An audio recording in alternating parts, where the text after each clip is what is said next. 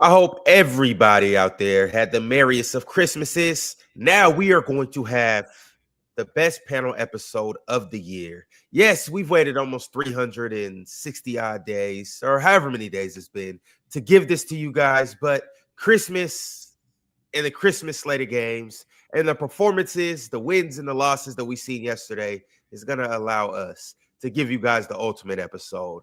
I got Swiper with me. I got Casual with me. We are going to dive into the Christmas Day winners and losers right from the top, y'all.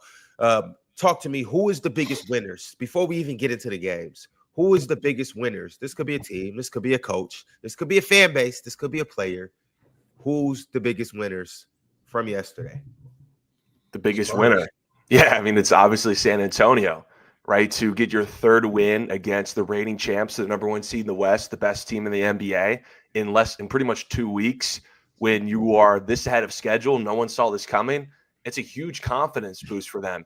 Maybe you can say they didn't need it, but to see San Antonio get this 3 times, it's pretty scary. They're a year or two ahead of schedule, and now you kind of feel like, are they the best team in the NBA? Or at the very least, they got to be the second best team in the West. Like, this was as big of a statement you can get from a team that's led by a bunch of guys who were drafted yesterday.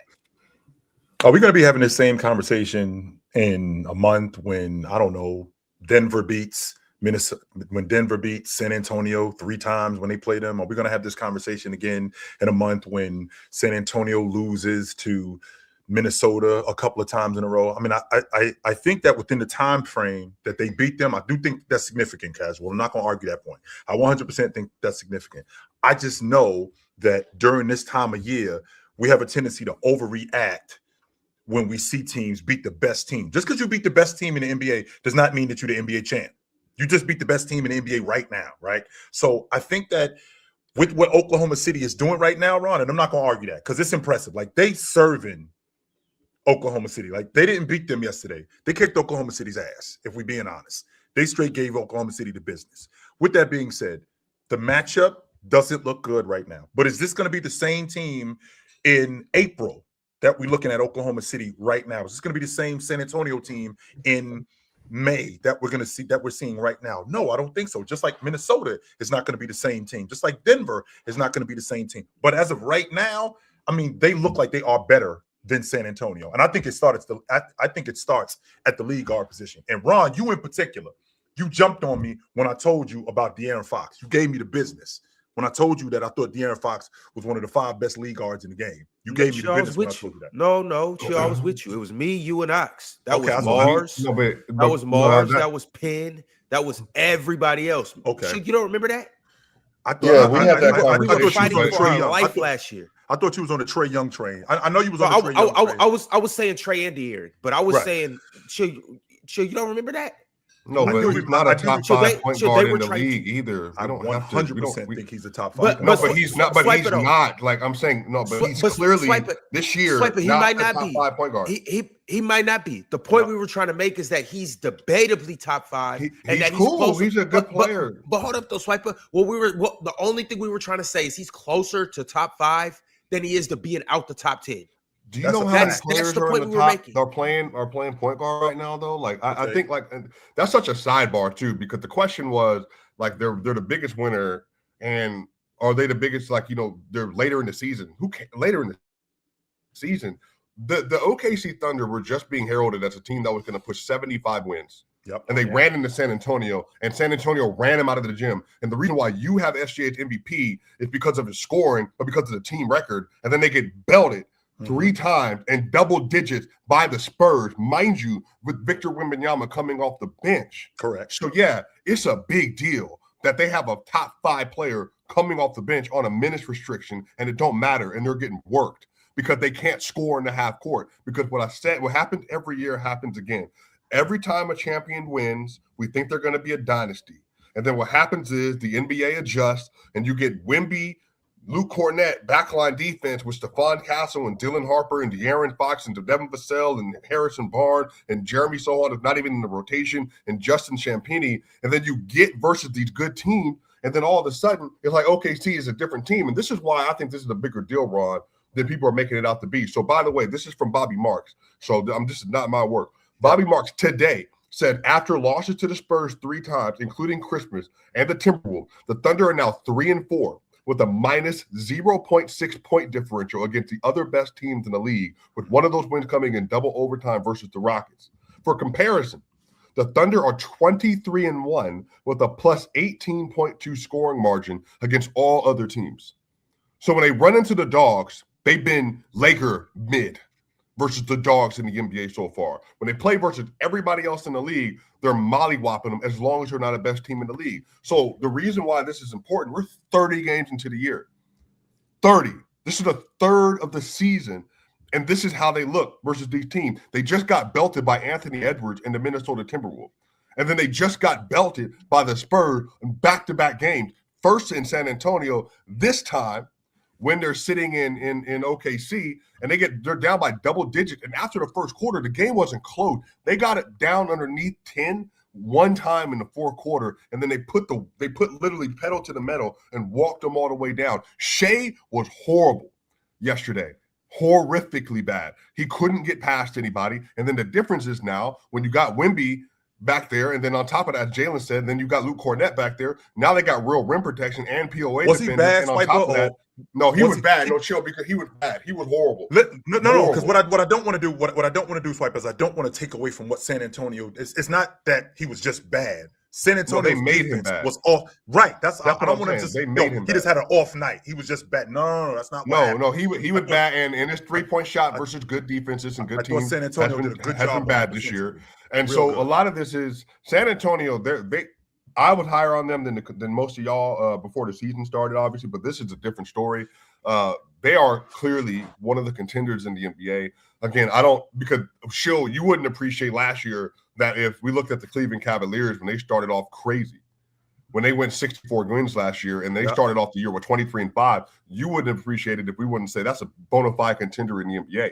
Well, this year, because of the fact that and on top of that, they're not even they haven't even been fully healthy together this year. Obviously, with Wemby going down with what he went down with, they have found real synergy this year. Their offense is good. Their defense is elite. They're phenomenal. And currently, I think they're 23-7 on the season. That includes 12 games without Victor Wembanyama this year.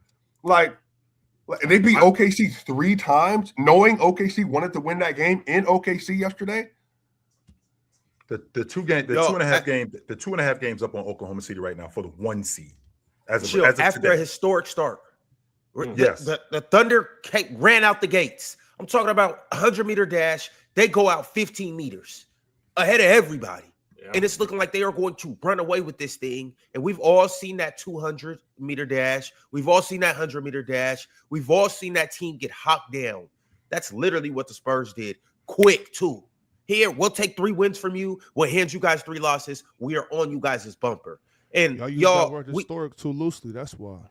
I mean, but they did get out to a historic start. They did. The numbers were there. They went 24-1. Yeah, that's what the numbers. They were 24-1 to start the season. That's literally a historic start. It was whether it looked historic, whether it felt historic. That's neither here nor there. They legitimately were 24-1, and so they got out to a historic start. I just want to point into the fact that when I watched the Spurs match up against this Thunder team, they just as of right now, I'm not saying that they are better than the Thunder at what they do, but they look better matched up in these last couple games than what the Thunder do. My guard pressure is better than your guard pressure. We press your guards better than you press our guards. Right. Our guards handle your pressure better than your guards are handling the pressure from us. Our bigs, how Swiper just talked about the big fella Luke Cornett and obviously Wemby. Our bigs protect the rim and are finishing better than your bigs. Our secondary guys, Devin Vassell, Harrison Barnes, Keldon Johnson, are better than your secondary guys on the wings. Just say his name. Who? Say his name. Who? Say his name. You talk about Swiper? De'Aaron Fox. You talk about the real Swiper? Chill. I told you this was going to happen. I told you this was going to happen. You did say it. I told you this was going to happen. Now y'all can finally watch him play some basketball. Y'all didn't watch him play the first 7 years of his career. Now y'all can watch him play basketball. Hey, Swiper, that defense is ELITE. Not elite, but it's good. It's good with watch them. It, Swiper, watch it's it. good with them.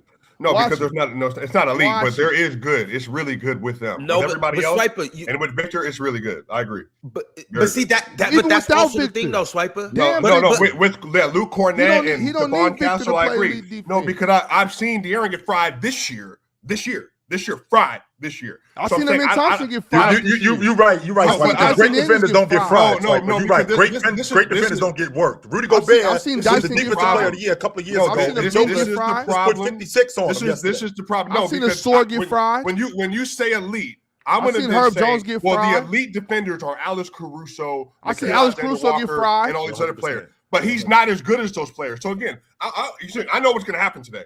When we get to another game and another player, they're going to be things said about that player, and both of y'all are going to push back, even though you've never seen it perform before. No, I guarantee Hey, you. Swiper, I I'm guarantee with you a you, couple Swiper. people up here are going to do it. I'm I guarantee you a with you, couple people up Swiper. here are going to do it.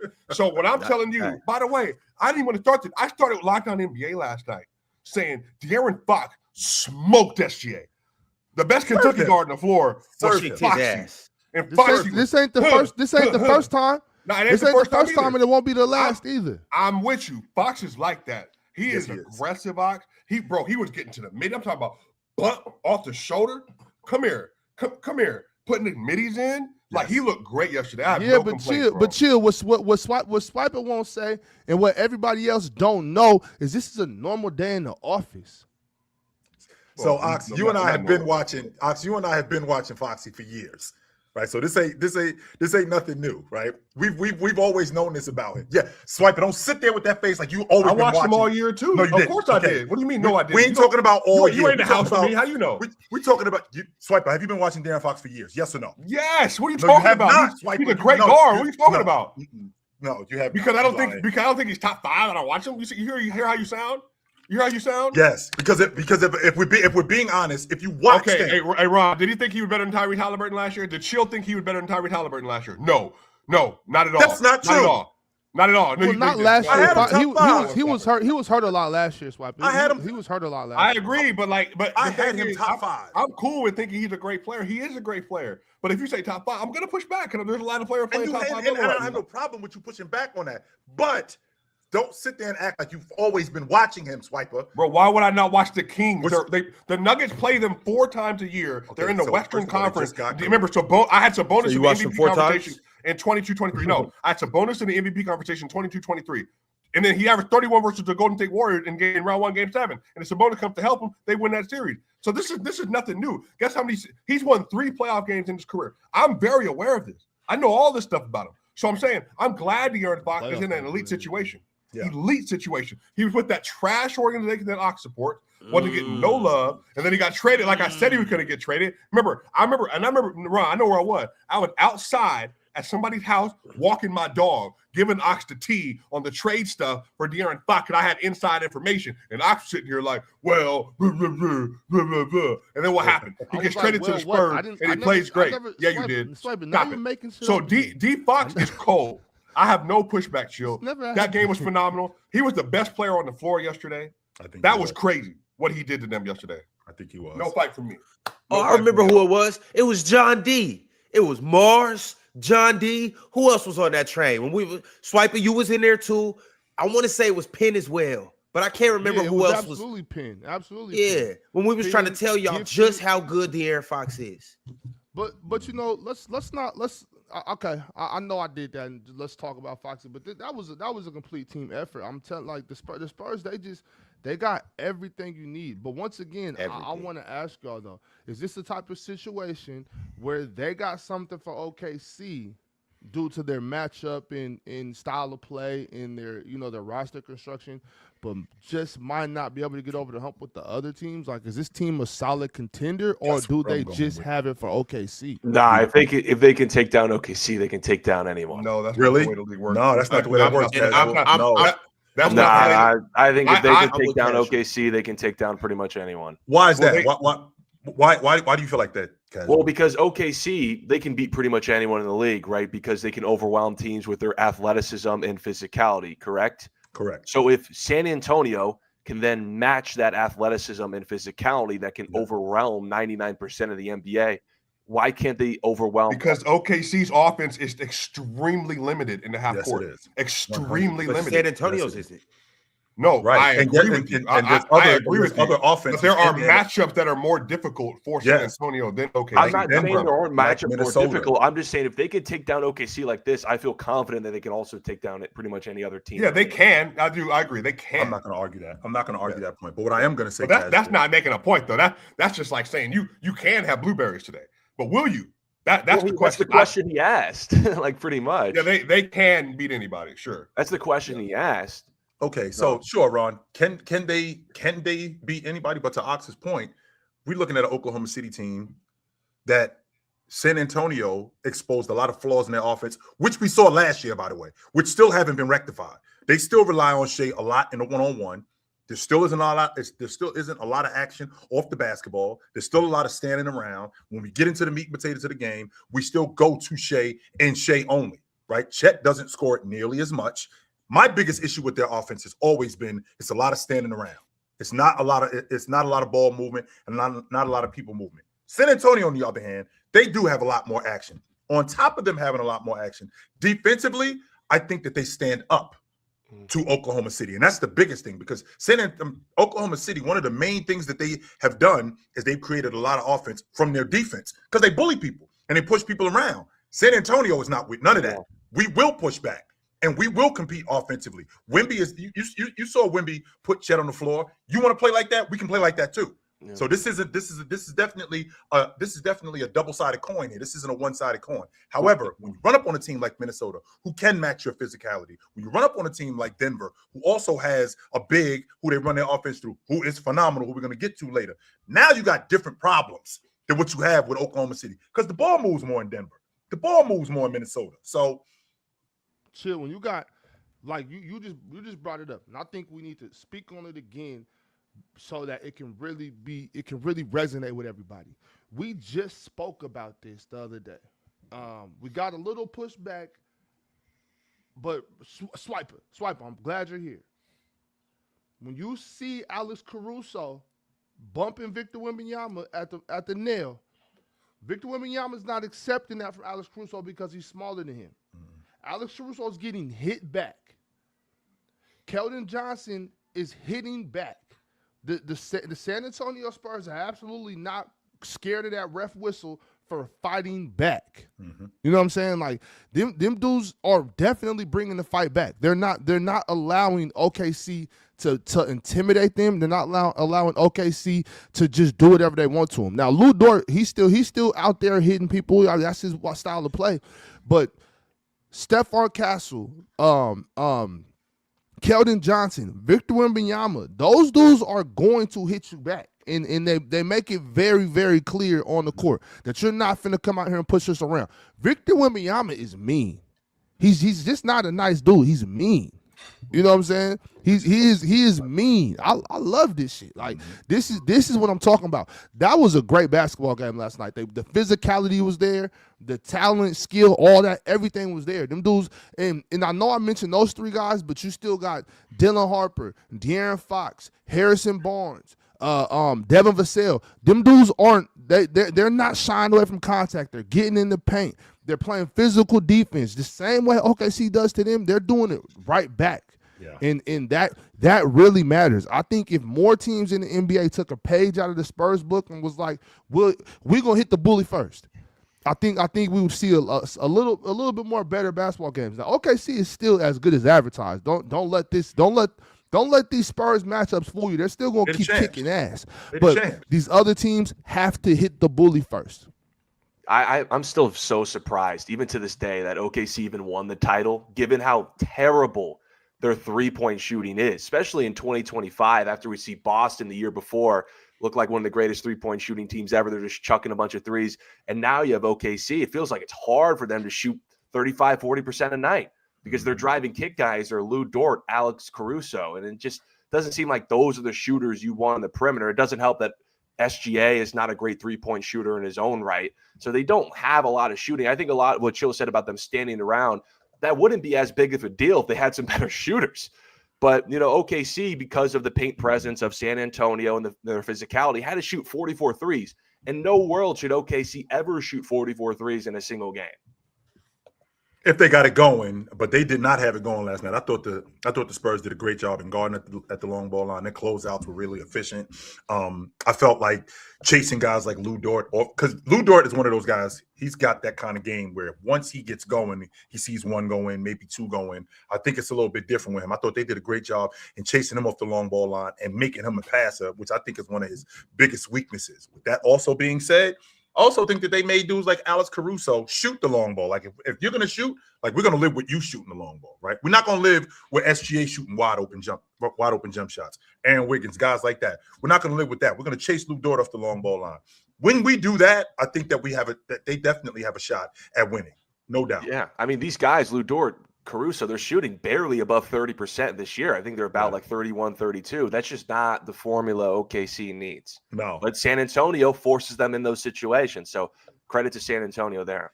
I just love the fact that. Go ahead, I'm sorry, Swiper. Well, at some point, I think this year, the season for OKC is bad teams, mid-team, blow them out. Good teams, great teams, it's a dogfight, and we're losing those games. More often than not at this point.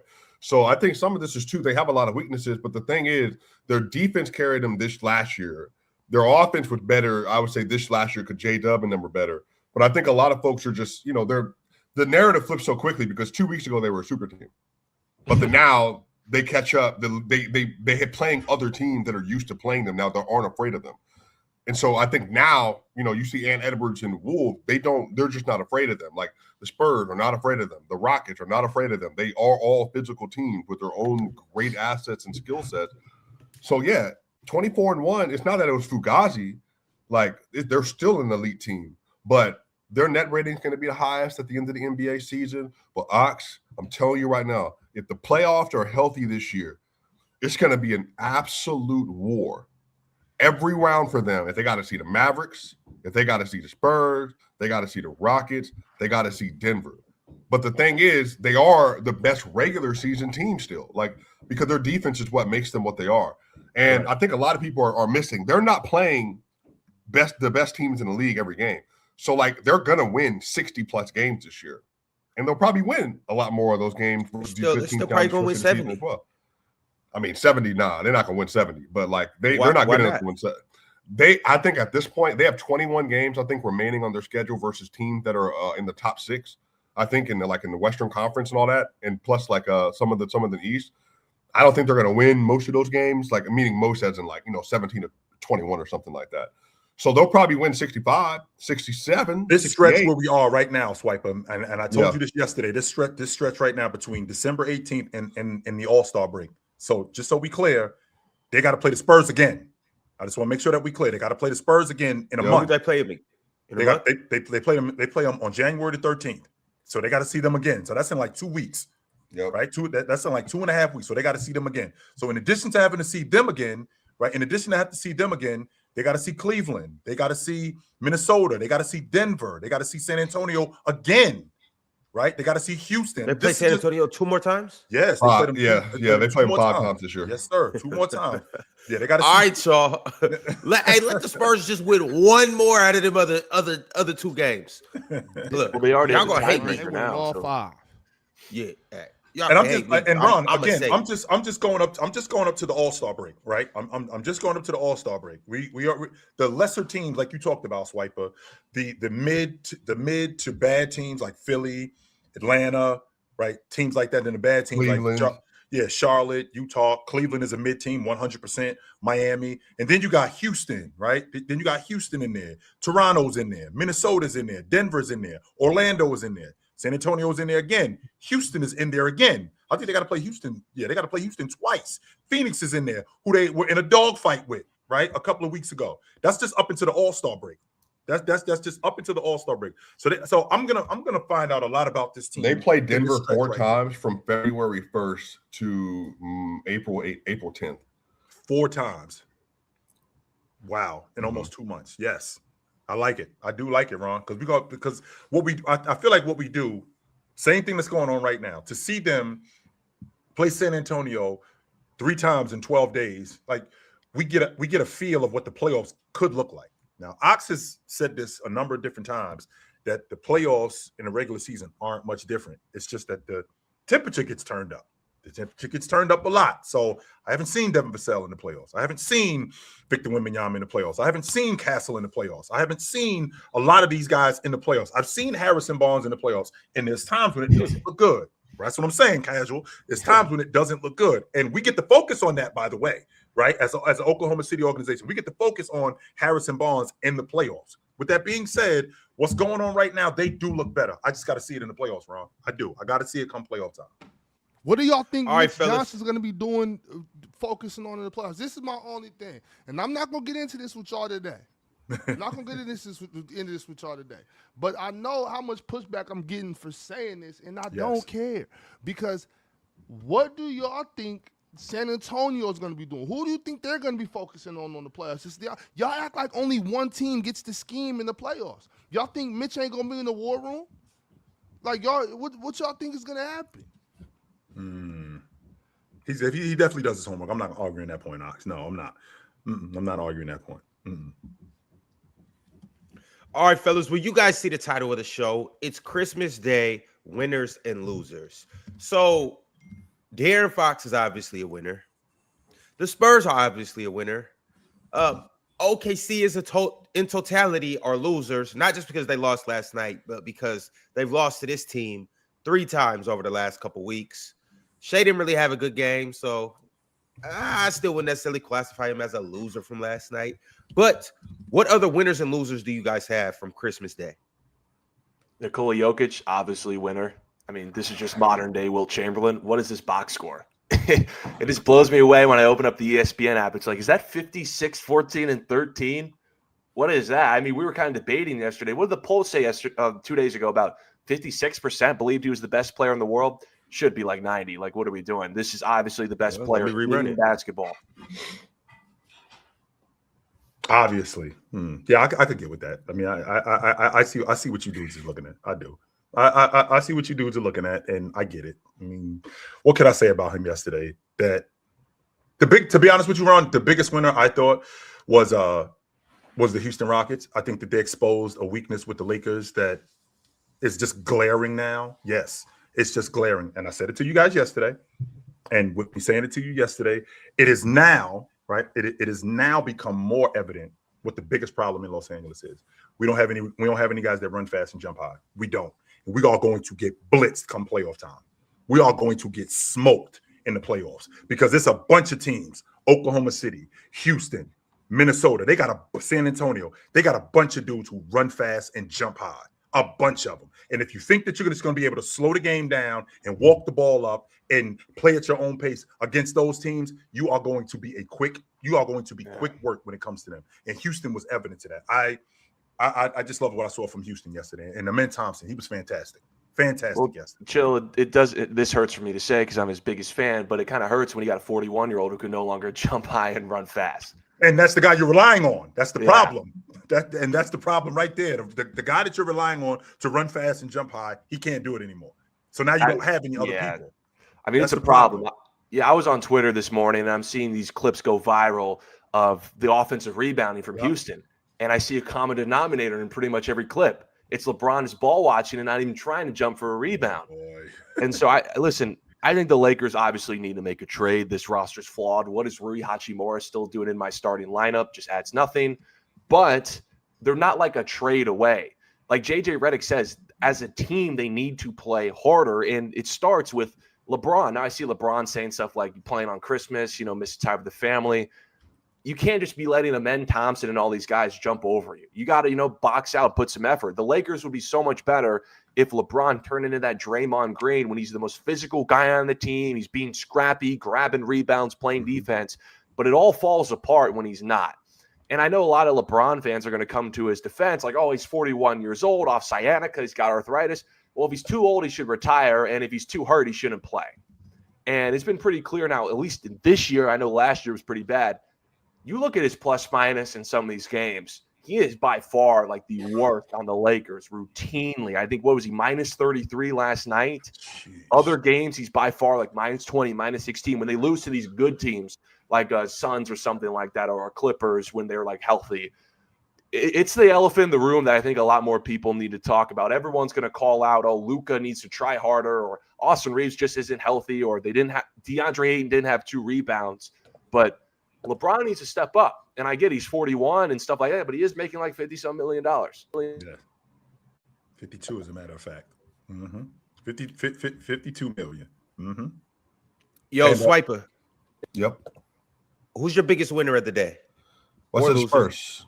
I said the Spurs. Okay. Yeah. Who's your biggest Spurs. loser?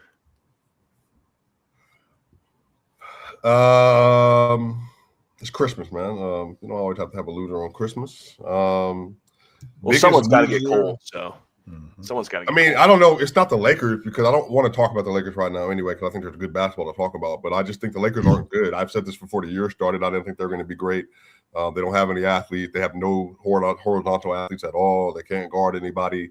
They can't score consistently either. They're once again losing the minutes with LeBron on the floor again. Like I said last year when people were getting mad at me, even though he was second team All NBA.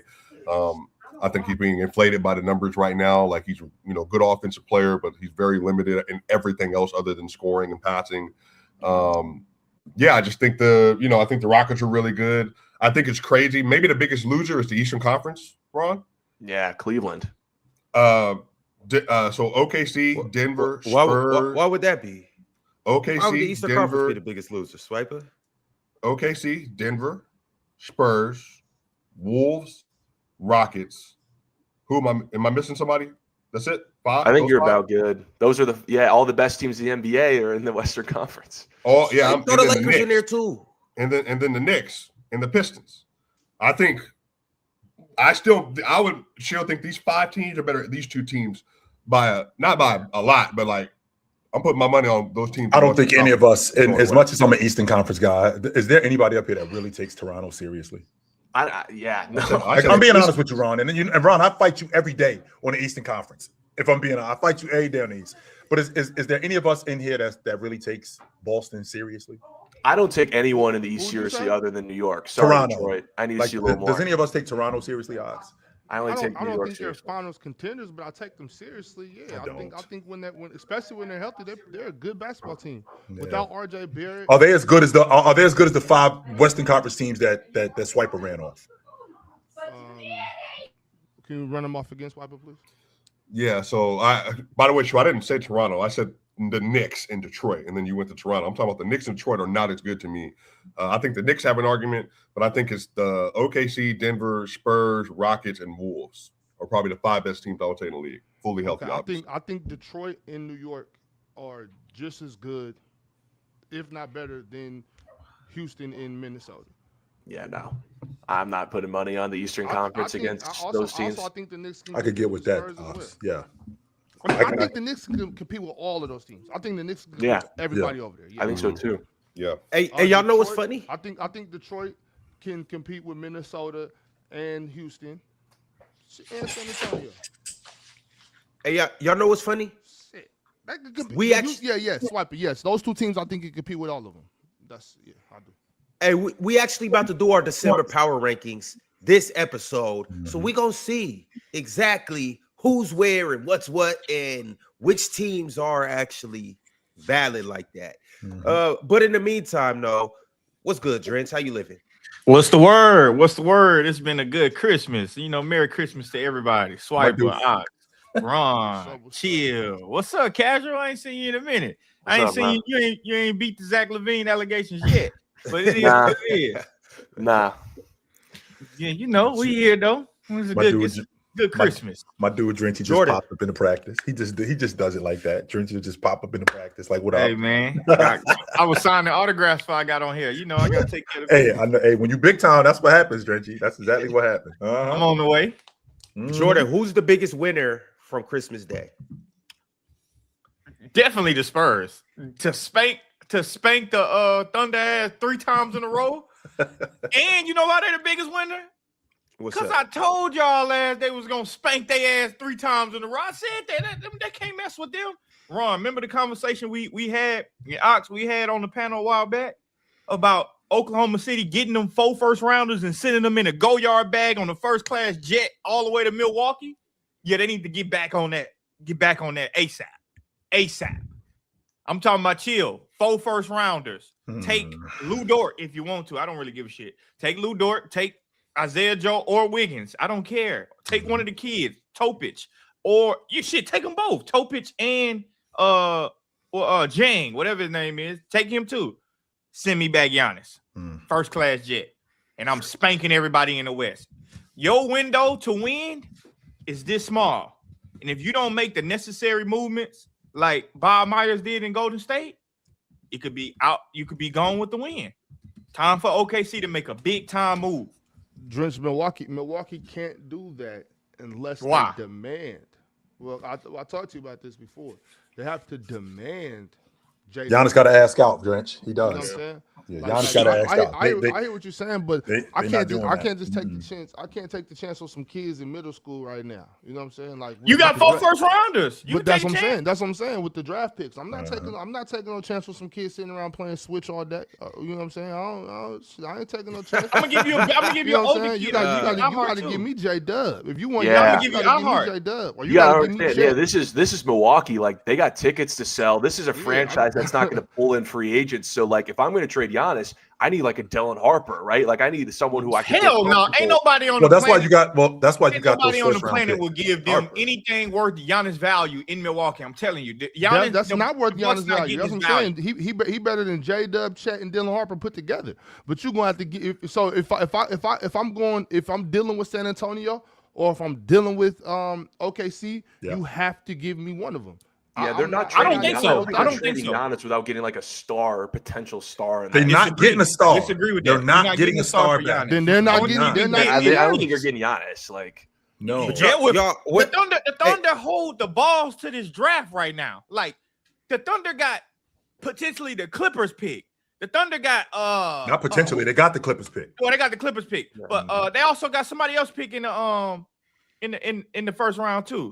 Don't they got 2 picks? Yeah, Atlanta. They got 3. They got 3. I got can't 3 remember the third first team round either. picks. And it's They a got top 3. 10, and 2 of them in the top 10, by the way, because the Clippers are going to win the lottery, guys. I promise you. Listen, Clippers say they're gonna win. They're gonna win now for their next couple of games. For their next couple of games, they're gonna. No, but anyways, for them to have 3 first round picks, and I got picks for the next 7 years. I'm giving them for you taking them all 3 this year, and I will give you some in 2027, 28.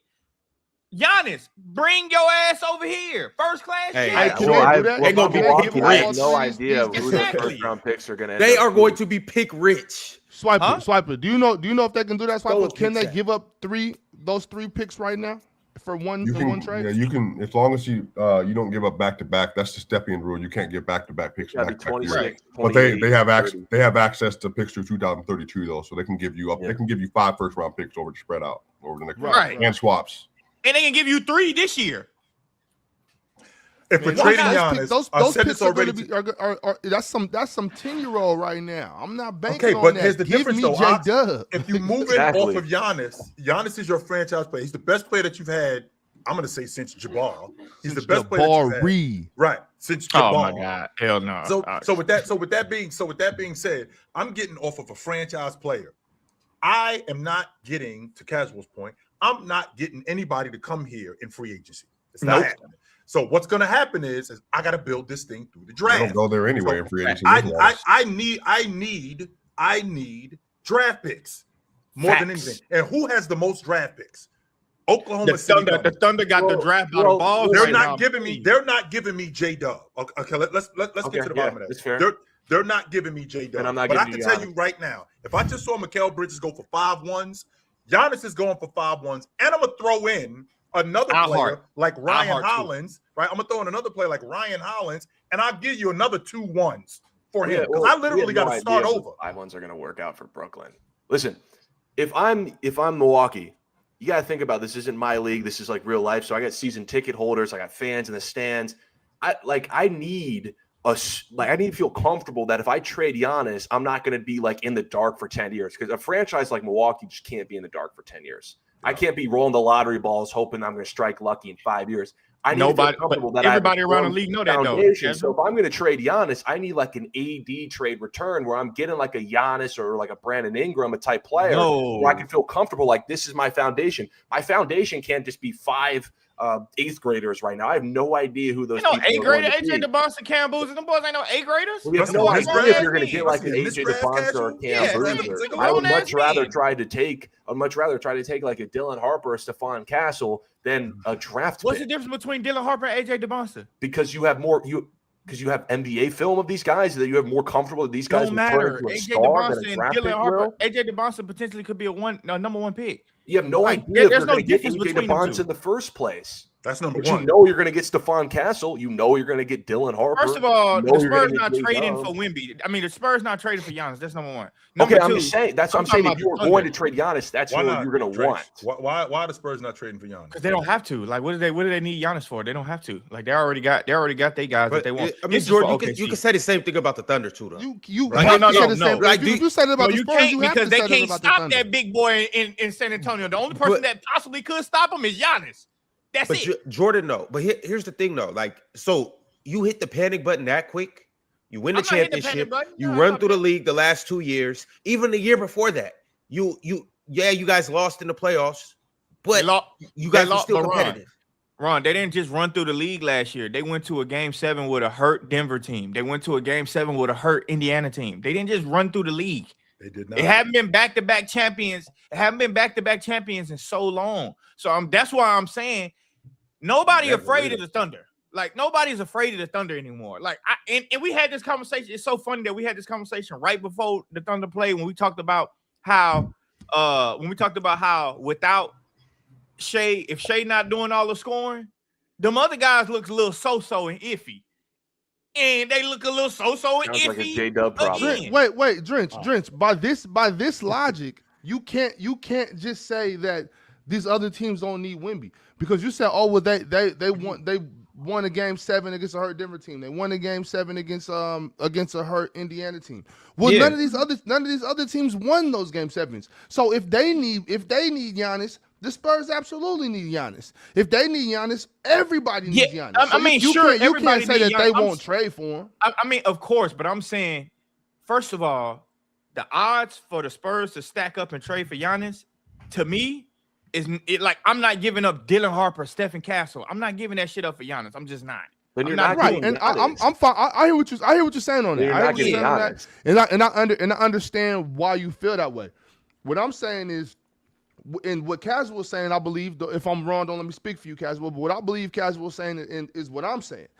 I understand that these young players coming up, like you said, AJ DeBonster, you brought up players in this draft coming up. I understand that they're supposed to be superstars, right? But if you take that chance and you say, okay, give me those draft picks. If that ball comes out and it's not top 5, I'm like, damn, what did I do? Because we could miss. You still gonna get 3 in the first round though. Yeah, right. Yeah, I understand that, but we're talking about Giannis right now.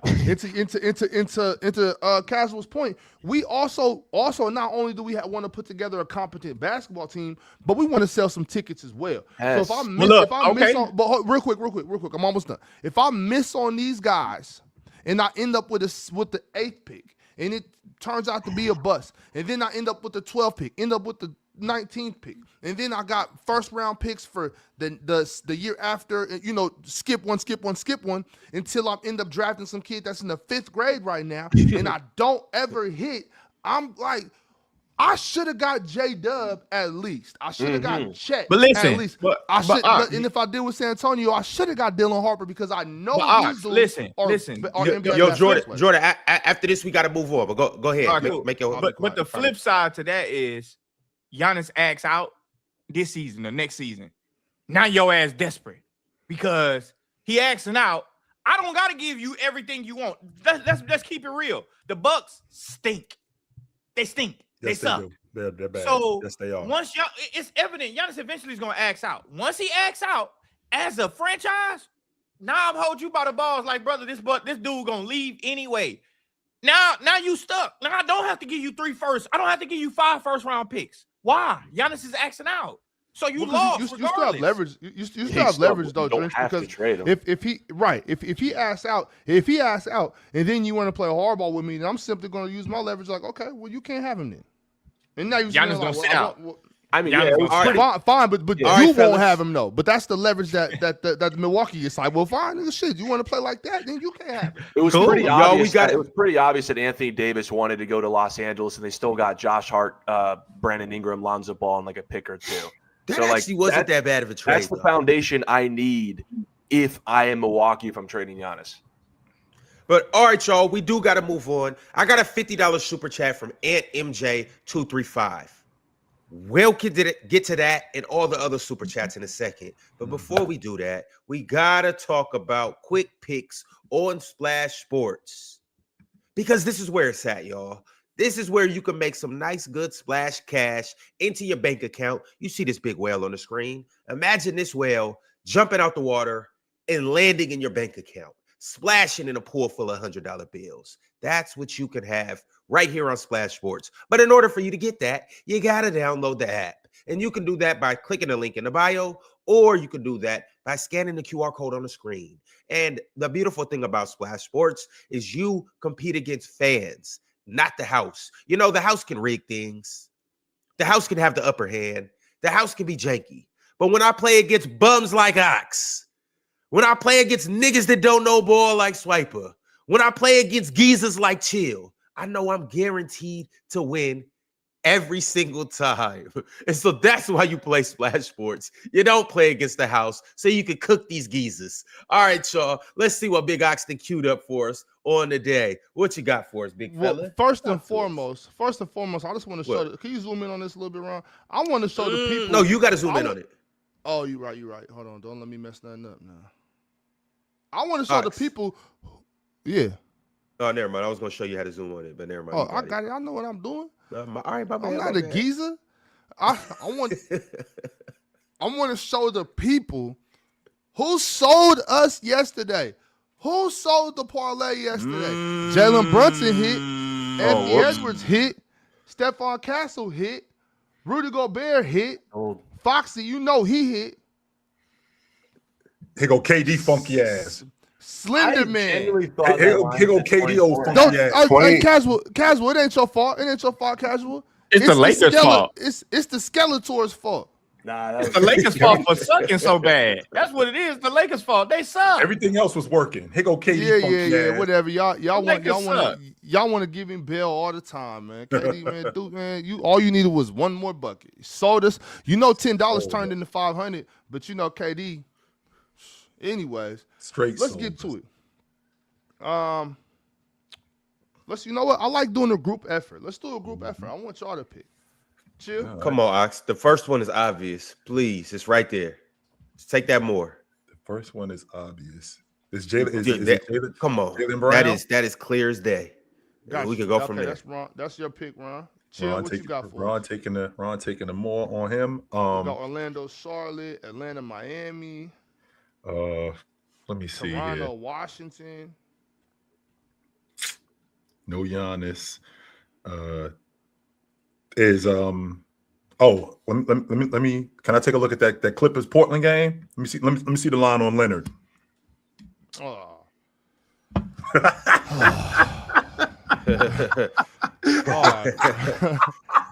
I see what's happening here. Let me see the line on Leonard. Let me see what my boy Kawhi got going on.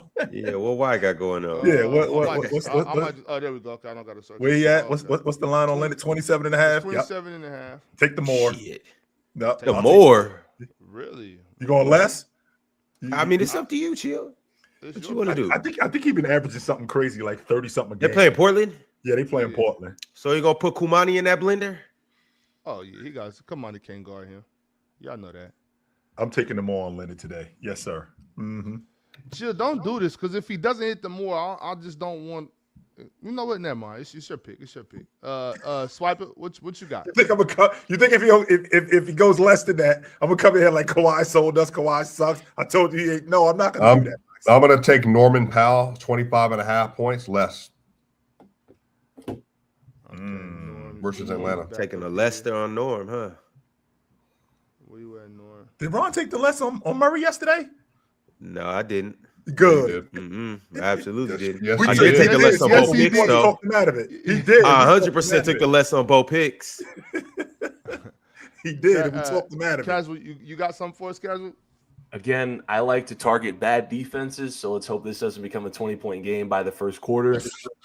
I usually like to say this guy's banned from any parlays, but Paolo over. I like to say he's banned from parlays. Moore. We'll give him one last chance before he's ever banned from a parlay. Paolo over. That's a terrible defense in Charlotte. Taking the more on Paolo. I like to see that. Drench, you want some action? You want in on this? You in on this lick? Yeah. Give me a little bit. Go to that LaMelo Ball right there. See, they call it quick picks. I call it quick LaMelo licks. Ball. Let's go for the PRA for LaMelo Ball. All right, I got you. Is that only 18.5 points for LaMelo? Yeah, but we got to get that PRA. What the heck? The hell? Oh, hold on. What's just happening? They don't play today. Charlotte doesn't play today. Yeah, they do. Oh, they play the Magic. I'm bugging. Yes, they do. I'm looking at it. Yeah, that's why we getting that PRA because it's going to be a little tough. Yeah, right there, 30 and a half. I was like, where's this game at? I didn't 30 and a half. I'll take take 30 and a half. I'll take that 30 30 and a half. Okay, got you. Yeah, I'll take that. Mm-hmm. KD stole us last night, yo. KD couldn't get us 28. Chill, that wasn't KD. That was the Lakers. They suck. All right, y'all. Right quick before we move on and get into the super chats and talk about how trash KD is. This is how we rocking today on Splash Sports. You guys see it. The less on Norman Powell, the more on Jaylen Brown, the more on LaMelo Ball PRA, the more on Paulo Banchero, and last but not least, the more on that man, Mr. Aspirations himself, Kawhi Leonard. That's how we rocking today, y'all. If you like what we doing, double down on it. If you hate what we doing, send us your picks and let us know why you made those picks. But y'all, we in the crunch time chats, and this is starting with my man that sent through a $50 super chat. Ant MJ 235. Hence his name, Ant and MJ. You know who he wants to talk about. Ant MJ said, "Is Ant clutch player of the year so far? He's shooting 70% in the clutch and is shooting 4 for 5 when the game is tied or down 3 or less in the last 30 seconds of games this year. Out of the other high volume shooters, Jokic is the second best at 57.6. Is Ant clutch player of the year, y'all? I mean, it's a good chance. Shit, Jalen Brunson's still there too. I filtered it out. So yeah, per players that have shot over 30 field goals in the clutch this year, and Edwards is one with 69.4 field goal percentage. Jokic is 57.6. Jalen Johnson, 54.5. Shai Gilgeous, 53.6. And then you got Cade Cunningham at 50.8 to round out the top 5. Ant's also shooting 57% from 3. Jokic is shooting 41.7% from 3. And Ant has 14 attempts. Jokic is 12 attempts from 3. And then free throw, Ant is 10 of 12 from the free throw line. Jokic in the clutch is 28 of 34 from the free throw line. The only two players with more free throws in the clutch are Cade Cunningham and Shai Gilgeous-Alexander this year. Swiper, can you give us most points in the clutch right now? Point per game or period? 5? No, just period. The most points in the clutch is Shai with 100. He has 11 games so far in the clutch, but then, like I said, remember the double overtime game versus the Rockets. Yeah. So he has 100 points. Cade Cunningham has 91 points. Tyrese Maxey has 75. Jokic has 71. Ant has 68 to round off the top 5. By the way, Cooper Flagg is tied for 6th or tied for 5th. He has 68 points in the clutch as well. Well, and the block against Shai that Ant had. So I don't know if they factor in like defensive moments too. Yeah. He has Alperen Şengün and the steal on Shai. Alperen Şengün, Cade Cunningham, Jalen Johnson, Nickeil Alexander-Walker, and Tyrese Maxey. Remember the famous block that he had versus I can't remember who that was, Ron.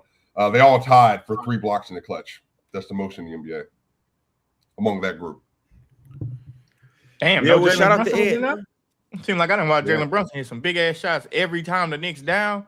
I'd be seeing Jalen Brunson be hitting that shit, boy. Jalen Brunson is he ain't even on the list. I don't think he probably doesn't have 30 field goals in the clutch this year yet. Maybe so, or maybe they don't count that shit when it's because I counted like when the team is beating the hell out of them and they come back and it's 3 minutes left and they was losing by 12 and all of a sudden Jalen Brunson hit a 3 and it's a tie game. I count that shit too. Him and Pollak were going crazy in the clutch yesterday. Yeah. Oh man, I could say a lot of things about Tyler Coley. Ox, go ahead and get rid of T.J. McConnell, Tyler Coley, then slid in that spot. And guess what, Ox? He better. Oh He's yeah, better. he's so good. He's better. Well, one thing on Ant though, we talked on when I was here on Wednesday that the game he had against the Knicks was like a face of the league game. That was another face of the league game. I mean, it's the game tying shot. If Jokic didn't go for this monster stat line, that's just another in prime time face of the league game for Ant. So shout out to him. Getting Yeah, we toasted. went a whole hour. It was up. Went a whole hour and haven't talked about that game at all. And We will that's get how to we- it, Swiper. but that's how maybe no. Maybe not. But Yes, that's we also will. how you. That's Yes, also we how will. you know that it's expected at this point. A never before seen game. No, it's 56, 16, and 15 is not It's expected. expected. Hell It has no. to be. You make it a No whole hour way. of the show. It's not even No brought up. way. Oh, it's, No, it's, we that's 100% I brought it up. get the that. I brought it up. No way. Hey, We are Swiper, definitely getting The to that. first brought it up. question I asked on the panel was, "Who's the biggest winners and losers?"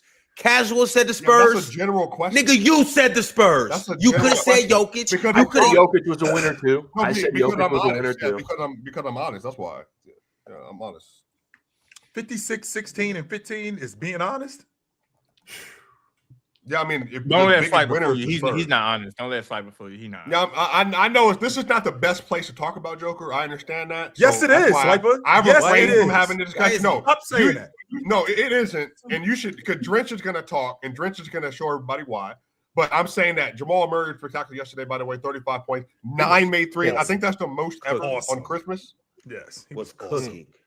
He was Jamal awesome. crazy. It's just another day. What is You shut it up, man. If Swiper want to All NBA Jamal, baby. if Swiper want to cry about it and not talk about his team because he's afraid to get some pushback, then Pushback. man, we don't got to talk about it. What could the pushback be? I Well, don't know. That's either way what it what we're goes. saying. You talking about you trying to build some imaginary. Oh, because I know what y'all are gonna say. Oh, you I know. had Yeah, I the know. opportunity to bring up your team. Just talk about your team. No, Big point, them I'm up. saying, What I you was being scared for? honest Big about- them up. No, Fact. because this is the thing. I was being honest. Scary about the Spurs being ass. the Talk biggest about winner. it. But the problem is that everybody knows Be loud the and way proud. the way that this community is. It's going to be, Swipers. Show your pride, blazing, Swiper. Blah blah blah. So I'm just what? telling you. That's the stand, best. stand up for your squad. So I can that is, stand on that your is nuts, the best man. Christmas game we've ever seen, and it's like whatever. Man, that shit 18 came points in on the too fourth. late to be the damn best Is Christmas it game. is ever. it like The game was whatever? too Or are late. you making it that way? Shit was up to Came 2 o'clock in the on too morning late. watching that shit. The best Christmas game? I don't know if it's Best it's- performance you've ever had. Now, Literally, the best performance on Christmas. I was There alive you go, when Swiper. Talk so, that talk. So just so you know, Swiper, I was alive when Bernard King went for 60 on Christmas when he was with and the Knicks. yeah, I was who alive. has the third most points in Christmas history?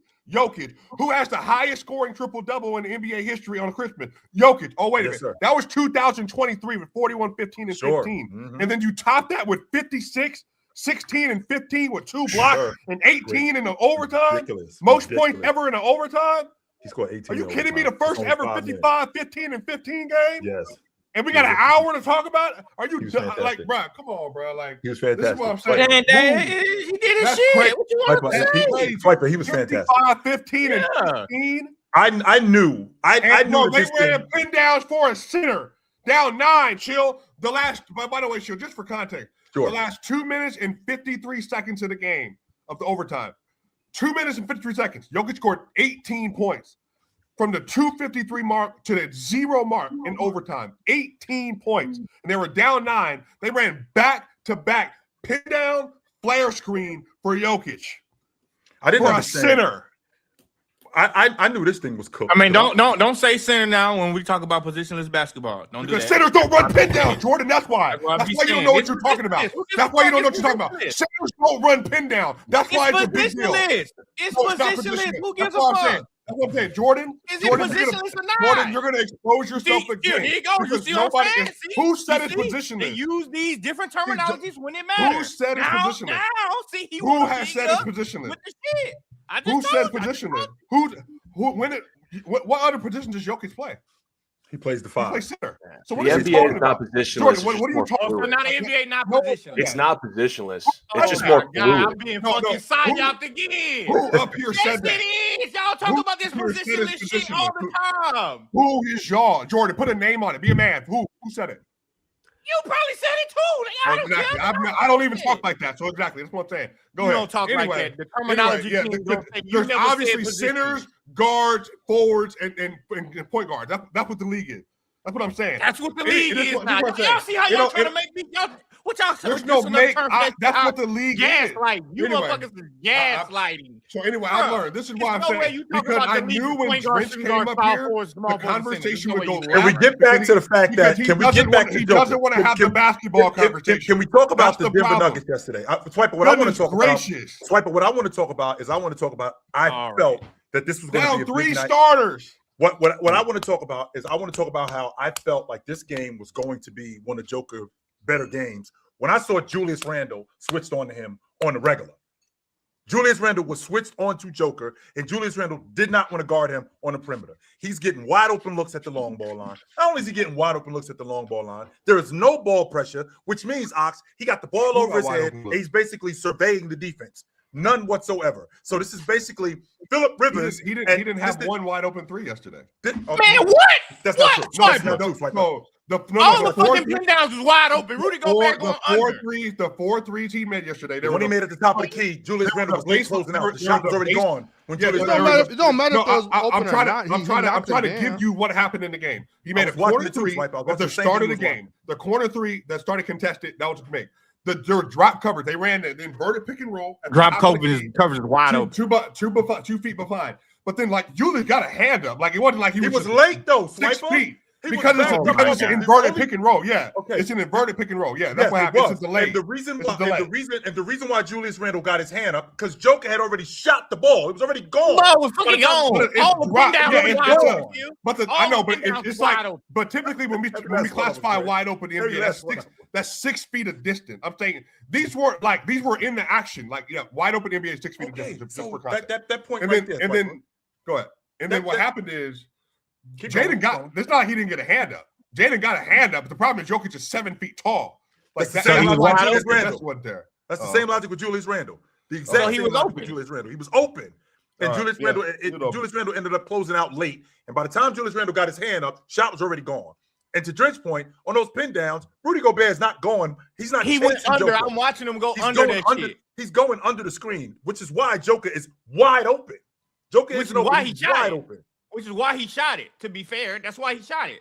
Like Jokic knows that Gobert gotta play and drop. So pretty much when Jokic get the ball, he kind of making up his mind that shit, I can shoot this bitch because I know he going under. And by the time somebody get over the top and contest, it's too late. Like that. Like that's why it was when like the threes that he hit yesterday. Again, they were down 9 with 2:53 left, and they ran those pin downs for him. That got him back in the game. Then Tim Hardaway had a crazy 3 in transition that Murray found him on. And then they got another, I can't believe what happened right after that. Then Jamal Murray got the 3 when Ant Edwards was late getting back around because he went under the screen and they just did a switch. And then Jamal got it up. Jamal got up 18 threes last night. So it was like, but Ant Edwards was incredible yesterday. Like that 3 that he hit in the fourth quarter to tie the game. That's the same 3 that Kevin Durant hit last year or this year in February when Jokic had the 30-20-20 game. Kevin Durant made a 3 right in front of that to send it into overtime. And Edwards went special. The Wolves went on a 30-9 run from the point they started going on the run to the end of the fourth quarter all the way through overtime to get up 9. So it was wild. By the way, Jokic had a good defensive game yesterday too. Like I don't know why we got to pretend like he didn't. Like he was defending his ass off yesterday. Excuse my language. Because we got to pretend like he was defending his ass off. That's why he wasn't defending his ass off. He just played defense like a center. He wasn't like a center. Like a center, what does that mean? He played defense like he's supposed to. That's what he was supposed to do. You talking about he defended like his ass off? Nah, he did not put on no defense. What does that mean, like a center? Because center's supposed to block shots, rebound, and do something at the rim. They're supposed to do something. Most games he don't do nothing. They were trapped. That last turnover Ant Edwards had to seal the game. That was a trap that he didn't allow Ant to beat him around the corner, and then they first forced a turnover. And then he had multiple possessions where he got stripped and stopped on Julius Randle one-on-one. Like, remember. So he put on a defensive masterclass last night is what you're saying. Who said doing that? No. You said we got to act like he wasn't defending his ass off. But he did. What is that? Who said masterclass? Yeah, he did good. So what do you mean when you say we got to act like Jokic wasn't defending that means his you ass play off? What do you mean extremely by that? high level of effort. That's typically what that means. All And you right. played good defense, which he did. All right. The whole team did. Peyton Watson did, including They yesterday. did. But they did. But I'm just saying, you saying like we supposed to bring it up as if he did a defensive masterclass. He didn't. He just played defense. No, you said he didn't play any defense on your video. I watched it. You said lied he didn't like play a any defense. motherfucker. I saw you. You say he don't play no defense. defense. I check it. You say he don't play no defense. What he did yesterday. You cat. I've seen it too. I've seen it. All right. I watched the whole video. I watched it twice. Swiper trying to, what's the new word? Gaslight. I guess I'm lying. Gaslight me. So you can check Richard's video and check the comments and say he didn't say that. He don't play no defense. Okay, I just want to make sure. He don't play no defense in general. I didn't say that on the video. In general, he don't play no defense. In general, doesn't play no defense. I got you. Yeah, you know that. You know he don't play no defense in general. Okay. He looks pretty good. He looks pretty good. Like he wasn't defending his ass off. That's the part I'm tripping on, right? He was. I mean, I don't tell you that they were. And by the way, the Nuggets did this without 3 of their 5 best defenders yesterday. Mm-hmm. Like that's the other side of this. They don't have their guys. Like that's the issue. And by the way, I want to make sure I get this correct. I think this is accurate. Matter of fact, let me make sure I check it because I don't want to be just drenched and just saying stuff that ain't true because I got to make it up. That's what you just did. Let me see.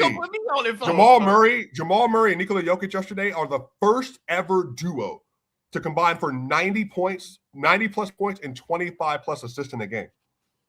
Ever. 90 points. 90 plus points and 25 plus assists ever in the history of the sport. It's pretty impressive, Swiper. Yes. Hey, Swiper, you said that Jokic had the highest triple double ever. I could have sworn James Harden did a 60-point triple double. I don't know how the fuck that. Jokic has the highest scoring triple double ever. 61, 10, and 10. That is the highest scoring ever. And then he has the highest scoring triple doubles ever on Christmas in the 41, 15, and 15, then the 56. I got you. Yeah. Just simple. And Edwards was incredible last night. So I don't want to take any shine away from Ant. He was crazy. Just to put it out there, Ox. I just want to let you know that Chamberlain on Christmas went 59 and 36. That's almost 60 and 40. I just want to put that out there. Yeah, 1961. I just want to put that out there, Drench. That's crazy. I just want to put that out there. 1961 is crazy. 1961, 135 possessions in a game. Here we go. 48 Here we go. Look, that's the difference. No, there is no. Here you go. Chill. I heard you say that shit last night, and I want to tell you that's the difference. No, it's not. Any of those possessions. No, how about? Because the issue is that when we do this, what Sheil likes to do, like when I bring up, for instance, like Wilt or whatever, he'll bring up that 61 season. But the problem is that is the most inflated season in NBA history across the board. That's because I was playing every. Inflated in what way? Here's what his problem is. Here's what his problem is. I got to finish the context. If you play 135 possessions, you play 48 minutes a game. There's never ever existed an era like that. That's never happened. So okay, but what kind of possessions did they play? You don't know because you didn't see it. So how would you say that if you didn't see it? What kind of possessions did they play? You don't know because you didn't see it. So how would you? You can watch games from the 1960s. What are you talking about? I think so. So what kind of possessions did they play then? They ran up and down the floor most of the game. What are you talking about? So what do you mean 135 possessions? Do you understand what that means, Jordan? Okay, yes, I understand what that means. What type of actions did they run? What type of offense did they run? What did they do for you to make a statement and say this is the most inflated era ever? They ran all of these possessions. What type of possessions? Because they ran 135 possessions a game. You know, it's like 104 now. What are you talking about? So that's basic. No, Jordan. If you can't run, you can't basic math. You need to run more. I don't care about the math. I think you're missing. You're missing. No, I get what you're saying. So okay, what is Jordan talking about? Are you confused?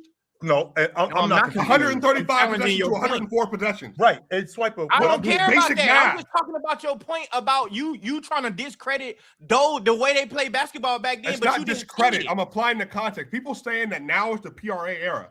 That was the whole era that Wilt played in that early 1960s with Elgin Baylor, with Bill Russell and the rest of them. That is the most. This is not a discredit. This is true. The most inflated era ever. Because of the pace and amount of minutes they played and the amount of teams they had. That's all I said. Not a bad. But you didn't see them play. Now with that. Now to your point, Swiper. Now Swiper, to your point. Now wouldn't that say a lot? To your point, because you're talking about it being inflated. Wouldn't that say a lot about me being able to play? Can Joker physically play 48 minutes every night? Can you do that? It's completely different now. There's no way for players to play 48 minutes a game, 82 Actually, games. it is because the amenities are different. No, the facilities are different. No, chill. The training this is is different. where we have you should to 100% be able to. It's literally impossible for players to play 48 minutes a game, 82 games a year. Why? It's impossible. And the reason why is because they play less possessions. But the NBA is completely different than it was in 1961. Shit, what are you talking about? Why is it impossible, Swiper? Why is it impossible? Why is it impossible? Just answer the question. Why is it impossible? Well, for one, we've already done this, by the way, I think 6 times in the last let's year. do it right now, Swiper. Why is it impossible? Because playing that amount of minutes in this era with this amount of athletes and skill is literally impossible, given the toll it would take on your body. Because the toll it will take on the human body. And for you couldn't play 82 games a year effectively playing defense and playing offense. I'm saying, I'm not trying to make excuses. Jordan didn't even do that when he played 82 games a year. He didn't play 48 minutes a game. And even in that era, that was different than what it is now. So yes, it would be impossible for players to do that and also be good every minute. Because that's just not how it works. Okay, because there's more teams, right? Because there's more teams and the skill level has gone up, right?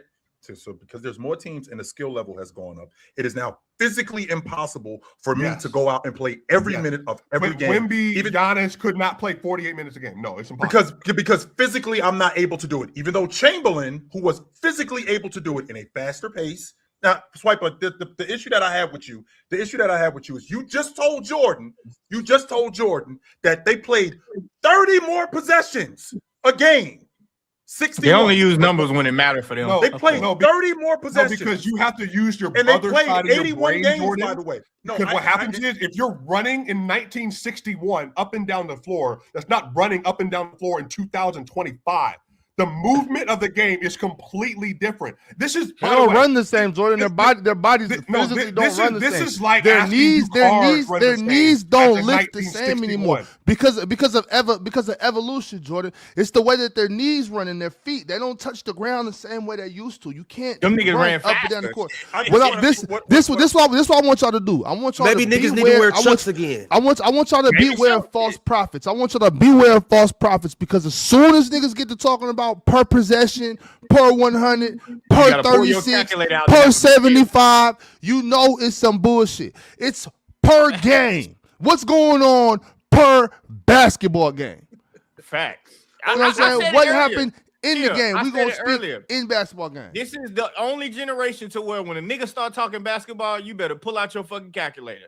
Because that's the only way you keep up in this shit. This is a diminished conversation by a lot. You're right. Let's get back to talking. Hey, fellas, it's basic. Like it's basic. I don't even understand why this is swipe a chill. Jesse Owens it's not Jesse Swiper. You think you saying something that's over niggas' heads, but we just disagree with you.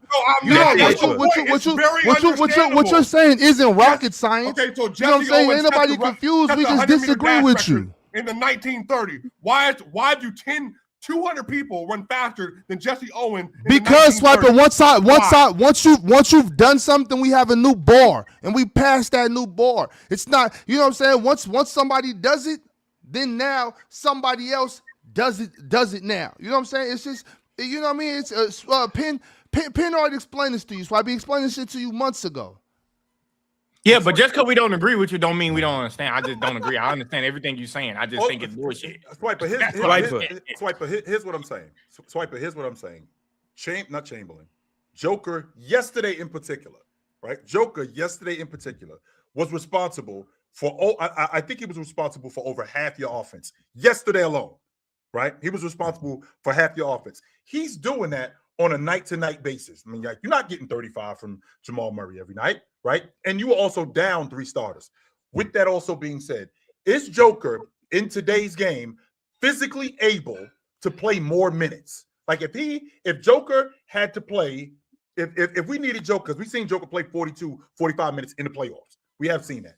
If we've seen Joker on a night-to-night basis, why isn't he physically able to play more minutes every night? And please, Swiper, don't tell me because the game is faster and there's defense. Because Joker does play defense, but he also plays offense too.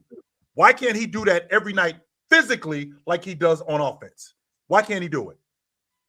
it's no way to keep up the energy to do it for any player. Shaq, Kobe, any of them. It's impossible. Like if you watch the game yesterday, the amount of space, for instance, this is why like Rudy had such a hard time with Joker now. By the way, like Rudy used to be really good guarding Joker, but what Joker mastered is being able to play off ball at a crazy level. He never stops moving. And so what happens is if you now try to catch him without getting your momentum behind you, this is where Jordan talked about some of the foul stuff. He's able to generate so many fouls because literally he's getting you off kilter when he's either dribbling by you, which he did to Julius Randle 4 times yesterday, or when he's just moving off the ball to get down or up the court.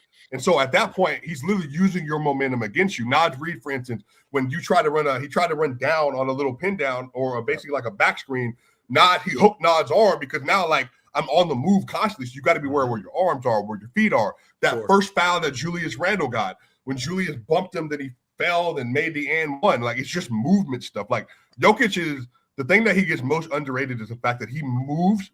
I don't know, like for you all, I don't know under center that has moved this much or this well and able to do as many things on the floor as he does.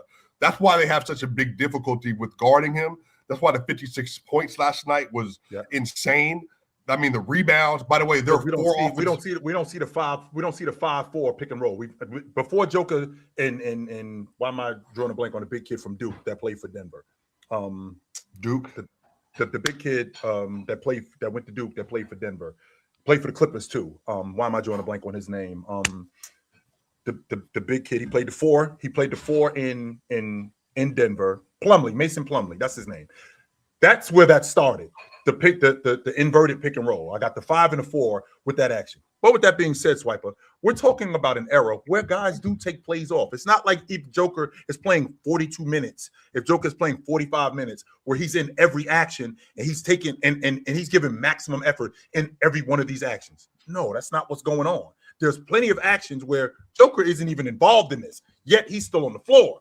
There's plenty of actions where Joker is getting defensive rebounds. He had nothing to do with that shot that just went up. Nothing to do with it whatsoever. He had nothing to do with getting bumped because he was wide open rebounding because it was a long 3 and everybody was already gone. The point that I'm making with that is when you have this amount of space, right? When you have this amount of space, when you have this amount of talent, to your point, and we have the athletes that we have today, why am I ridiculous in thinking that I should expect more from these guys? Because that's what you dudes tell me. Especially when you ain't playing defense anyway. You know what I'm saying? You only playing one side of the court. I also don't think Jokic moves a lot, but I don't think like that's an issue for people that's guarding him. I think Jokic is just good. Like he's so skilled. Like I don't think the movement is the issue. Well, I think Jokic has led the NBA in off-ball non-shooting fouls drawn in the NBA since 2020. See, that's what I'm saying. Jordan, it is true. How the hell how do we have a stat for off-ball fouls? Non-shooting fouls. The fuck is what do you mean? How is that a crazy? I didn't even know that was a swipe. I did not know that was a stat. That's in the NBA, boy. I get tired of watching that shit. That's crazy, swipe. I never heard that before. Wow. Never heard what, Chill? Everybody else? Off-ball non-shooting fouls. Dad is a no, not just non-shooting fouls. It's just a category. It's a basic category. How many shooting fouls do you draw? How many non-shooting fouls do you draw? You said off-ball non-shooting fouls. Yeah, I meant just like ball, you ain't shooting. Yeah, I just meant Yeah, that's what I'm saying. That's what I'm saying. I just do a slash like non-shooting fouls in general. Jokic basically leads the league since like 2020. That's it. So him getting fouled. Wait. You're saying him getting fouled off ball? Yeah. Him getting fouled without not shooting the ball. Yeah. Right. So you trying to correlate to him moving a lot? Like that's the reason why? No, I know he's become maybe the best off ball big we've seen just because of like just for instance, Jordan, in the great videos you do. That's another thing we got to pay attention to, like the best off ball big. By the way, coaches talk about this. I mean, we did see that with Shaq. I mean, coaches talk about this in press conferences. That it's like the move. They say this verbally. If you ever like listen to them, like guarding Jokic is never about the first action or when he's on the post. It's the amount of things he's doing off the ball that makes it difficult for it to cover him. Because this is like from coaches that are saying this. Because his ability to score and pass. That's what I'm saying. Like I know, like I get that. That part I get. Yeah. Because he's not Yo. one of those guys who's just off the. I know we got to move on, Ron, but this is really interesting because to Swiper's point, his ability to pass, his ability to score, his ability to make plays, you always have to pay attention to him. He's not one of those players where you could lose track of Joker and you're fine. No, you always got to pay attention to him. So I get that. Wait, yeah. Ron, I get that. you on Jamal Murray All NBA? Jamal is a hooper. Jamal is a hooper. I still don't know about Jordan, All you with NBA. me? I've been saying, still don't know about All NBA, but he's probably gonna be all Bro, NBA. he's averaging 25.4, 4.3, 7 assists, 46% from three on 7 attempts a game, and 88% from the free throw line. It's him, Shea, and Giannis. So and it's Jokic. positionless, right? So it's positionless. Cade's going to be an All-Pro. Brunson, Oh, Cade's I going to thought be it an wasn't positionless It is positionless. No, the It is. All NBA teams are positionless, not the Yeah. game, Jordan. because the NBA is positionless. That's why. No, Jordan, it's because of the contracts. We've already gone through this 12 Yeah, times. bro. You got to pay attention in class, bro. It's literally to change it because of the contract situation, Because Jordan. I'm challenging. yo, this chill, shit. run this down because we Yeah, got to move on. So let's run this down. It's straight up. So if like Embiid Really- wins the MVP, Jokic doesn't get moved to second team just because Embiid has to get the first team spot. So really quickly, Ron. So Cade's going to – I think Detroit's got an All-Pro in Cade. The Knicks got an All-Pro in Jalen Brunson. The Celtics got an All-Pro in Jaylen Brown. Toronto, do they have an All-Pro in Scotty Barnes? I'm not sure. Not over Not over Jamal. No. Not over Jamal. Jamal. Not right now. Not over I can Jamal. tell you right now, Philadelphia has an All-Pro in Tyrese Maxey over Jamal. Yes, Absolutely, they do. Orlando doesn't have any All-Pros. Cleveland's got an All-Pro in Donovan Mitchell over. I ain't picking him over Jamal Murray. I'm just not. And Donovan you are Mitchell? You in the minority. Yeah, I'm not picking Donovan Mitchell over Jamal Murray. Donovan Mitchell's all pro over Donovan. Yeah, or you over 100% Jamal in Murray. the I minority. just disagree. Like I feel like Jamal Murray has been playing to me better than him. Like You the already- fucking Cavs suck too. Like we got to Okay. take that into consideration And too. Like Yeah, the but Cavs suck. Second option, first Donovan option. Mitchell's going crazy though, Jordan. Yeah, I mean the Yeah, Cavs would, but they the Cavs would be suck. worse. The Cavs would be worse if Jamal Murray was their best player. So I mean, Yes, they would. Probably be. not. Maybe not. Yes, they would. be. Maybe Jordan. Stop not. the bullshit. So Maybe I don't think Donovan need to fucking quit. Maybe he need to pass it. Shit, I don't so. know. 1, 2, 3, 4, Jordan, 5, Donovan Jordan, Mitchell. this dude. The Miami Go Heat. ahead, I don't think Miami has any All Pros. I think Jalen Johnson's going to be an All Pro. I do. I think Yeah, Jalen yeah. Johnson's going to make the All Pro team. Yes, but I do think he's going to make the All Pro. So where you at right now? You at 7? I'm at 7 right now. The Bulls. I don't think anybody's on All Pro team. Josh Giddey. I don't think he's gonna, I think he's going to be knocking on the door around, but I don't think that knock is loud enough. I do think ultimately, if it was up to him and Jamal, I do think ultimately Jamal would get it just due to his team being better and due to wins. Because Well, we got it. now, Ron. And why it won't be So for Donovan Mitchell then? Why that won't be the same thing for Donovan Mitchell then? Because they making a play. Jordan, Donovan Mitchell's averaging 35 and 5 on 50, 40, 90. What are you Jamal doing? Murray's just not playing better than him, bro. Jamal He's just Murray's not. averaging what though? Hold on, Jamal Murray's averaging what though? 25, step 4 and 7 on 50, 46, 88. On a better team. Yes. Mm-hmm. He's just I remember not, when James Harden did some spectacular shit and they moved his ass to third team. all right, Because you of can't say what? you can't say Because like of on a what? better Because of team when we're wins. comparing first and second That's options. why. Though Huh? You We say, really like, on a can't. better team. We really can't. Donovan Mitchell was He the second option on his team last year. He made first team. was not a second. He was option. not. chill, Hold chill, on, proceed, hold on. chill, proceed. So I got This so- is finna get nasty. Yeah. Do you remember when James Harden made third team All NBA? I remember he didn't make. missed that motherfucker. Remember he missed it? 2015. He didn't make the All Pro team. It was in Okay, 2015 because or of what 2016. though? Because of what? That's a good ass question. Why didn't It's he the miss it? same situation with Donovan Mitchell and Jamal Murray. No, it's not. Jamal Murray been playing his ass off. Number one. He their been playing position. his ass off. He and for his sure team has. He for sure winning. And has. his team winning. Number So one why wouldn't he make the All NBA over Donovan Mitchell? Why Well, not? Number one is positionless. That was positionless back then, right? That's number one. All right. So, Okay. so there were less spots for James Harden than it was today, because he would have definitely made the All Pro team if it was today. There were some guys like in 15 and in 16, like DeAndre Jordan is first team All Pro. James Harden is on that crew if it's positionless. Oh, it was 2016. Okay. Yeah, was it 16 or 15? It says 2016. It was the So one. yeah, that's the year DeAndre Yeah, Jordan that's was first nasty. team All Pro, right? So if it's positionless, James Harden is on the All Pro team, no question about that. And in this era, again with Jamal Murray, to Casual's point, he's a number one. He's a number 2 option and a number 1 option on a team that's in the playoffs. Their number 1 option, just like Jalen Johnson, right? Just like Tyrese Maxey, just like Jalen Brown. It is interesting, Chill, that when you use the team wins when you want to use it, and when you don't want to use it, you don't use it. I do find that interesting. True. Because you said SGA is the best player in the world because of team record. I did not say You- that you- SGA was the best. I did you- not say that you- he was you the best did. player in the world. I said that winning, because they won the NBA championship last year, separated him because it was close between him and everybody else. That's because of I winning. didn't say winning in terms of their record. They won the NBA championship. That's why. It had nothing to do with their Is record. SGA the best player in the world right now off championship? I think that I still feel like it's him and Joker. I do. I still feel like it's him and Joker. Yes, I do still feel like it's him and Joker. And let's be clear about one thing, Ron. I mean, Oklahoma City still got the best record in the NBA. Oh, They still do, man. But anyway, that's neither here nor there. I got 7 guys. So if I move to the Western Conference, SGA is making an All-Pro team.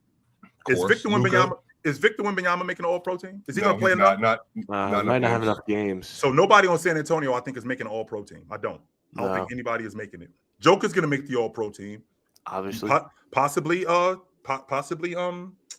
Jamal Murray. Luka's going to make the All-Pro team. Yep. Anthony Edwards is going to make the All-Pro team. Yep. Is he on over Austin Reeves? Yes. Luka? Luka's Yeah. making it over Austin Reeves. No. I'm talking about Jamal Murray. If this keeps up, yeah, absolutely. Yeah, if this keeps up, And I don't know. Is Jamal is Right now, no, but like yeah. what So Swiper last, said, right We just now, talk. no, We're not that talking about if he's it keeps up. We just talk about right now. Swipe. Right now.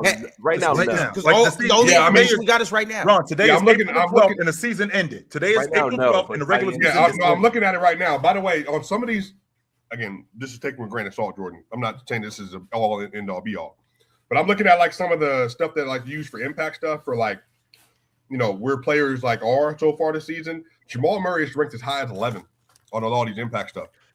Saying And how you good you know what we're gonna do next Thursday? So today we're gonna do our power rankings. We Yeah. were gonna do it yesterday, but it was a Christmas special. Mhm. But next week for our list, our rankings, our tiers, whatever you want to call it, we are going to do our way too early all-pro teams. So everybody's gonna fine. get a bid. Everybody's gonna be able to send me their first team. Everybody's gonna be able to send me their second team.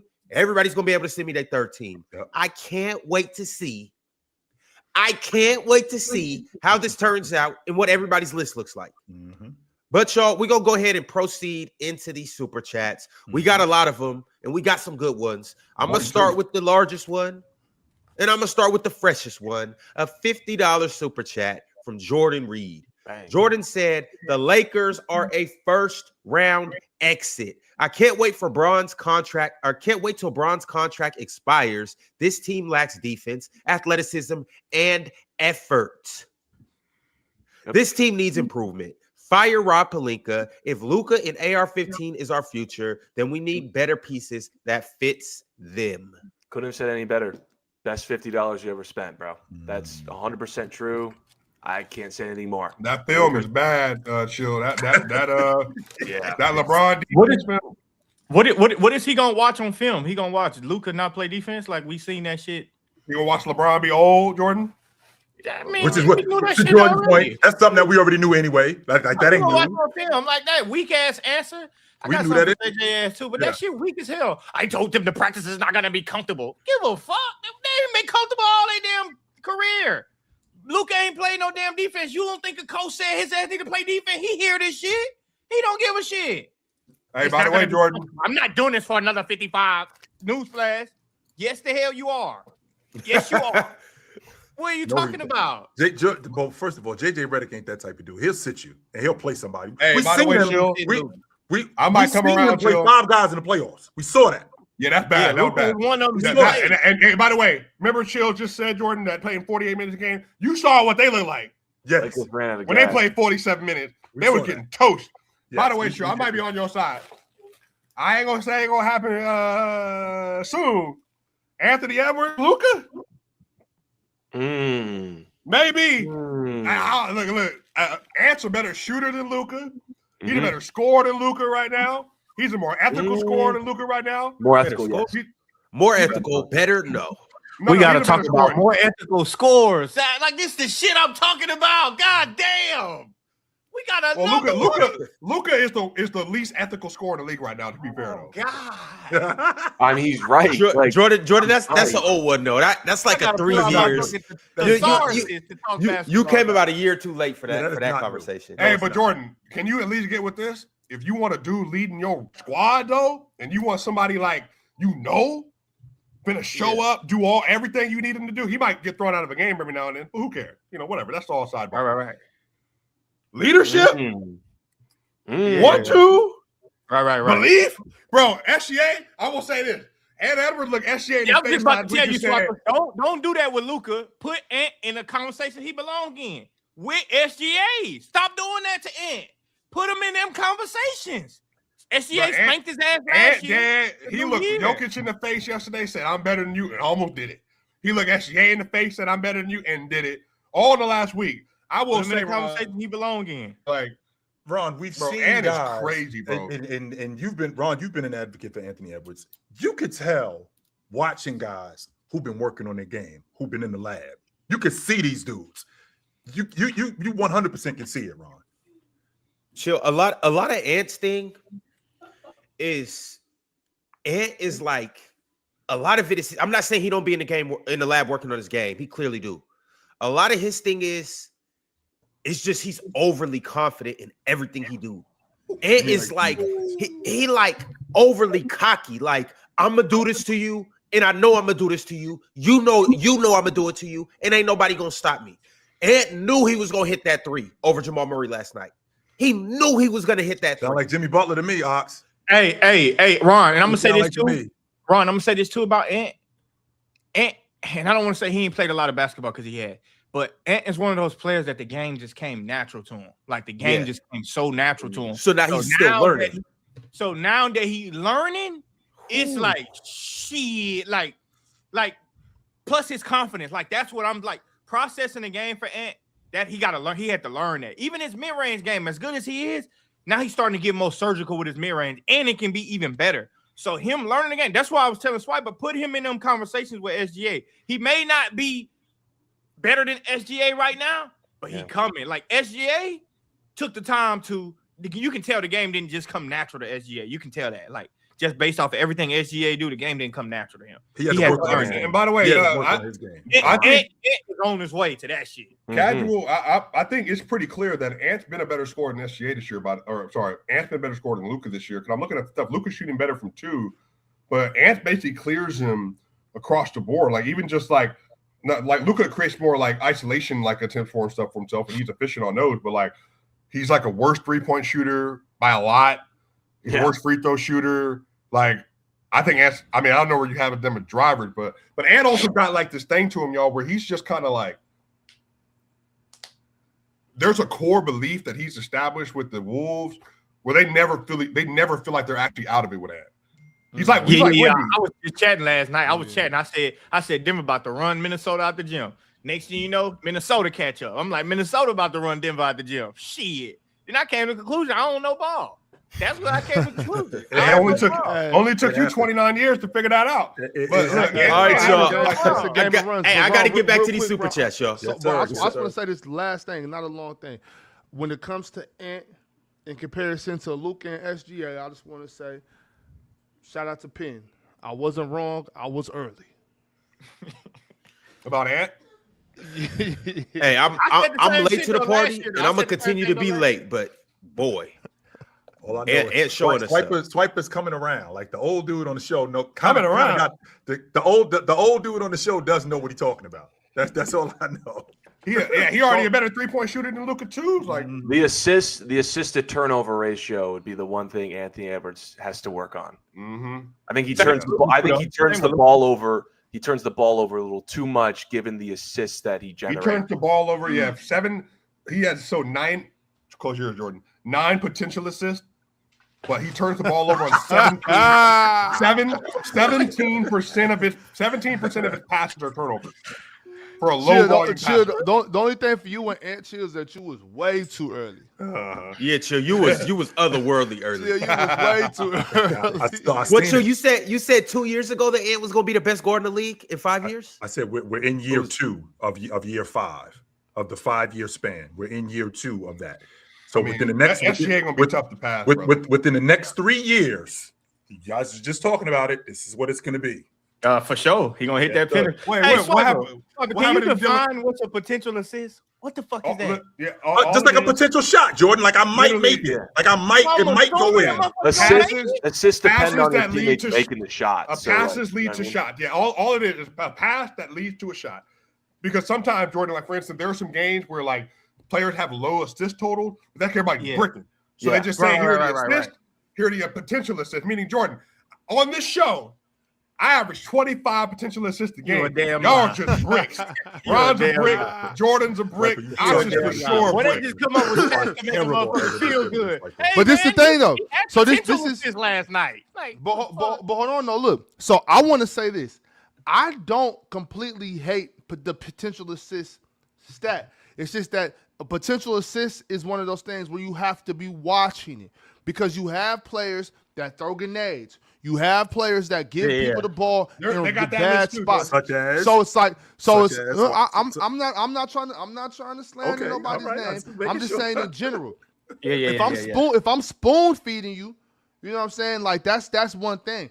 But if, for instance, Chill, I used to have this issue, right? I remember I was like a sophomore. I used to have this problem where I'll be running the floor with my guard, and we'd be kind of side by side. He'll give it to me on the fast break, and I'll give it right back to him.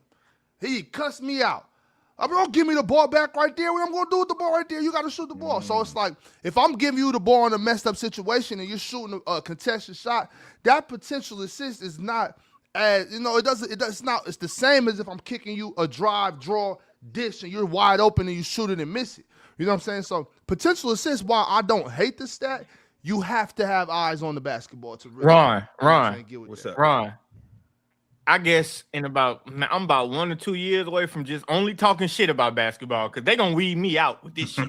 I'm about to weed it out. By the way, my favorite. Driss, they trying to get rid of you, Driss.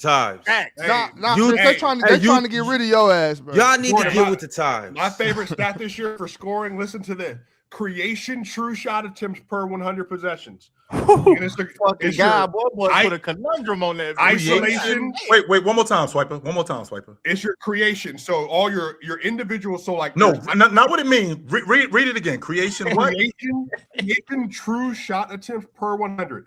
Isolation possession, pick and roll possession, and post up possession. All it is when you. All it is. Like what the? That's all it is. Wait, give it to us. What is this, Swiper? Give it to us. Break it down because I want to hear this. It could be. All it is your isolation possessions, Jordan, your pick and roll scoring possessions, and your post scoring possession. Those are all you creating shots. How many times you try to do that per 100 possessions, and then how good you are at it. Meaning, how efficient are you at those shots? That's all it is. Fucking God. It's not even crazy. Wait, I'm going to politics for 2 years. No, not fast breaks. No, they're not. Fast breaks aren't in that. I mean, isolation. I know we gotta go, Ron. Yeah, we gotta move on, though, y'all. I got a ton of super chats. And by the way, Ron, people have spoken. I want you to define. We gotta honor them. I want you to make sure for Jordan next week, Jordan spelling bee contest. Anti-disestablishmentarianism. I want you to remember that word, and I want you to tell that back to me. As you were saying. Hell no. As you were saying. All right, we got a super chat from C100,000. C100,000 says, shout out to Jordan Clarkson for giving a spark when needed. Shout out Mitch for snatching Jared Allen's chain. Again, shout out Brunson for being Captain Clutch in the fourth. And a big shout out to Mr. Tyler Kolick for having his Christmas Knicks moment. Hashtag go New York go. We've had this Go New York go. Hey, man. But boy, Tyler Kolick is a bad boy. I like his attitude, too. When he speak, he look like Zac Efron and shit. But when he speak, he mean business. I could tell he ain't no scary cat. I rock with him. And I rock with Jordan Clarkson, too. Yeah, that was just like Tim Hardaway pick up for the Nuggets. Jordan Clarkson is the same way for the Knicks. Like that same shit for the Knicks. Like I'm loving the Knicks' chances this year. This might be the year, Chill. I just think the difference is Mike Brown. Kolek ain't playing if Tibbs is on the sideline. Oh, that's a fact. Jordan Clarkson ain't getting no run if Tibbs is on the sideline. No.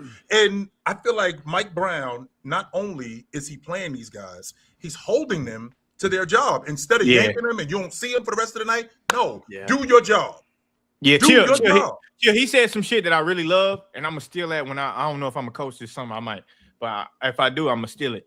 When he told Tyler Kolek, like, damn, your ass 0 for 8. If you're gonna shoot that many shots, at least make some. Cause I'll be getting on people on my team. I'll be like, God damn, bro, your ass can't make a shot.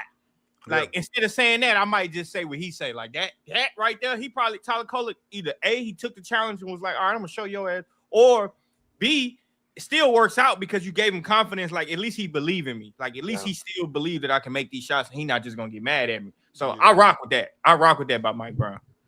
The Knicks have a bench. Swap, I'm not trying to go back to this. I'll just have to ask you just for clarification. Potential assists only count open shots? No, it's just like a shot. I think it's passes that lead directly to shots. A shot. Okay. My bad. Keep going. All right, y'all. The next super chat I got is from the Jonathan Frazier. The Jonathan Frazier said, we talk about Denver like this too, because the Spurs and Rockets mollywopped them too. Since 5-point losses are mollywops now, mind you, swiping, not swiper, swiping was just riding these two MFs 2 days ago. Pick a side, MF. What's that mean? You know, like Riv and them. Help me get the context. Like Joel and them. Mean? You know, like Dale's in them. Hey, host, what does that mean? Can you give me? I don't know what that means. I don't understand. What does what mean? What are they implying with the super chat? Pick a side on what? The Spurs and the Rockets mollywopped who? Denver. Okay. They did whoop Denver ass on last Saturday. Yes, they did. They served them. Yeah.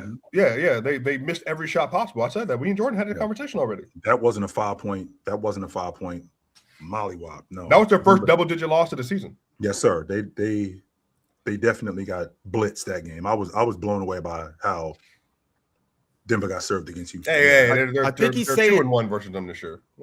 I think he's saying, like, if OKC's in trouble, then Denver's in trouble too.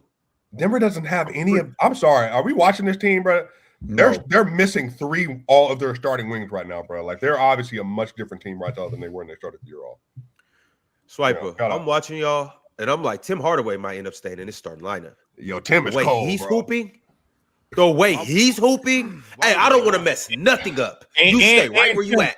And Swiper Tim fragile too, bro. You might want to keep him in that lineup. His ass fragile. Him and his daddy get the tripping when they don't get what they want. You might want to leave him in that mode. Tim, I never bring Chris Brown. What his role is. He know what his role is. Shit, I mean, he's fragile, bro. You take him out. I want his role to be whatever it is right now. Stay right there. Yeah, he plays really well over Joker. Yes, he does. Tim Hardaway been like this. The only time Tim Hardaway wasn't playing like this is when he was catching grenades from Luka. From who?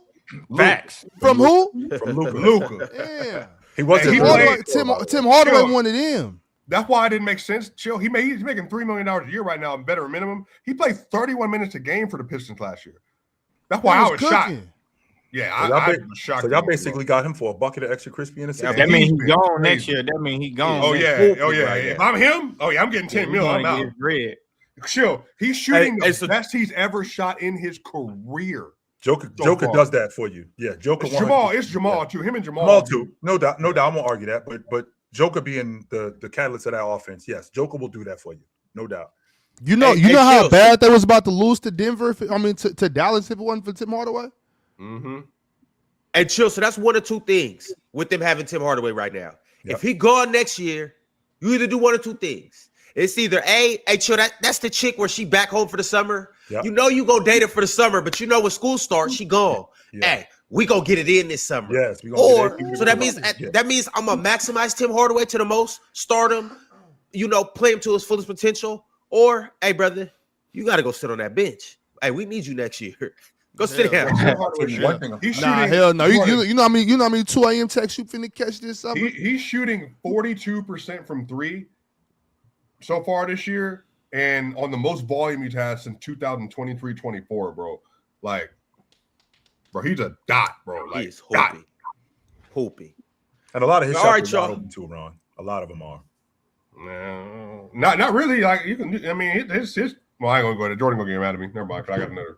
Yeah, go ahead. I'm learning on the fly. I'm trying to. We about to keep it pushing, Keep it y'all. moving, keep it I got moving. a super chat from No Longer Gabe. Y'all know Gabe. Chill knows Gabe. We all know Gabe.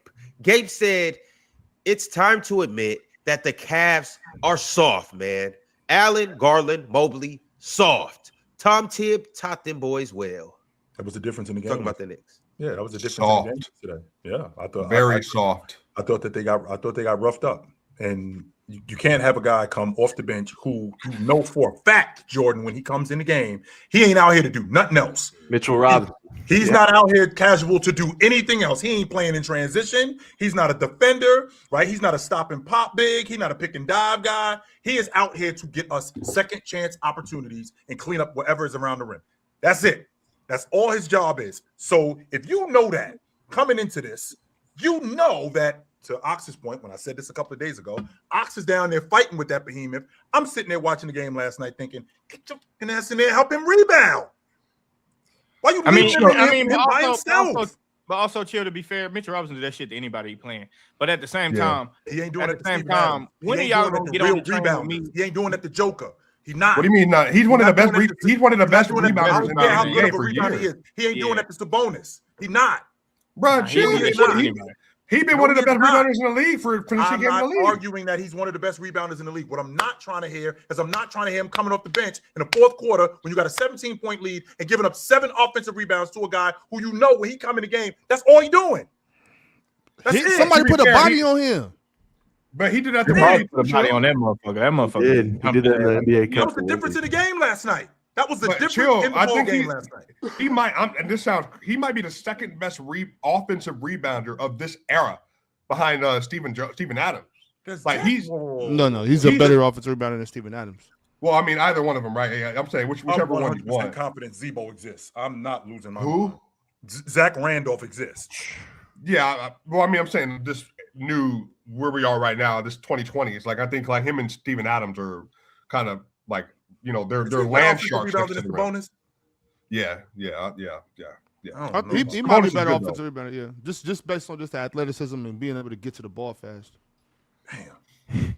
He's so Keep big in mind too, bro. like Mitch doesn't play starter minutes. Like imagine if Mitch was to play 33 minutes a night, Well, what that'd Ron, really look like. The reason why they had to get him out the game last night was because he can't make free throws. If he could make free throws, the only time he come out the game is when he's tired. He don't come off the floor any other time. Yeah. That's it. He does not come off the floor. If I could get him at 60% at the stripe, the only time he comes off the floor is when he's raising his hand and he has to come out. Otherwise, he doesn't come off the floor. No. Yo, to everybody in the chat, we got power rankings, our December power rankings coming at the top of the hour. Y'all stick around so we can see who's last. Y'all stick around so we can see who's 20th, 15th. Y'all stick around so we can see who's top 10. And ultimately, y'all stick around so we can see who's top 5. All right, y'all. My dad hates me. Sigh. That's Sent crazy. through a super chat. It said, Swiper told y'all yesterday Shea wasn't scoring no damn 40. Would have been a couple dollars richer today, but y'all wasn't scared to take his bet. Or y'all was scared to take his bet. Hey, chill. Not enough threes, chill. I mean, that's just as simple as that. You got to put up a lot of threes to get there or get to the line like crazy. And it's hard to do that versus the Spurs, to get threes up or get to the line versus the Spurs. So it's not a bad score, but chill. Like, there's a reason why he didn't. I don't think he had a 40 ball in the playoffs last year. Like, for as good of a scorer as Shea, he's kind of, but chill. He's kind of like Kevin Durant. There's like a line, because Jordan watching Kevin Durant all the time now. There's like a 25, 29 points a game you're going to give Kevin Durant. Every game. Not too much more. I wanted to tell y'all, and I wanted to tell Ron, but I wasn't on the show yet, so I wanted to tell him I probably wouldn't take more on that game last night. I wouldn't have took more. On who? On Shea? KD. No, on KD. He That was just- close. that's just He weird. was only off by 2 points. In his defense, he was pretty close. I do want to say It this. ain't no damn defense. Okay, my bad. When it comes to Shea yesterday, what were the numbers that we tried to use, Swiper? So closer to 29 than 39. Yeah, Right. that's what it was. Yep. You said that, right? Mhm. And this fool had 22. I do remember. Telling that. y'all who guards him better than Stephon Castle? Not a Min Thompson, not a Sword Thompson, not Dyson Daniels, nobody. Nobody guards him better than Stephon Castle. They did a good job doubling him. They did a good job doubling him, though. Right, and that's what, and it wasn't just Stephon Castle. I seen Dylan Harper on him. I seen De'Aaron Fox on him. I seen Devin Vassell on him. They got a bunch of guys that can throw at him. And the Spurs did a good job of, like, every time Shea would get to a spot where he would normally pull up, the double would be just come. Like they did a good job of making sure he didn't get to his comfortable spots. Herb does that's a good one of job the things on I him too, noticed by the way. last night. Herb Jones does a good job on him too. Yeah, maybe so, but not as good as Stephon Castle. This the thing though. This the other thing too. To your point, Drench, when he was getting to some of those spots, you see that big old oak. Well, it ain't no oak tree because he ain't that. He's too skinny. You talking about Luke Cornett? No. Luke Cornett too, but more so Victor Wembanyama, because when Luke Cornett comes, you can stop. You know, get your feet set and pull up. When Victor Wembanyama come, you got to pass the ball because he coming over the top of whoever is your primary defender. Like there was a couple times when SJ was attacking baseline. Victor Wembanyama's coming, a willow tree, Adam, good call. He's coming from all the way to the other side, and he's getting ready to jump, and you see his hands up. And Shea got it up over him a time or two, but for the most part, like if I shoot that, he's cleaning that up. You know what I'm saying? But the problem with it is that nobody's cutting. These dudes are standing around to catch and shoot. And it's like if that three ball not falling, if you can draw Victor Wembanyama to come help, if you got a cutter right there, that's an easy bucket. So it's like you can't beat that, but they want to stand around and shoot the ball so bad. Yeah. All right, y'all. The next super chat that I got is from. Hold on, let me find it. That new super chat is good. Cowboy Bob said Tyler Kolek was 4 or 5 from 3-point shots made under 10 minutes left. Donovan losing shows his team does back him when he goes 34 points, 48, 44, 100 splits. This Knicks team is great, but is a two assists to 1 turnover ratio a championship team? Go New York, go. I'm not sure if you can. That'd be it. I mean, the OKC Thunder are a great passing team. So, you don't have to be. You just got to have a level of score like Shea, though, I guess, to make it work. Play great defense and offensive rebound. Yeah, you can. Can you have that against? I mean, we already had this conversation when 2 of your lesser defenders, two of your best players are lesser defenders than everybody else in both Brunson and Cat. I mean, like we're looking at them having to be all-time greats in the postseason, unless we got guys that can cover for them. And do you have enough guys that can cover for them? I mean, is OG and Mikal Bridges enough to cover for those guys? I don't know about Mikal. He actually wasn't bad yesterday. He really he wasn't, but they're doing a good job. Mikal's a good basketball player. I like Mikal. I'm just saying, you said, are they good enough to cover for him? I know OG good enough to cover for everybody.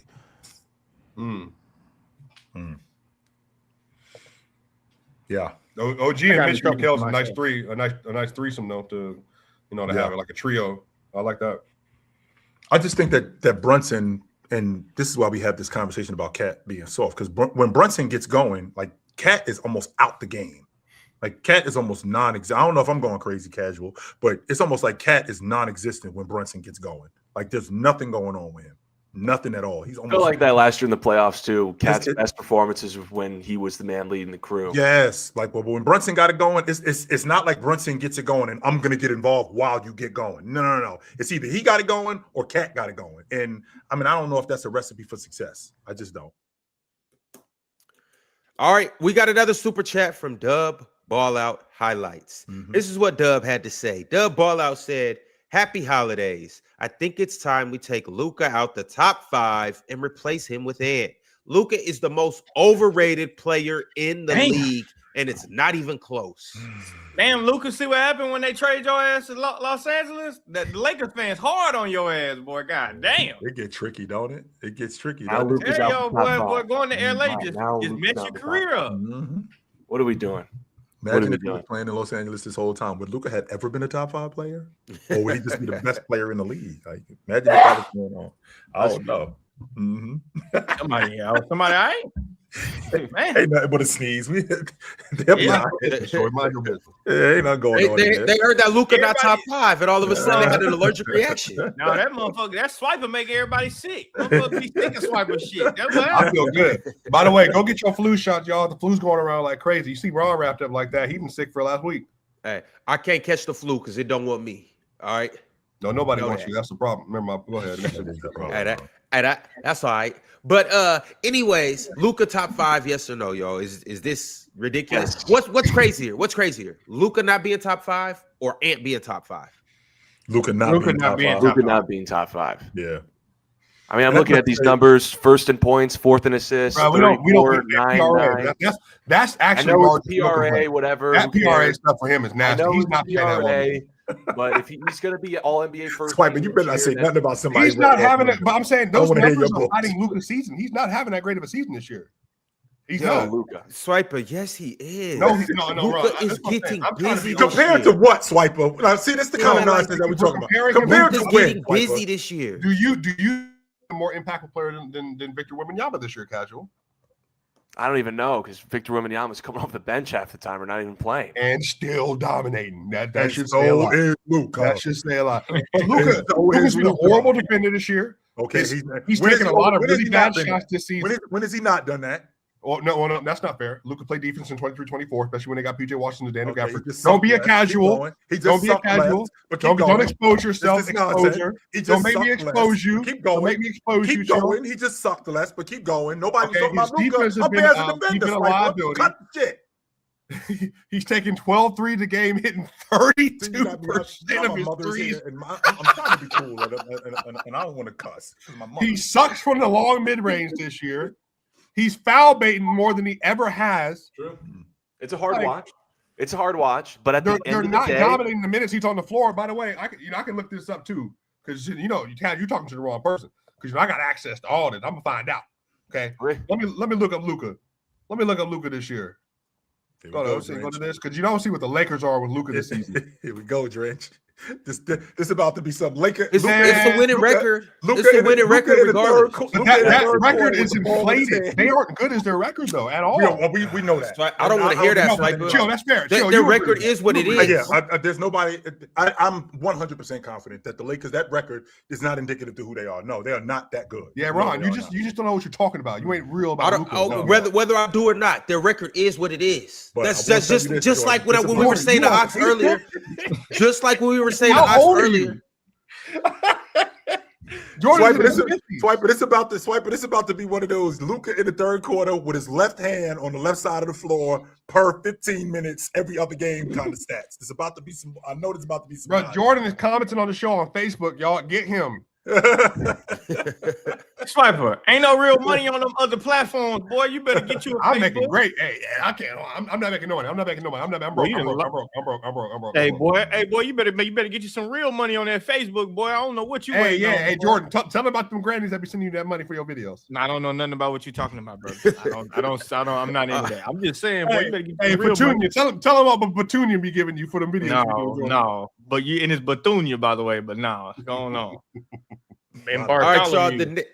The next super chat I got, and keep in mind, we are about to be getting into these power rankings here in just a couple minutes. This is probably the last super chat that we got. It's from Anime Spurs Fan 90.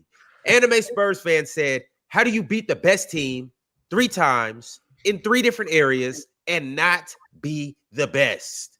Be for real. ... Go Spurs, go. Tim Duncan, top 5 all time." What the hell Tim Duncan got to do with that? But anyways, they did whoop the Spurs ass in 3 different places for sure. They did whoop Oklahoma City yesterday. They beat them in Vegas. They did whoop Thunder ass in 3 different places. They beat them in Vegas. They beat them in San Antonio, and they beat them in Oklahoma City. Sure did. They whooped their ass wherever. That's called I just can't beat the man. If man whoop your ass in the parking lot, that's why I always whoop your ass in the bathroom and then in the classroom. That's why you can't whoop that man. You can't beat me on the phone, on FaceTime. You can't beat me in the PCL. You can't beat me on the panel. You can't beat me in real life. You get swept everywhere you go when you come see me, Jordan. Here we go. Talk about it, Jordan. I will hang up. Facebook, hey, chill. Facebook, Snapchat, Twitter, TikTok, YouTube. What others? Black Planet. What face you on? I got it all. No, brother, you ain't better than you. You might got the yappers on X. That's about it. You got the yappers on X. That's about it. But other than that, stop it. Stop it, brother. You ain't even on Facebook, so you can't compete with me. You're not even on Facebook. You can't compete. Is Swiper trying to psyop us? Of course. Of course. That's what he was programmed to do. Swiper really CIA. Y'all, he's CIA for basketball. That's what you don't understand. They planning him. He an industry plant for this basketball shit. He the one that come up with all these terminologies, by the way. Yeah. I got to get my list, Ron, because I got to remember what I told you when I got to make sure I get my list out. So I know exactly. Okay. All right. I got my list. I'm ready to rock and roll. Yes, sir. All right. In the last super chat we're going to read before we get to these power rankings is from Yusuf Oz. Yusuf said, I've been telling you guys, this Lakers roster sucks. Real Talk told me Rui is a good offensive player. We sacrificed Luka and AR bodies to get blown out on Christmas. Bron got to go, sadly. It's a bunch of people that got to go on that roster. It's a bunch. We've already discussed it. Who would thought we live today where we see Bron got to go? Yeah, that's what happens to players. Announce the retirement tour. Let's go out gracefully. No one will remember this season. No, Bron opted into that bread. Y'all got Bron messed up. You think Bron was leaving $52 million on the table? He was not doing that. That wouldn't make no damn sense. No way would he this year. You can get paid $52 million. Just announce the tour right now, and everyone forget how kind of sad this season. Bryant did it. Bryant did it. Bryant. I think Ron, if I'm not mistaken, Ron, we was maybe 15 games in the middle of into the season, and Kobe was like, "Nah, this ain't it. I'm out." Exactly. Nope. See, like he was on the last year of his contract, though, right? Kobe had such an iconic farewell tour. Yes, he was. At the time of Kobe in 2010 to 2016, we kind of forget about it. We just remember the farewell tour. LeBron, if you announce it now, you go out gracefully. We can forget what happened in between from 20 to now, and we can just be happy. Like, let's just announce it now. Let's not go out sad. Bro. Well, Bron's been good from 20 to now, though. It's really now more than it was 20, 21, 22, 23, even 24. Last year, Bron was damn near playing I thought Bron should have made first team. I thought so, too. I mean, Bron been good ever since Luka became a pain in his ass. That happened, that shit just happened. Now, all of a sudden, Bron can't get his shit together. So, LeBron is what it is. Harder, sadly. All right, y'all. Well, unsadly casual, we're going to go ahead and switch gears, and we're going to jump into our power rankings. It's about that time. It has been a month since we released our last power rankings, but we have it now, and we're ready to cue it up. Does anybody have a guess who's the last team in the NBA? Now, we're going to work from 30 the all Wizards. the way up to 1. The Wizards. Yeah. Wizards. The Wizards? Gotta be. Well, you guys are right. It is the Washington Wizards. They are coming in last on these power rankings. Shout out to the Wizards, though. I did not think that they would be the worst team in the league, yo. I had some promise for them. I thought that they could be possibly battling for a play-in spot. They battling for the number 1 pick in the draft. Their assets were pretty much always overrated. Yeah. So why nobody talk about them as being one of the worst franchises in NBA history too? Like I know Charlotte gets a lot of credit, New Orleans gets a lot of credit. It's another franchise that gets a lot of credit. The Clippers, the Wizards, they need to be in a rush. I mean, a race for that shit. They clearly one of the worst franchises in NBA history. Clearly. Yeah.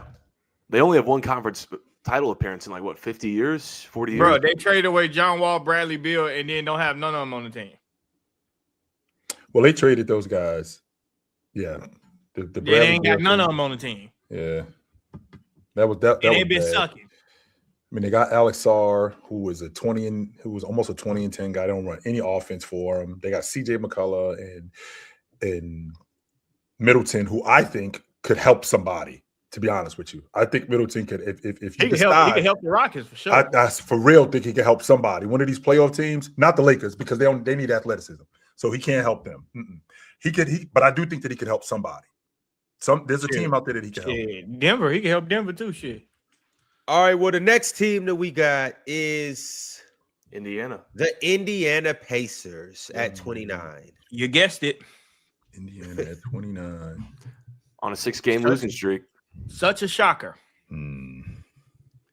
After the Pacers at 28, we have another team that's not really too shocking.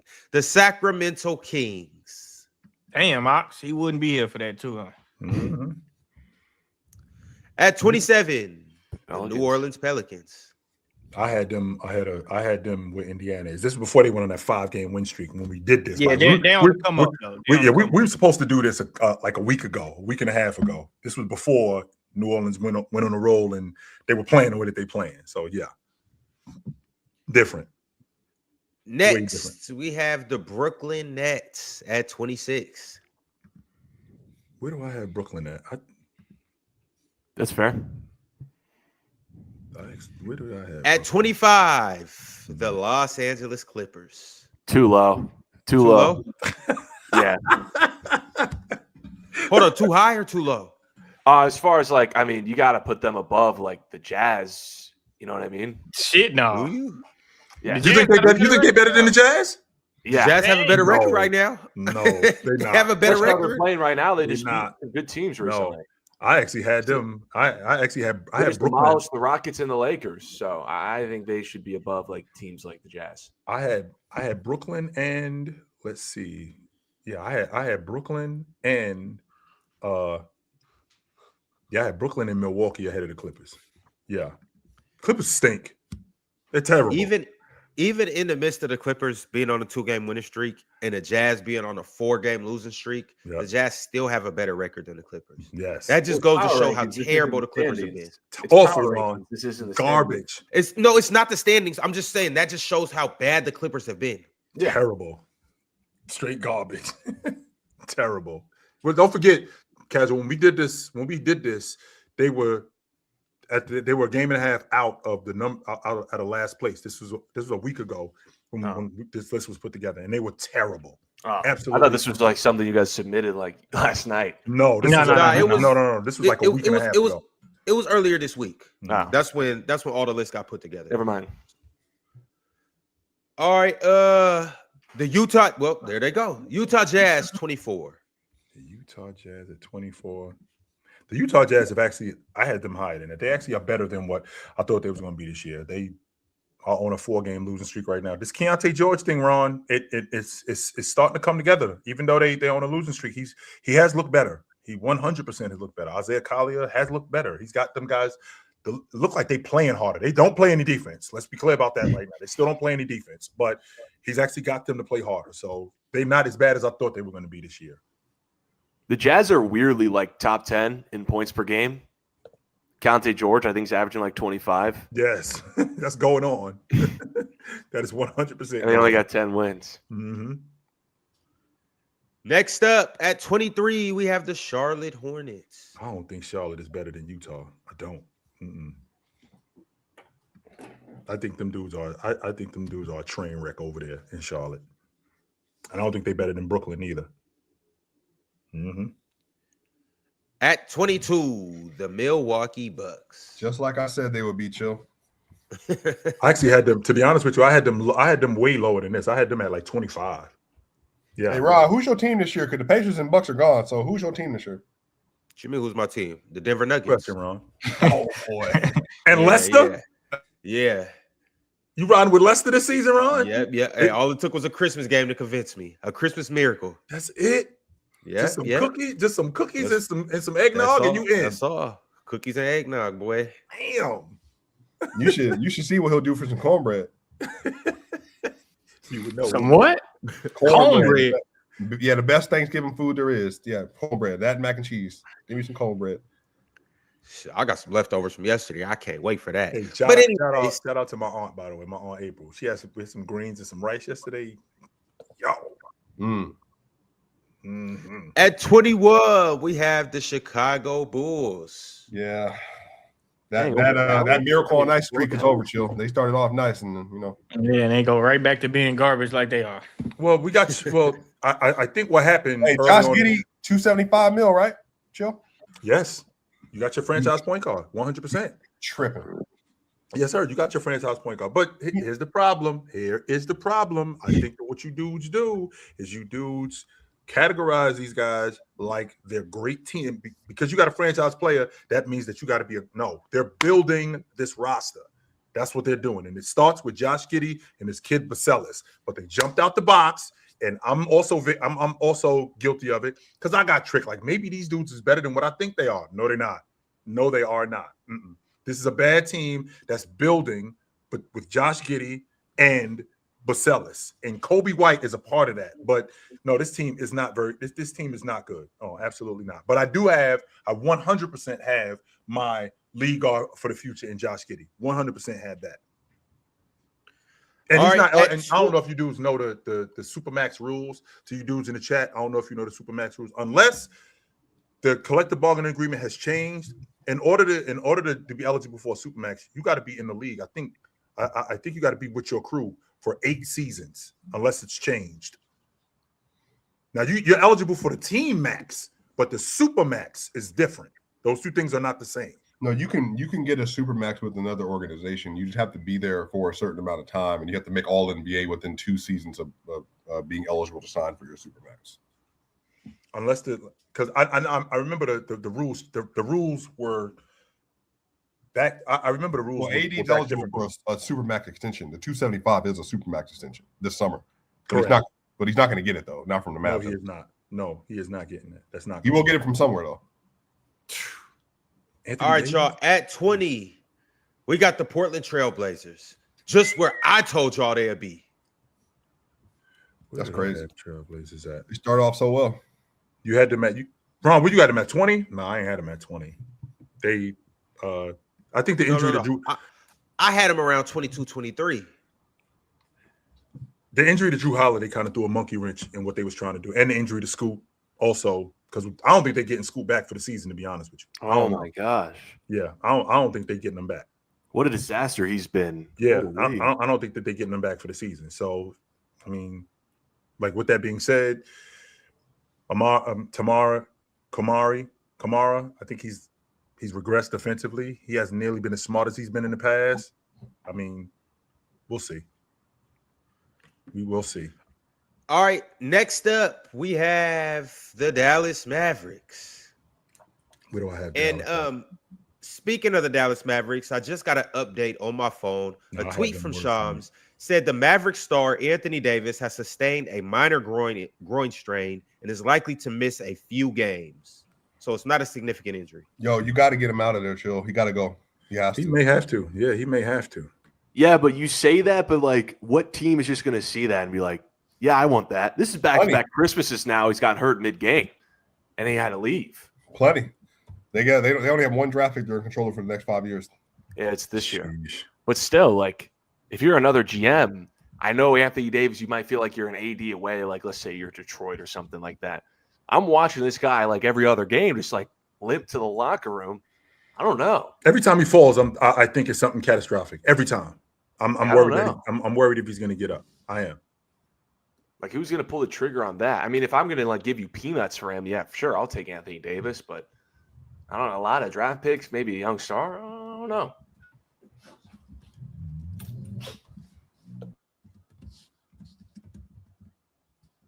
All right, y'all, I'm running a poll right now. I'm asking you guys, should the Mavericks trade Anthony Davis? You guys talk to me. Let me know how you feel about that. But we are moving on to the next team at number 18. We got the Golden State Warriors. Ooh, whoa! This is this is low. This is low. I had him right here too, Ron. Yep, I sure did. We still have to go through like the Miami Heat. Watch like the Memphis Grizzlies. They're somebody better than the Heat. Grizzlies are playing better than them right now. Still, man, the Steph Curry factor. I can't put like. There's some teams in here like no, I just can't. They have like the 17th ranked offense in the league right now, even with Steph brother. So they're kind of struggling. And you saw them yesterday, Casual. Yeah, I did. Offensively, you saw them yesterday. And we're coming up on that time, by the way, of the Curry slump, like around late December, January, where he goes this way. We're coming up on that time, so remember that. Yeah, that's. Sure, I don't know if they can afford that this year. No, they can't, and that's the bad part, Ron. You already signed up for the car. You already bought the car. That car payment is coming. Just so you know, Ron. Yes, it is. Still a pretty good defensive team, though. Like I just wouldn't like. Listen, just so you know, they was in. I think they was top 5 last year, and they was dying, begging for another score for Steph Curry. Yeah, I know. End up getting Jimmy not giving him a lot of scoring outside of free throws either. I don't even know where Jonathan Kuminga is. Is he even on the sideline? But listen, again, like when I do power rankings, it's like if these dudes match up neutral site, who am I betting money on? I'm not betting, Memphis or Miami to beat Golden State in the series. You only doing that because of Curry. You ain't doing that for no other reason. except for Curry. I just they got like Curry Curry too. I just think they're more likely to win a game, and because of Curry, I mean, Curry adds a lot more value in that game than like 100% Andrew does. Wiggins, Norman Powell. Mm-hmm. So that's just me. Their biggest problem is their biggest problem is two things. One, they're old, and two, their interior defense and their interior offense. Why you think Draymond and Steve Kerr got into it a couple of days ago? Because I'm tired of having to guard the five.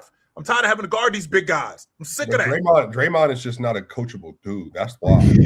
Oh, he's a maniac. I'm not going to argue that point. But there is some validity. There is some validity to what he's talking about. We don't have a five-man in here. And I've been doing this for years. And then the best rebounder that we had, he's in New Orleans now. And we haven't supplemented that. No, so now I got to do that. And now I got to deal with Victor Wembanyama. I got to deal with Hartenstein, right? I got to deal with Cat. I got to deal with Steven Adams, right? I got to deal with these dudes. I'm sick of this. Yeah. And Quentin Post is more like a shooter. You know, he's stretch big. Yeah. That's what he is. He is stretch big. He ain't going to stick his nose in there and get dirty. No, he's not.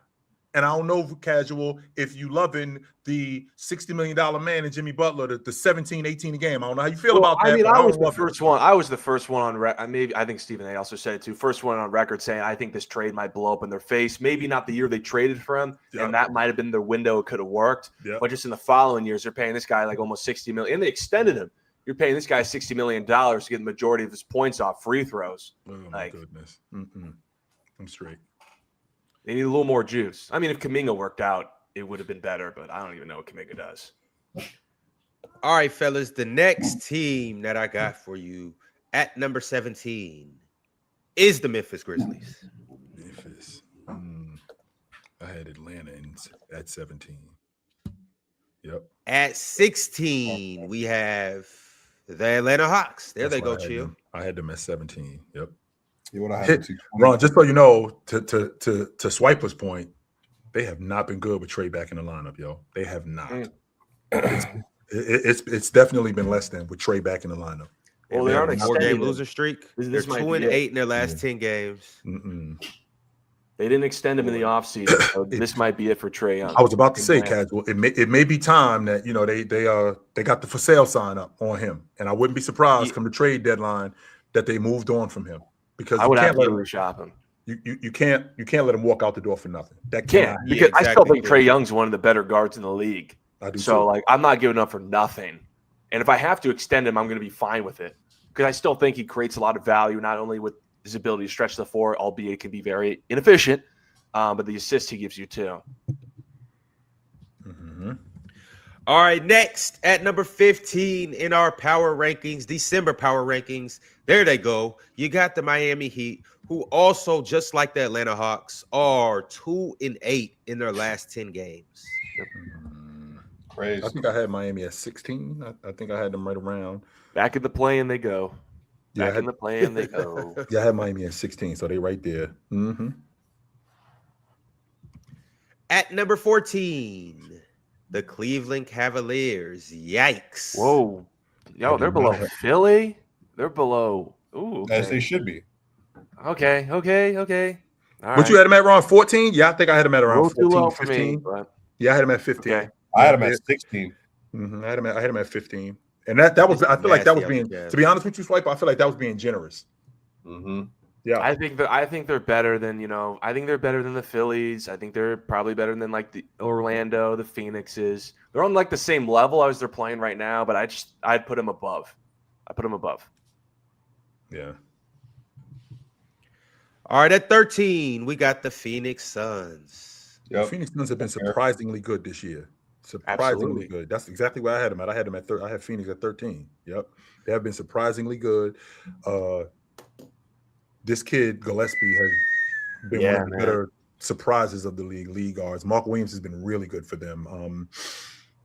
And Dylan Brooks I've always had the conversation about Dylan Brooks, and the conversation was how many teams, like y'all talked about with Castle, how many teams could Dylan Brooks start on? And we ran down the teams, and it was almost all of them. Almost all of them. I mean, dude, I'd give up. Don't connect, Rui. What do you want? Get him on the Lakers. Almost all of them. Let's go. He's truly one of the better role players in this league. He just does so many good dirty work stuff. He can be weird though, some of the LeBron antics. But if he can give you like 15 points with the the defense, the toughness, really good player. Yep, and shout out to the Phoenix Suns. Shout out to them because they're doing good, but they are 4-6 in their last 10, so they haven't been all that good. But they're 16-13 on the season. Definitely exceeded a lot of people's expectations. But next on the list at 12, we got the Toronto Raptors. I think I had them a little bit higher than 12. I think I had them right around this area, but I had them right around 12.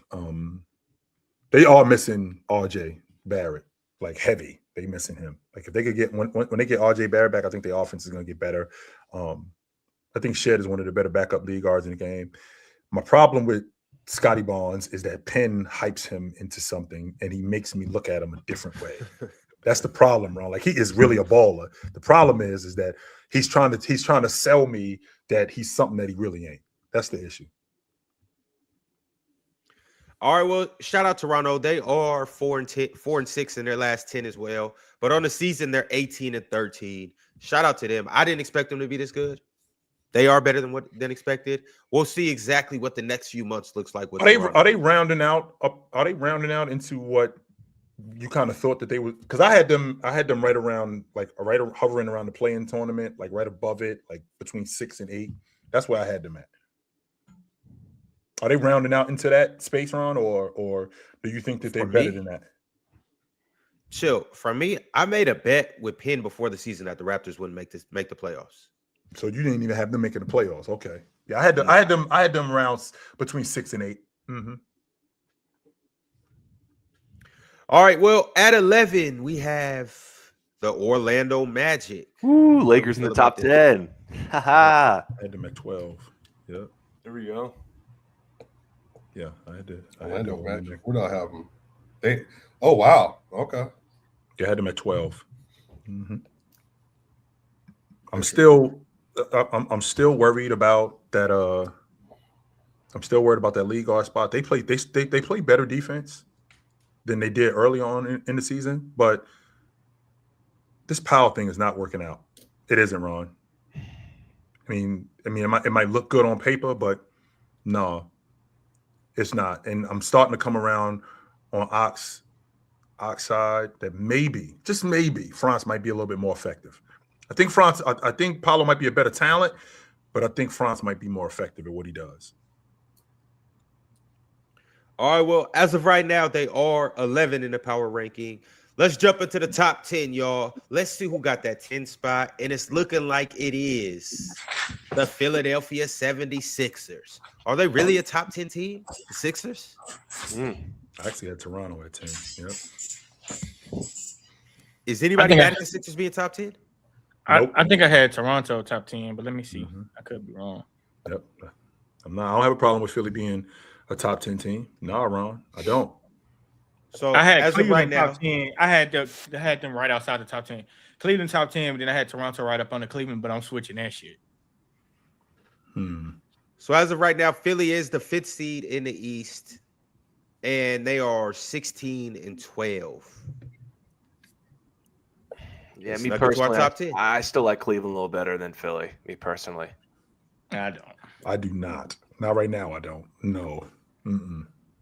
Especially after what I saw yesterday.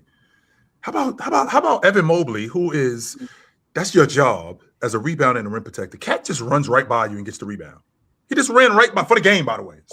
By the way, Drench, for the game, he ran right by you. It wasn't like, you didn't know where he was. You were covering on the baseline. He's behind you at the long ball line. You're conscious that he's over there. When the shot goes up, you don't even put a body on him. He just runs right by you, layup. And that was the stop that y'all needed, by the way. That was 100% the stop that y'all needed. I mean, yeah. You also got to think about Donovan Mitchell trying to do that goddamn windmill, too, though. That kind of shook the game up a little bit. What windmill? I know I'm talking about when Tyler Kohler blocked that shit. Why not just go get the bucket? Yeah, that's what I'm saying. I think that's a one-leg jumper thing, and I think a lot of people don't recognize, like, guys who are one-legged jumpers, how much better they are than 2-foot guys. Because you let guys back in plays when you're a 2-foot guy. Like one-legged jumpers, like you cover more ground. And if he was that's how Tyler Kohler got back into play, and it was a clean rip too, by the way. Chill, but to be a professional athlete, he doesn't have to jump off of 2 feet every time. Go lay the ball up. Go dunk it. You can dunk. You can dunk off of 1 foot. You can. He can jump super high off of 1 foot too. Go dunk the basketball. What he's trying to do is trying to put on the show. Yeah, he dunked the shit out of that. He dunked the shit out them right after that though. Down the lane. I'm gonna bring it back to the power rankings, y'all. At number 9, we have the Boston Celtics. I have Philly at 9. Boston has completely surprised me, Ron. Mm-hmm. Yes, this is supposed to be a down year, and wow. Yes, they have. This is supposed to be a gap year. Like, we're going to get our guys back. And Jaylen Brown said, not so fast, guys. Coach Mazzulla said, not so fast. I'm looking at the standings right now. They got a really good record against teams above 500, considering that they don't have Jason Tatum. And considering that they've had to put Derek White in the schedule for the rest of the year. Does anybody know that? I don't know. The only person that would know it is Swiper. It don't matter. They got Jaylen Brown. They'll be all right. Shout out Jaylen Brown. All right, well, the Celtics are number 9. At number 8, coming in hot, we have the Minnesota. Timberwolves. I did that. I gave you the list before the Thunder game, didn't I? Yeah. It must have been because we all gave the list before Monday, so just they're definitely better than the couple teams ahead of them. Jordan, because I had Minnesota at 11. Yeah, this was like I think if you were to do this today, they'd be like top 5. Yeah, right now I had them. I think I had them at I had them at 8. So I definitely would have them higher. I mean, if y'all want to, we could vote to switch some things around. Like we could get the list. Yeah, right. Drop those bum Lakers. Those Lakers need to drop. Minnesota is definitely better than the Lakers. Finish the list though first, Ron. Finish the list so we can drop them. Yeah. Mm-hmm. At number 7, we have the Los Angeles Lakers. Yeah, I think I had them at 7 or 8. At number 6, we got the Houston Rockets. Oh, 6.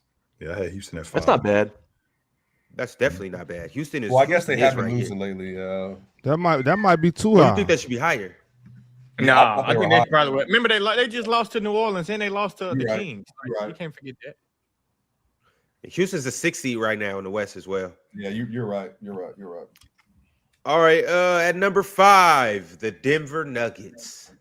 That's about right too. Shit. Swiper, why you right? So, here's why it's right, Swiper. So remember when we did this list, your boys. Yeah, I agree with you. Okay, and the reason why at that time, because I had them at 8. Don't forget, your boys weren't had they 20-6 when we made this list. Yeah, and of those 6 losses, 5 of those 6 losses was in your building. What does that mean? That means that you being a great team, you got to win home games. They were like 9-2 above 500 teams at this point. Even if you are, you still got to win your home games. No, this is chill. They were on an 11-game road winning streak, inclling versus elite teams. And you can't win at home. What does that mean? What does that matter? Exactly what I just said. You're losing.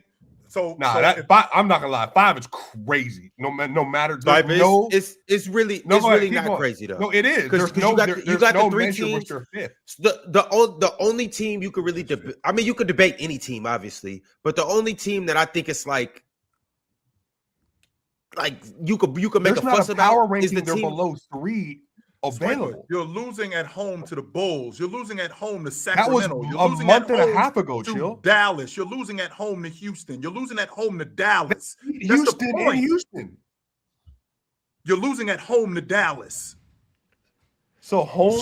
You could debate the Knicks. Yeah, the Knicks. So we got but the Knicks are the number 2 team in the East. So it's like you got the Knicks, Spurs, OKC, Detroit. Who else other team? That's gonna be ahead of them. It's just OKC, Spurs, Detroit that's left. Okay, yeah, there's nothing wrong with this. I mean, I hear you, Swiper. I hear you, but I don't think this is disrespectful or egregious, though. So we got the Knicks at 4. We got the San Antonio Spurs at 3. We got the Pistons at 2. And we still have the Thunder at 1. Yeah, this looks garbage. Fellas, talk to me. Does anybody want to do something about? Yeah, flip-flop the Spurs and the Thunder right now. Do we want to do that? Yes. Yeah. I'm comfortable with that. I think you can put San Antonio. We need a majority rules. We got 3 votes. Swiper, Jordan. Mm-hmm. What are we flipping? We putting the Spurs and the Thunder. Are the Spurs better than Detroit? Yeah, Spurs. Detroit's not even a top 5 team. I'm good right there. I'm good right there. I'm good right with the Spurs. So this team just beat them 3 times in a month. You don't want to flip flop San Antonio with Oklahoma City? I can't do that. I'm not. Hey, Ox, I'm not gonna flip flop them, but we can move them up to 1. If y'all agree with that, we I'll can put do that. Spurs 1, Thunder 2. I'm not putting Detroit above the Thunder. That's what I'm saying. Move the Thunder up to Okay, one. well, I'll say put Spurs 1. I'll say put Spurs 1, Thunder 2. Yep. I mean, they still got a better record, even though they did beat them 3 times. It's power rankings, though. It's not. It's a power rankings thing. Is Yeah, Dallas? do you agree Is with Dallas that? no, I don't, because is Dallas better than Denver? They beat them twice already. Dallas ain't better than Denver.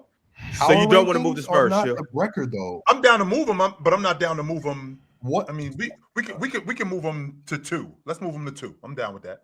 This is like, I mean, come on, this is like Miami, Notre Chill, Dame. even in the record, Chill. OKC's lost 5 games and the Thunder have lost 7. They've lost 2 more games than them. It's not like the record's that different. They beat them 3 times in the past month.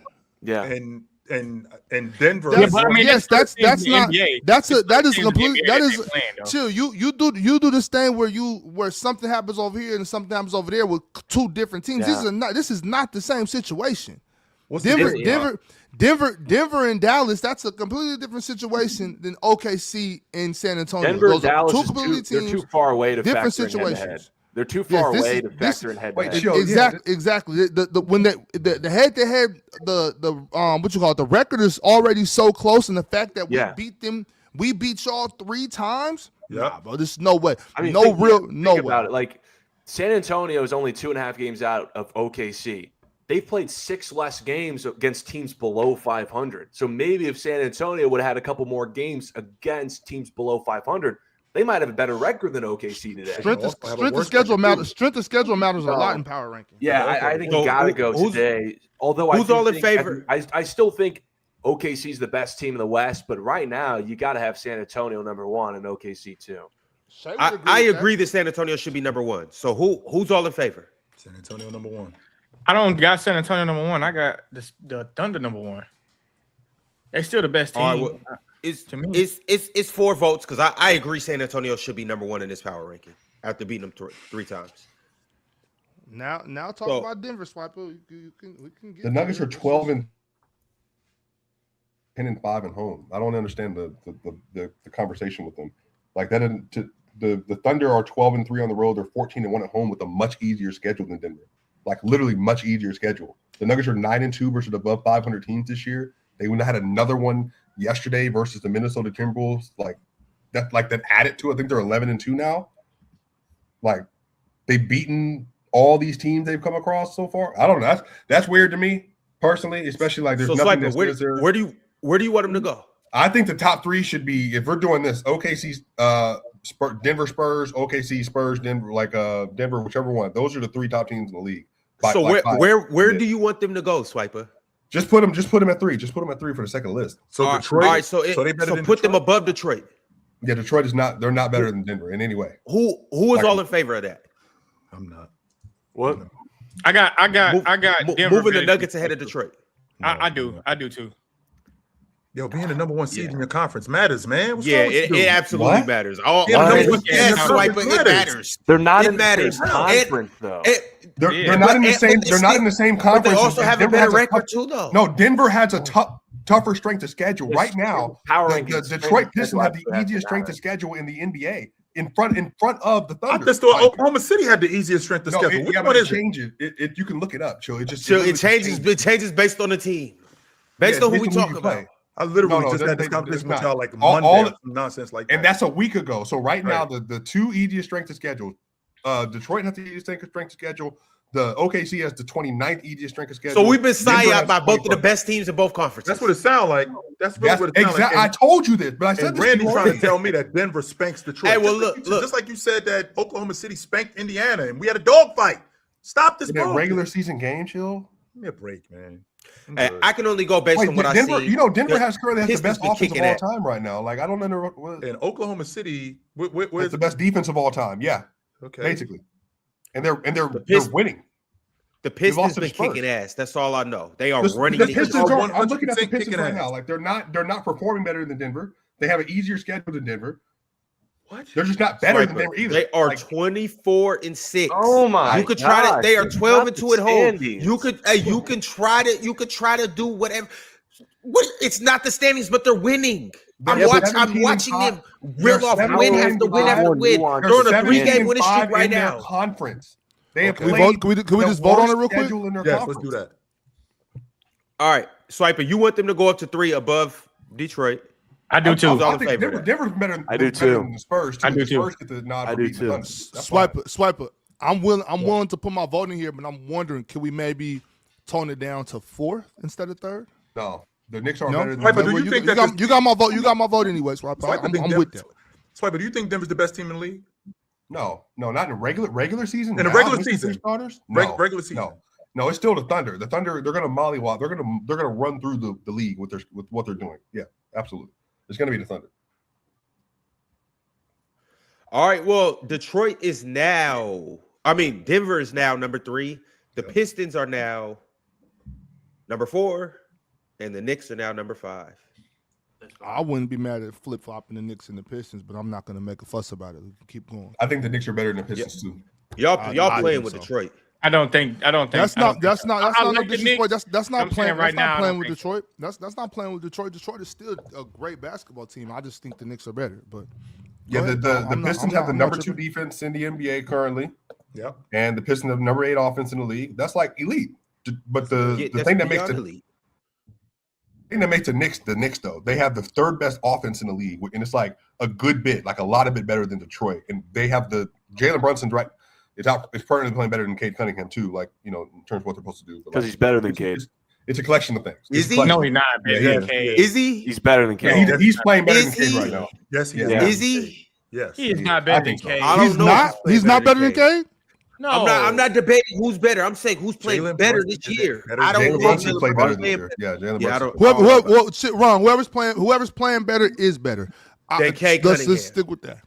Okay. Okay. But all right, y'all. This is what we're looking at right now. We got San Antonio, OKC, the Denver Nuggets, Detroit, New York Knicks, Houston at 6. Are we cool with that? That's fine. That's fine. All right, so y'all was talking about the Minnesota Timberwolves being higher. They Yeah, definitely Minnesota's better than Houston, bro. They definitely Yeah, they better move than them to- I'd they feel can like better go than to the six. They can They go better to than the Lakers. 6, or they can go higher. I think they're better than Detroit also too, but that's just me. You can move them up to 6 at least. They definitely Minnesota's better definitely had a I lot think they're easier better than the schedule Lakers, than too. Houston. Yes. I'd put Minnesota right below Houston at 7. Below Houston? Yeah, they're Yeah, better than the 7. Lakers, Ron. Yes. That's They're fine. better. Yeah, they're better than the Lakers. All right, I'm so cool with that, who's all in favor of them going to 6 above the Rockets? No, I ain't going above the Rockets. No, we ain't doing that. Wait. Who we talking about? Minnesota? Yes. Yeah. Yeah, we ain't Minnesota doing that. going above the Rockets. I'm with that too. Ain't no way you with that. What you mean I you with can't put that? them over They the be- Rockets yet. Yeah, that's tough. All right, who's all in favor of them going above the Lakers? I mean, For yeah. sure, everybody. All right, Drop the Lakers. Yeah, drop the That Lakers. ain't even. We don't need to even have a vote on that. Hey, Lakers are still top 10. Lakers, put them at 10. No, they're not. No, they're actually not. They're actually not. Yes, Here we they go. The Lakers. Do you know? Because you understand this a little bit. The Lakers are currently playing like the 16th best team in the league. They're like overperforming their schedule by a lot. They're right around where the Hawks and the Suns are. Okay. Like over they're not. They're over- mid. overperforming is still a result. I'm still winning. No, it's not because what's happening is when they play good just teams. because I'm above my head. Just No, because chill. I'm This above- is the same thing I've told you before. They beat bad teams in Okay. struggles. They struggle. Utah Jazz. They struggle They still to beat win. bad teams. They still beat Exactly, them. though. exactly, Jordan. The 45 still point thing beat you talking them. about with Luka. No, and then they get I've been whopped. saying that with Luka. And then they get whopped by good teams. Whopped. That's just how Walked. they play. No, it's not just how they. It's how the team is. The team isn't good. The Lakers are a type of team that if they get blown out early, they're just gonna quit, and they're just not gonna like point shade. Like, you know what I mean? Like they're just gonna quit. Like the Lakers, like I watch so many Lakers games, like they're not gonna have no, Conserving like, energy, Swiper. if the Lakers are dead, they're For the gonna next game? completely collapse. So if the Lakers are down 20 at halftime, it's over. It's like some of these teams, like some of the teams that the Lakers don't blow out, the Lakers won by like 25 early in the fourth quarter, and then the bench comes in and makes it look like it was a 10-point game. To Swiper's point, he does have a point. I mean, they got smoked by Golden State on opening night. They got LeBron. I mean, They got blown out by LeBron Portland. ain't helping you this year, by the way. Atlanta smoked them. Oklahoma City smoked them. Phoenix smoked them. Also beat Phoenix. The Celtics smoked them. Also the beat Spurs. Money was good. The Spurs smoked them. The Clippers also beat San Antonio. I know they had 4 5 starters out against the Clippers, but then Phoenix destroyed them, and then also beat Phoenix, and then the Lakers dump trucked them. I mean, and Phoenix, and then not Houston. I'm talking about dump trucked them. So still 7-7 against teams. To your point, to Swiper's point, they're not losing games. They're getting blown out in these games. They're getting smoked. Yeah, they're getting their toe up. Yeah, they're getting smoked. They're 25th in defense. 25th. Really bad. Yes. All right, so are you guys good with the Lakers where they're at? Yo, we gotta move off this in a couple minutes. I kind of want to drop them lower than that. The Lakers, me too, Jordan. To be honest with you, I want to move down lower than. Where do y'all want to move them to? 11. Move. The Magic are better than the Lakers. The Magic are better than the Lakers. Okay, I'm not with that. Philly's not better. Philly's not better than the Lakers. Philly isn't better than the Lakers. So Ron, I thought defense matters, Ron. We can move them to 10. The best I can do is flip flop the Lakers and the Celtics. I can't go no further than that. We could put the Lakers at like 10. I can't move them out. The Magic have like the 7th best defense in the league. They can actually. Philly. But what about Philly? You can't put Philly over the Lakers. Yo, I need propositions right now. If you have a proposition, propose where you would like the Lakers to go, we'll vote. The lowest I'm going with the Lakers is 10. That's as far as I'm going. The Magic got to move up for Boston. The Magic are better than Boston or the 76ers, though. Fellas, Sixers maybe not Boston. We're not debating. Just make a proposition. If it gets voted for, we'll rock it. I got a proposition. They are 25th in defense. Their offense is closer to 10 than 3. Swiper, you are trying to prove a point. I got you. I'm getting chill on my side. Move them to 11. They don't do anything. They don't do anything to say they're a top 10 team. All right, so what do you want to move them to 11? 11. All right, who's all in favor of that? Jordan, come on, join me. You should just go ahead and furthest I go is 10 with them. That's as far as I'm going. All right, Swiper is your money. 10. Unfortunately, it's not happening. I'm gonna say 10. All right, Lakers at 10. Who's with that? As far as I'm going. Yeah, I'm with 10. Weird. All they got is Luka, and y'all just like, oh wow. Lakers to 9. Maybe they're not. The Sixers are better than the Lakers. I'm not moving them past 9. You guys don't got to vote for me. What do they do? What do they have on their team that makes you think? We got 4. Me, Chill, Jordan, and Swiper. Right? For them at 10. Chill. Are you in favor of moving them to 10? I'm comfortable moving them to 10. Yes. Remember when the Lakers beat Philly? Like, why do the Lakers' wins always just get like not brought up, and every team gets to flex their wins? Because it's the same thing as last year that I brought up. You're overperforming based on how good you are, and then you go to the playoff versus the team and you get walked. You're 2-12. You're 2-12 in your last 4 series. Your last 3 series. We're not even in the playoffs. You're talking about some yesterday shit. This is rank. crazy. What are you talking about? Season. No, Swiper, you always bringing up some shit that don't got nothing to do with nothing.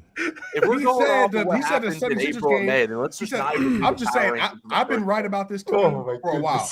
You're 2-12 in your last 3 series. Casual, as I said you would be. Oh my gosh. What does that got to do with this? Stop. I think the Lakers are a first round exit, but what we're not going to do is act like they're not better than the Magic.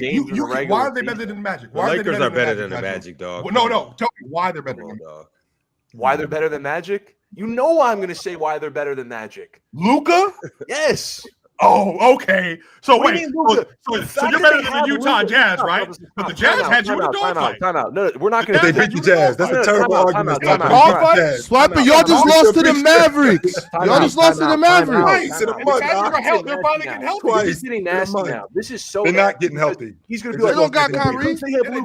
They just lost Anthony playing out of his mind. Stop. Listen, you're talking about how the Lakers are overperforming relative to the roster. Why the hell do you think they're overperforming? Because they have Luka Doncic against below 500 teams. Overperforming relative to their roster? What does that mean exactly, Swipe? No, that's not what I said. Yo, fellas, we gotta move on. We gotta move on. I gotta. Me, Drenchy. We got 51 super chats. No, look. So look, the Lakers. I have the Lakers at 10 right now because Luka or Austin Reeves went for 40. Like, that's good. That matters. I like that. Like, sorry.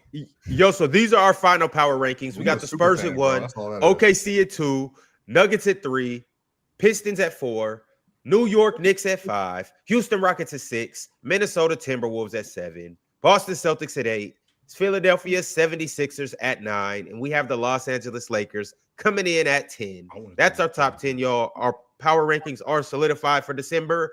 We'll see y'all back again in January. In the meantime, fellas, we got a ton of super chats. Let's do it. So let's go ahead and make You it got happen. one directed to me. I gotta go do some family stuff. So if you got something. Let me see.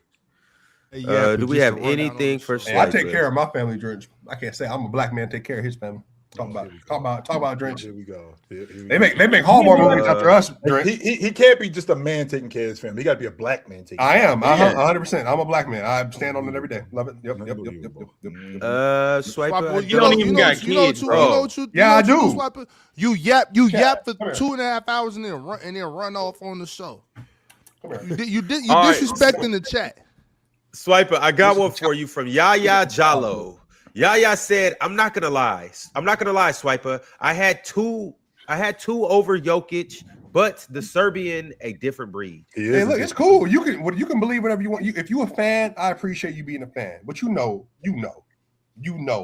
he's clearly better than everybody. I mean, it is what it is. Whatever. It's all good.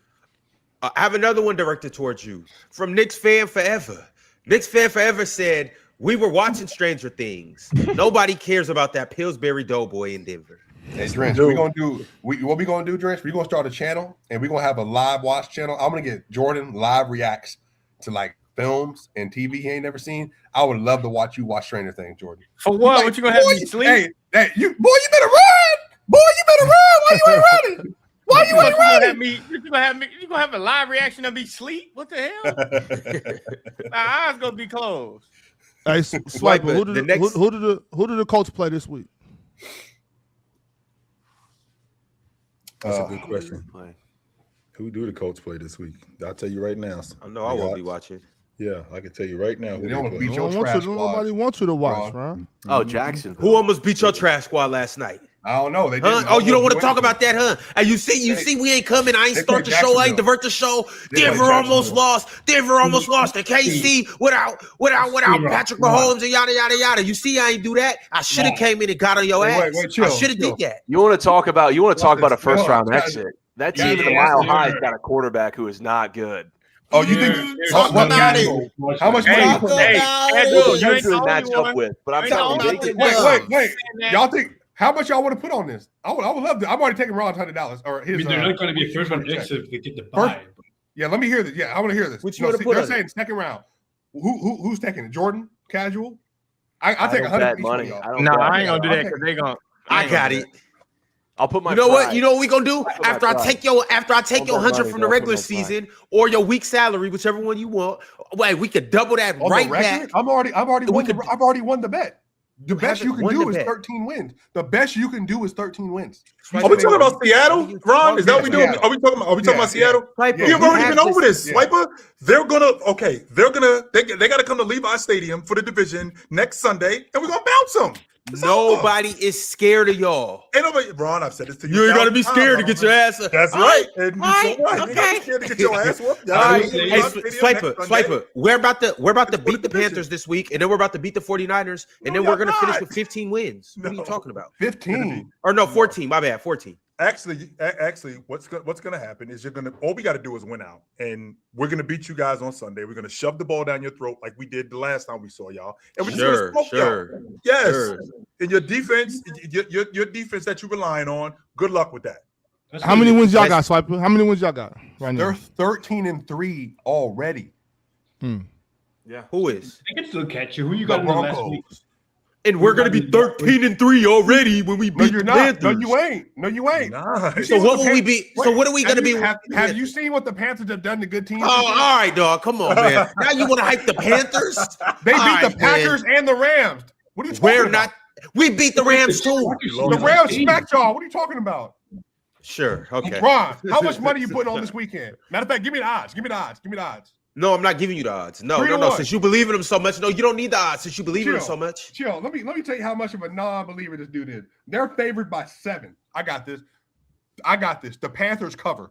Give me that. What you want to put on it? I'll put 1,000 Monopoly. Stack on it. He got a stack on it, Ron. What's up? Monopoly. He got a stack on it, Ron. All right, Keep it come like on. going. He don't got a stack on it, Chill. He don't got a Like stack. His nuts, they're not that big, which means they don't hang Oh that my low. God. What? I'll take it. They don't hang that low. I'd take it. That's crazy. No, bro. yo, Yeah, hold on. Swiper, he called you hamster nuts. Hey, wait, called him hold Diddy on, nuts. Ox. First off, remember he was standing over Jordan in the Oh sweat. man, He why you wasn't gonna put standing me in over this Jordan. shit? That's what I'm You- saying. you- Swiper. you- you- That's you- what I'm you- saying. you- Swiper. Take your ass whooping like a man. Don't bring me in this shit. Hey, chill. Hey, he was over there standing over drinks like this.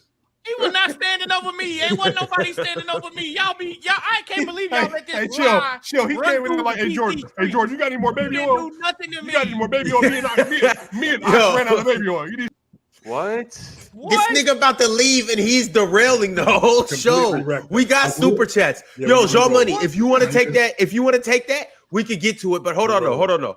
We'll talk about it a little later. Swiper, I got a couple more super chats directed strictly for you. Goon King Forever said, I woke up angry after last night. Swiper, I might have to put a hit on the Duffer Brothers. Who's the Doofus Brothers? The men who picked Stranger Things, the two brothers who direct the whole thing. Oh, Well, he wouldn't wake up angry if he wasn't gooning the night before. Take your ass to sleep. He said, I'm gonna give them till the finale, but I'm not happy today. I don't want to know. I haven't seen anything because on purpose. Stranger Things got y'all in a blender like this. I don't it's watch not no that shit good. like that. That's number one. Yeah, I'm sorry. I know what you watch. It's not. Yeah, you don't watch Stranger Things. You watch other things. Days of Our Lives, Jordan. Even Go ahead. Stranger Things than Stranger Hold on, Things. Swiper. I got one more for you. Hey, Julius chill, what? Irvin. Even Julius Stranger Irvin said, Things. Swiper, track athletes today run in much better conditions, better shoes, better tracks. That makes a difference in running. Yeah, athletes are also Bozo. just better too. They're also just better. Like, yeah, there's a little thing called we just get better over time. So I agree. That's what it's called. Yeah, it's called evolution, Subjective. but also we just get better. Subjective. Population growth is No, it's all- not. It's not subjective. It's quite literally proven. Like women are getting. Never mind, Jordan. This is a math stat. You don't want to hear that. Never mind. It ain't about Mr. the math What It stats, it's Is. about the ridiculous stats, but sure. Mr. What It Is, 001 Henry said, Swiper, I'm done with these doofus brothers. They are more annoying than Ron, to be honest. I thought he was talking about Ox and Jordan for a minute, but he was talking about Stranger Things directors. Yeah, facts. Nice. We got another super chat. Hey, shout out Swiper. Hey, you running them up today, Swiper. Mija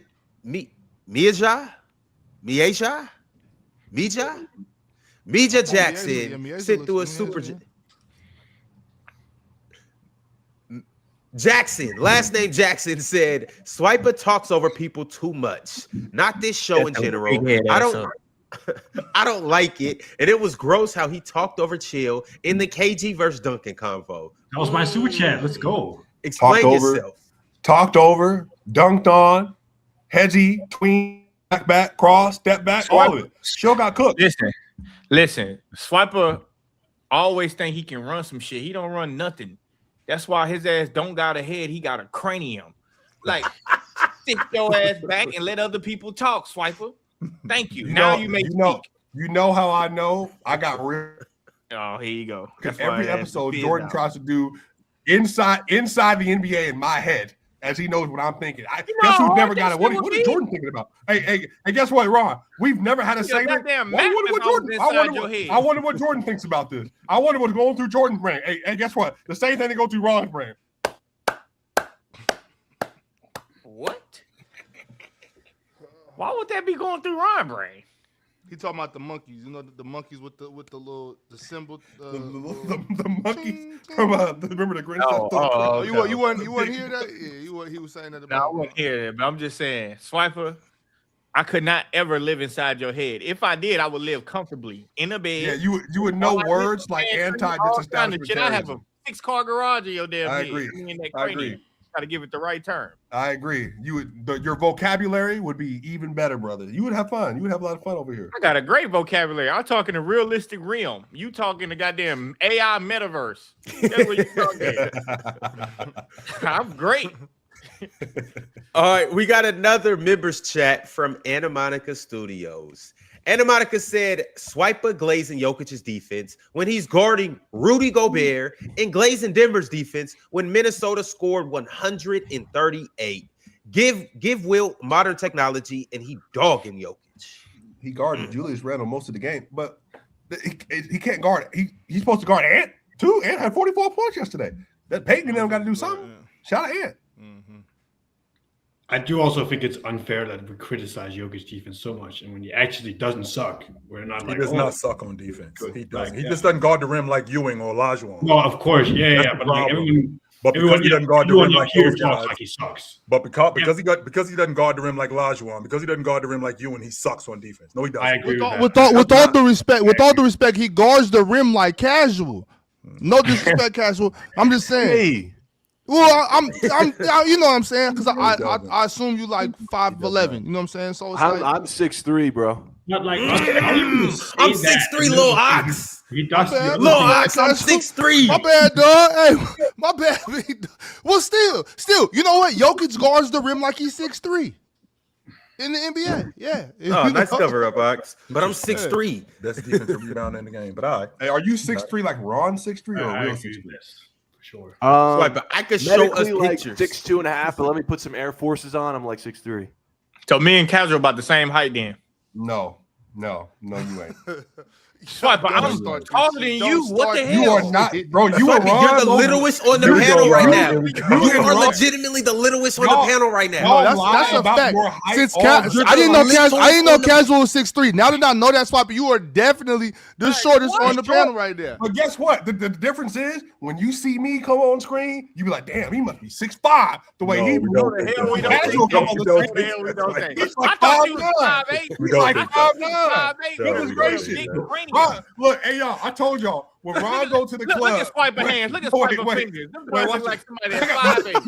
Look at that shit. 5 inches. 5'8". You got little ass in. Little ass That's fingers. not They big. grab your Swiper, that's overhead. not 9.5 big. inches from here to here. Way bigger than Hell y'all. no. Hey, guess what? Hold on. Ooh, Hey, guess what? You yeah. know how That's Jordan? Your not hands big. are not You bigger know than it's mine. not. But what are you Your how hands talking are Jordan not about? remember? bigger than my hands. No, wait. Yeah, You know how yeah. Jordan remembers how big Grab my my hands little are? hand I at took that my finger. hand and I mushed them in the Grab face. my little Yo, hand. put them Vienna sausages up, bro. What you By the way, doing? y'all are. Put them Y'all Vienna are. sausages Here's- away.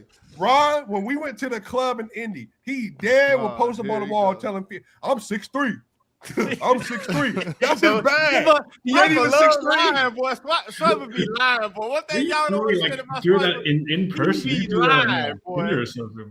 Swiper will convince the panel of a story that has never happened, and he will remember that Bruh, story. it really say that shit like it happened. Like he would say it every month, like it really happened. Like he talking about remember. Ron was So wait. standing over the story. So Like, wait, nigga was Ron. never Ron, standing It's over. reality. am I lying? This is a true story. Ron, am I lying? Were you not standing over Drench's bed in a full sweat? No. All right, bro. It's time for Swiper to go, y'all. It is all right, y'all. Never. Ron, On it's to the next- Friday. On to the next super chat from No Longer Gabe. No Longer Gabe said, remember I said Tyler Kolek is better than Reed Shepherd 2 years ago. One of my better takes. And then he said, Mars said I should drown myself. Damn. He I ain't probably gonna lie. really said Tyler Cole that is better than too. Reed Shepherd, though. Tyler Cole is definitely better than Reed Shepherd. I Okay, don't Drench. Drench. Start bench cut. How is it, Gillespie or Gillespie? Gillespie. Okay, Gillespie, Kolek, Shepherd. Start bench cut. Cut Gillespie, start Kolek, and bench Reed Bench Shepherd. Reed. Okay. To be Gillespie fair, like, cold Tyler though. Kolek Gillespie is cold like- though. Tyler Gillespie Kolek cold. is And like shout out to 24 Reed years Shepherd though, old. because Reed Shepherd Yeah. got better, but Tyler Kolek, and that just comes from Tyler Kolek played, I think, 4 years of college. Yeah, he's 24. Reed Yeah, Shepherd yeah. is Yeah, 21. like Reed Shepherd is that, one like- and done. Like Tyler Kolek was the best point guard in college. Him and Nimhard was the best point guard. I was saying that then. Them two was the best. So point was guard in college. Gillespie. Gillespie was too, by the way. Yeah. But I didn't necessarily consider Gillespie as a point, to be honest. But I mean, that's what he do. Cool. Gillespie is But- cold, bro. Gillespie is cold, Shout but out all Tyler three of them. Kolek, obviously, like his impact on the Knicks as soon as he get in the game is incredible. Like incredible. I'm talking about from assist to turnover ratio, talking about to scoring, to catching and shooting, even a little bitty shit he do on the little bit of things he do on defense. Y'all, people might say he's small and all that stuff. He impacts the game very well on defense, like very well on defense. So I gotta Chill, give and it that's to and that Tyler and that He's an start bench adult. cut. Like, he Chill. knows what to do. Gillespie might play all 48. Here you Hey, go, man. Well, All right, Yusuf Oz sent through another super chat and said, "Have y'all seen the compilation of LeBron on defense last night? Horrific stuff. Zero effort. Roster sucks, so it's not all on Bron, but at least the offense looked watchable when he was out. The numbers back it. Does Bron just need to go?" yeah, that's what it sounds like. It sounds like y'all over him. And you know what, Ron? To be honest, with you, It I ain't think even the Lakers Bron's are fault actually- though. It's the It's Lakers' not. fault. It's the Lakers' fault. Like they Yeah. run the dumbest offense that you can think of, and and what they do is they hope they stars can win them the whole game. Yep. And it's like they are dead last with that philosophy in the NBA. Like you dead last in that shit. Like this is their offense. Hope they stars can make a superstar play, and then if not, kick it to a grenade and allow him to do something. And it's dumb. That's It's like, why. bro, That's just why move the the fucking JJ ball on. Redick press conference just absolutely rubbed me the wrong way. It's like, bro, what are you talking about? You're the coach. Oh, Yeah. player's not playing hard enough. You're the coach. You Like, let if him you do want that better stupid results, shit. maybe yell at Luka. Stop letting Luka just roam free and dribble, step back three at the end of the shot clock. You're the Maybe coach. just do that, though. It's just I stupid. wonder if to be Bron. honest. I wonder if Bron ever thought he was gonna end up the scapegoat. Yes. Oh yes. Like He did he On foresee this team, yeah. coming? Mm-hmm. Bro, Luka literally look at the damn ref every fucking time he shoot the ball, though. That shit is mad annoying. Cat too. He's been doing when did Luka get drafted? 17, 16, 18, 17. 18? 18. He was in 18. DeAndre Ayton. He Trae been Young doing draft. this since 18. Yeah. Nah, he didn't got worse with this shit, though. Cat does it too. No, he don't do it worse than Luka. Literally, Literally, it everything bugs me for out, Luka. man. Just like Jokic flop on any kind of contact, every time Luka shoot a shot or fall on the ground or turn it over, it's like he just automatically just look at the nearest ref. Automatic. What is going on January the 5th? The Lakers don't play. It was his January. name. Yeah. I don't even know what that means. I'd be worried for my well-being. Yeah, on what's going on January 5th. January 5th. Yeah, the Lakers don't play on January 5th. No, they don't. What is January 5th? Yeah, he said we coming. That's what he said. That Who? casual. You've been saying slick. You know what? January 5th, we coming. January 5th. What's going on January 5th? Because I'm January 5th. That's my mom's birthday. I'm looking at the stand. I'm looking at the schedule. The Lakers January 5th. Knicks versus Pistons. Bulls versus Celtics. Yeah. Hawks versus Raptors. Yep. Suns versus Rockets. Yep. Hornets versus Thunder. Yep. Nuggets versus Sixers. Yep. Warriors versus Clippers. Yep. Jazz versus Blazers. Yeah. So Which one of those games could it possibly be? Yeah. Knicks And Pistons gotta be. Casual is a Laker guy. Oh, Knicks Pistons, you think? Yeah, but I Casual was is a Laker thinking guy. that makes sense because we were arguing about them. Yeah. that's right. Casual is a Laker guy. So what does that mean? You need to give more of it. Send $5 and Yeah, should I duck I and don't know what that cover means. every time, like wearing a mask when I in public? What does this mean? keep pulling up, man. Mitchie, Hey, Casual, if Mitchie, I'm Mitchie, gonna call you on the 6th to make sure that you know. If Mitchie wasn't the cheapskate and sent a couple more dollars, he could have explained what he was talking about. Oh, Meech. I got it. Detroit. Meech, the kingpin. Okay, he a Detroit guy. I got you. I got it. Animatica Studios sent through $10, a super chat actually worth acknowledging. Animatica said, "For all of you who said Shea was better than Kobe, let's have a moment of silence. You know who you are, right, Pin? Luke Cornett is 3-0 versus Shea in the last 2 seasons. Had a higher true shooting as well." Yo, what? Luke Cornett is 3-0. W stat. Oh, that's hilarious. It's stuff like that, Ox, that takes years off my life. That's 2-0 against Yeah, but chill. The Stuff thing like about it is, so that super chat is one of those good super chats where it's like, yeah, this is true. Your reason is just shit. It's like Luke Cornett has nothing to do with the fact that SGA ain't Kobe Bryant. But he was It's just you know what I'm saying. It's just that SGA just ain't Kobe, and it's just all there is to it. It don't got nothing to do with Luke My Cornett. thing is though, like this isn't the NFL. We're not playing 17 games. It's a 82-game regular season. Why are we making indictments on Shea off this one game? Right. I mean, But it's see, a free the game. problem is it should have never come to that though. It should have never come to that. Like the Well, it's not like Bryant Kobe stuff, didn't man, have it's games crazy. like this. Exactly. So it's like, Exactly. what are we doing?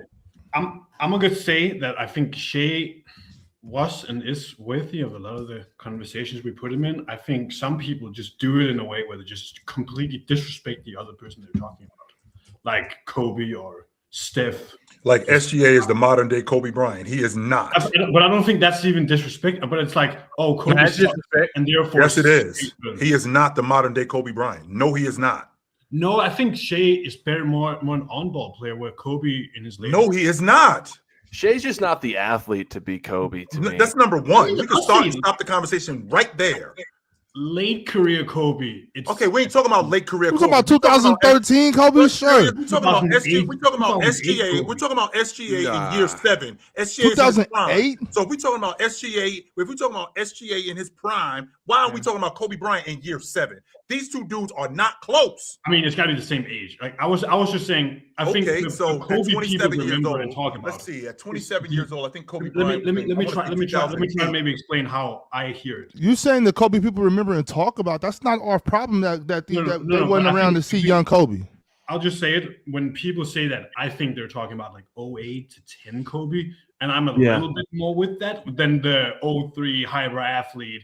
Also, maybe a little earlier where he was this defensive monster player. Like the 08 Kobe, I can see it a little more. I will say Kobe is getting shit on way too much because It's because he died. It's because he's not here. They don't shit on Michael Jordan like that, even though they compare Kobe to. I think it's because people think Kobe is crazy overrated.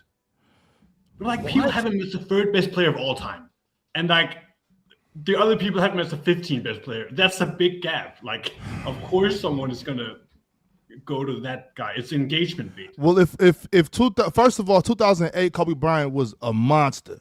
First of all, we'll start by saying that. year, but if you only have 2008, 9, and 10 Kobe to gauge off of, that's a you problem. We seen Kobe Bryant. But even if you have 8, 9, and 10 Kobe, I won the MVP. I led an Olympic team with LeBron, peak Dwayne Wade, Chris Paul, all of these, Dwight Howard, all of these guys. Then I won a championship in 2009, and then I doubled back and won another championship in 2010. Let's not go that far, Ron. 27-year-old SGA, 27-year-old Kobe Bryant. That was 05-06 Bryant. Go ahead, I'm listening. So I'd also say, like, he was just going to 08 was the year Kobe won MVP. Like, Shea won the MVP last year. 27-year-old SGA, Kobe Bryant was 27 years old in 05-06. I'm listening. Go ahead. Oh, you're saying that? I don't think that's who they're comparing him to.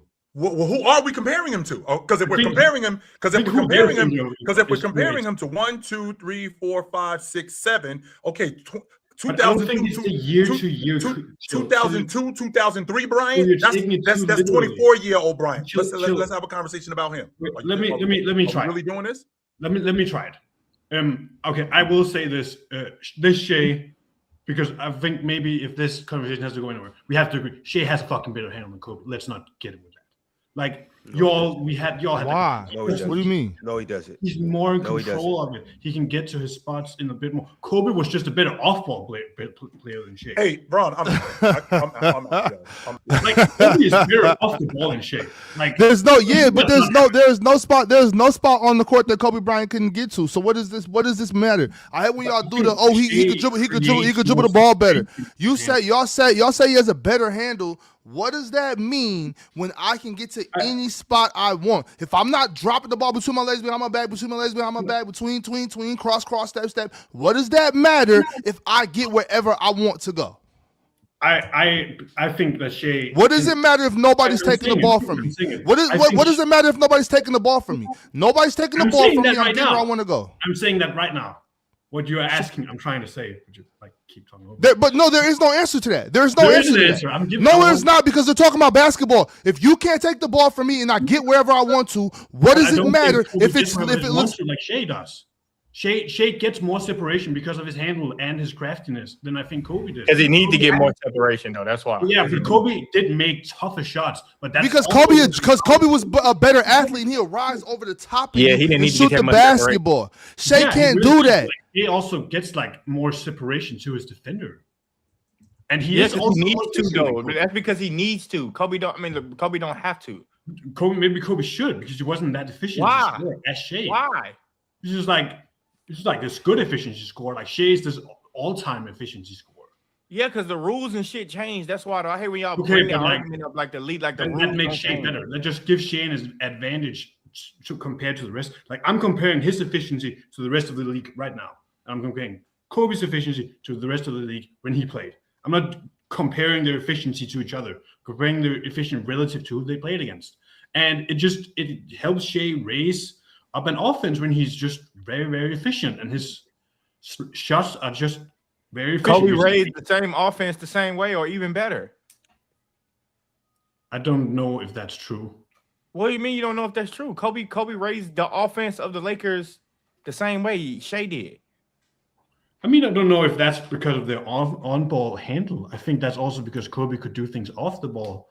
Because of but to Ox's point though, that's not really a big deal because it's like you couldn't take the ball. You couldn't just take the ball from Kobe. You couldn't stop him into his spot. Like, and you bringing up separation, you bringing up stuff that you like about a handle. That doesn't necessarily mean it's better. That's just what you like and value. Okay, so to what thing do you think Kobe has the better handle? You said, why do I think Kobe has a better handle? Yes. I don't necessarily. I think their handle is about the same. To be honest with you, I think Kobe has a nice handle. Also, the game wasn't played as wide open as it is now, to where you can sit there and Kobe can show you his handle. Like that wasn't how the game was played back when Kobe was in his prime. So you get to see more of that from Shea, but that doesn't mean his handle is necessarily better. Like you talking about separation because Shea has to separate. He's not the athlete Kobe is to just rise up over the top. Yeah, so that's not a great point. I don't think they're the same player. I'm again trying to say here, Kobe's off-ball game is underrated. And people keep calling him the shot chucker. It just wasn't. He was Kobe was a little sloppy. I say that all the time. Yeah, but he could engage in offense. He didn't I think one of Shea's maybe weaknesses is that he stops the offense a lot. I think Kobe more got his in the flow of the offense, I'd say. Kobe was a ball stopper too, but Kobe also had the triangle too. So he had the advantage of being in an offense where the offense is made to move and things like that. It's a lot of body movement and stuff. I just personally think you guys underestimate Kobe's handle. I seen Kobe in 2000, 2001, 2002, 2003 when he was doing the same shit Allen Iverson was doing.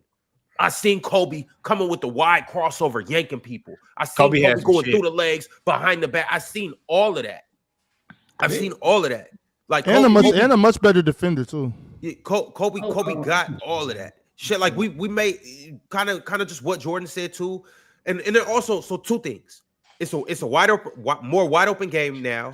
Yeah. Also, Shea is smaller, so he has to rely on his handle a little bit more. But also too, Kobe played with his back to the basket a lot.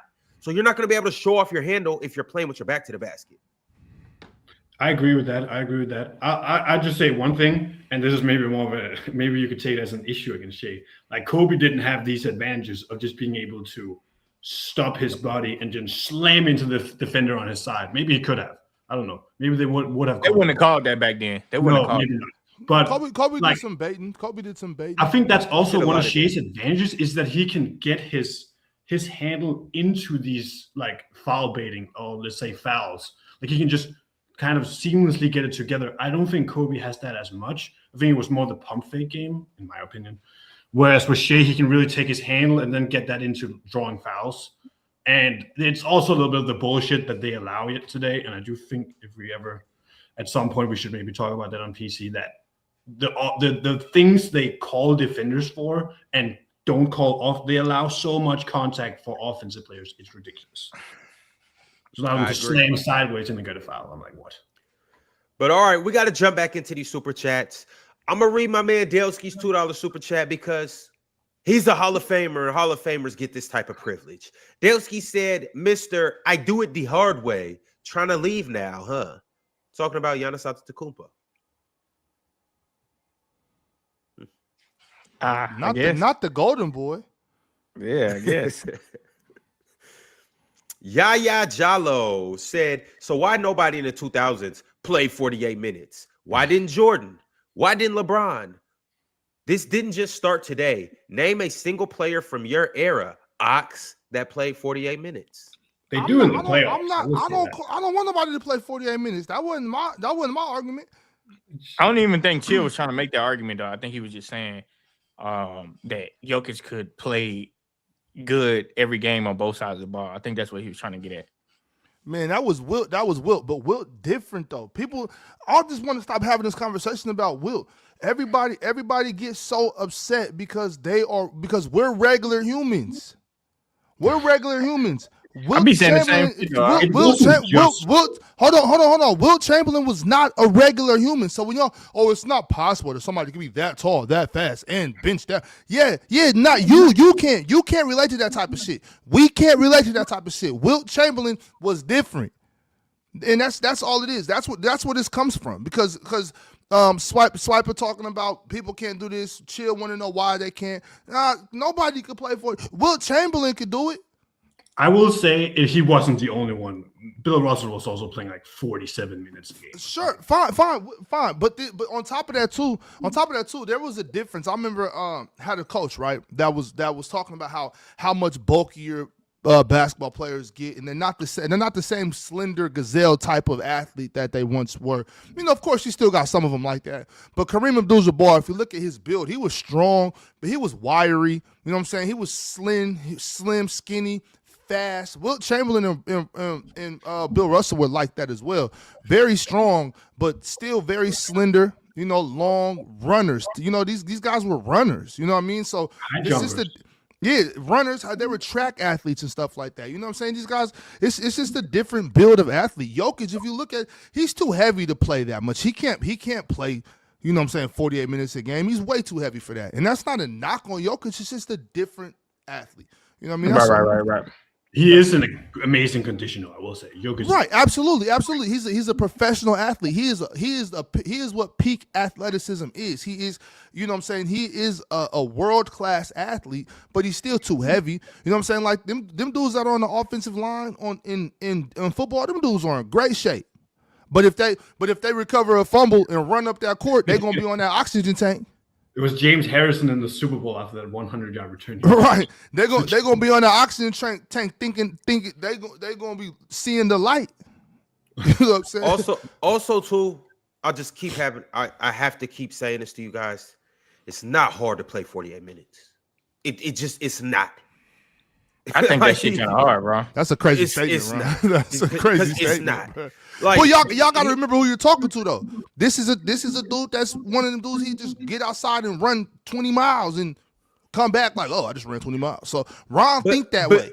You know what I'm saying? I don't think these are professional athletes though. Like these dudes are well conditioned. My thing is like, okay, you might have some ups and downs and stuff like that. Like you might have to take a couple possessions off, or you might get tired in the midst of the game, but you can still play. Like you can be tired. 82 games though, Ron. 82 games. I'm not saying 82. All right, well. In the playoffs, they do play close to 48 minutes sometimes. On any given night, it's not hard to play 48 minutes. Yeah. Okay, I get what you're saying. And a lot of these guys would prefer to play 48 minutes. I bet you if you asked Edwards if he could play 48 minutes tonight, would he want to? He would say yes. I bet you even Joker. I bet you if you ask Joker, do you want to come out the game? I bet you he's saying, no, I don't want to come out the game. Right. To your point, Ron, there's a lot of guys that can play 48 minutes if they had to. Like they would survive. It's just 48. You can't do it for 82 games. You know what I'm saying? But there's tons of guys I think in the NBA that was like, if I had to play 48 minutes tonight, I could do it, and it wouldn't be no thing for them. You know what I'm saying? These dudes are peak athletes. I even think with 82 games, bro, you got to understand if I play a game today, and not every game is a back-to-back, but I'm just going to talk about the extreme conditions when it is a back-to-back. You play a game today at 7 p.m. Eastern time. Then you play 24 hours later. So you play 48 minutes. Then you get to go through a whole recovery. You eat the best meals. You can get a massage. You're getting rehydrated. 24 hours is a long time. It's a very long time. You will be all right. You are not gonna break down. You're not gonna die. It's 48 minutes. That's why I disagree, Ron. I think a lot of people would break down, but if you had to play I think it's one of those things about can but will. Like I think a lot of dudes could play 48 minutes. Now, you know what I'm saying? But 48 minutes for 82 games, people are going to break down. I ain't a lot of 2 weeks. I will go play a 48-minute game tomorrow. And then Ron, in 2 weeks, that's crazy. Ron, I know you could. But what I'm saying is people they don't do that because it's just not a good idea. You know what I'm saying? It's just medically all that type of stuff. It's just not a good idea. So while I think we kind of overlooked that when we were having a conversation earlier. One of us should have stepped in and be like, well, a lot of dudes probably could play 48 minutes, but it's just not logical anymore. The teams aren't letting them. The teams are saying, right. No, we have a doctor hired for this. Like Shea could play 48 minutes. Anthony Edwards could play 48 minutes. Jaylen Brown could play 48 minutes. You know what I mean? Easily too. Yeah, there's a lot of guys in the NBA that can play 48 minutes. Can easily play 48 minutes in a good 48 minutes. I think a lot of the bigs might be where it's like, okay, you can't play 48 minutes, you know. All right, the next super chat is from Chef Marshall. Chef Marshall said, "Can Stephon Castle be better than Ant within Ant's best 2-guard timeline?" No. So no. I've been a Castle doubter, but he's converted me. So I'm go Spurs go now. But I will say he is if he could develop, if him or Dylan Harper could develop a 3, they could be so nasty to play against as a backcourt. Because even yesterday, you saw him he got an offensive rebound off a Remy miss where he just sneaked in behind Caruso. They're so athletic. They're so good at playing basketball. Both are really have really good defensive. Castle's just a great defender, and Harper can get there.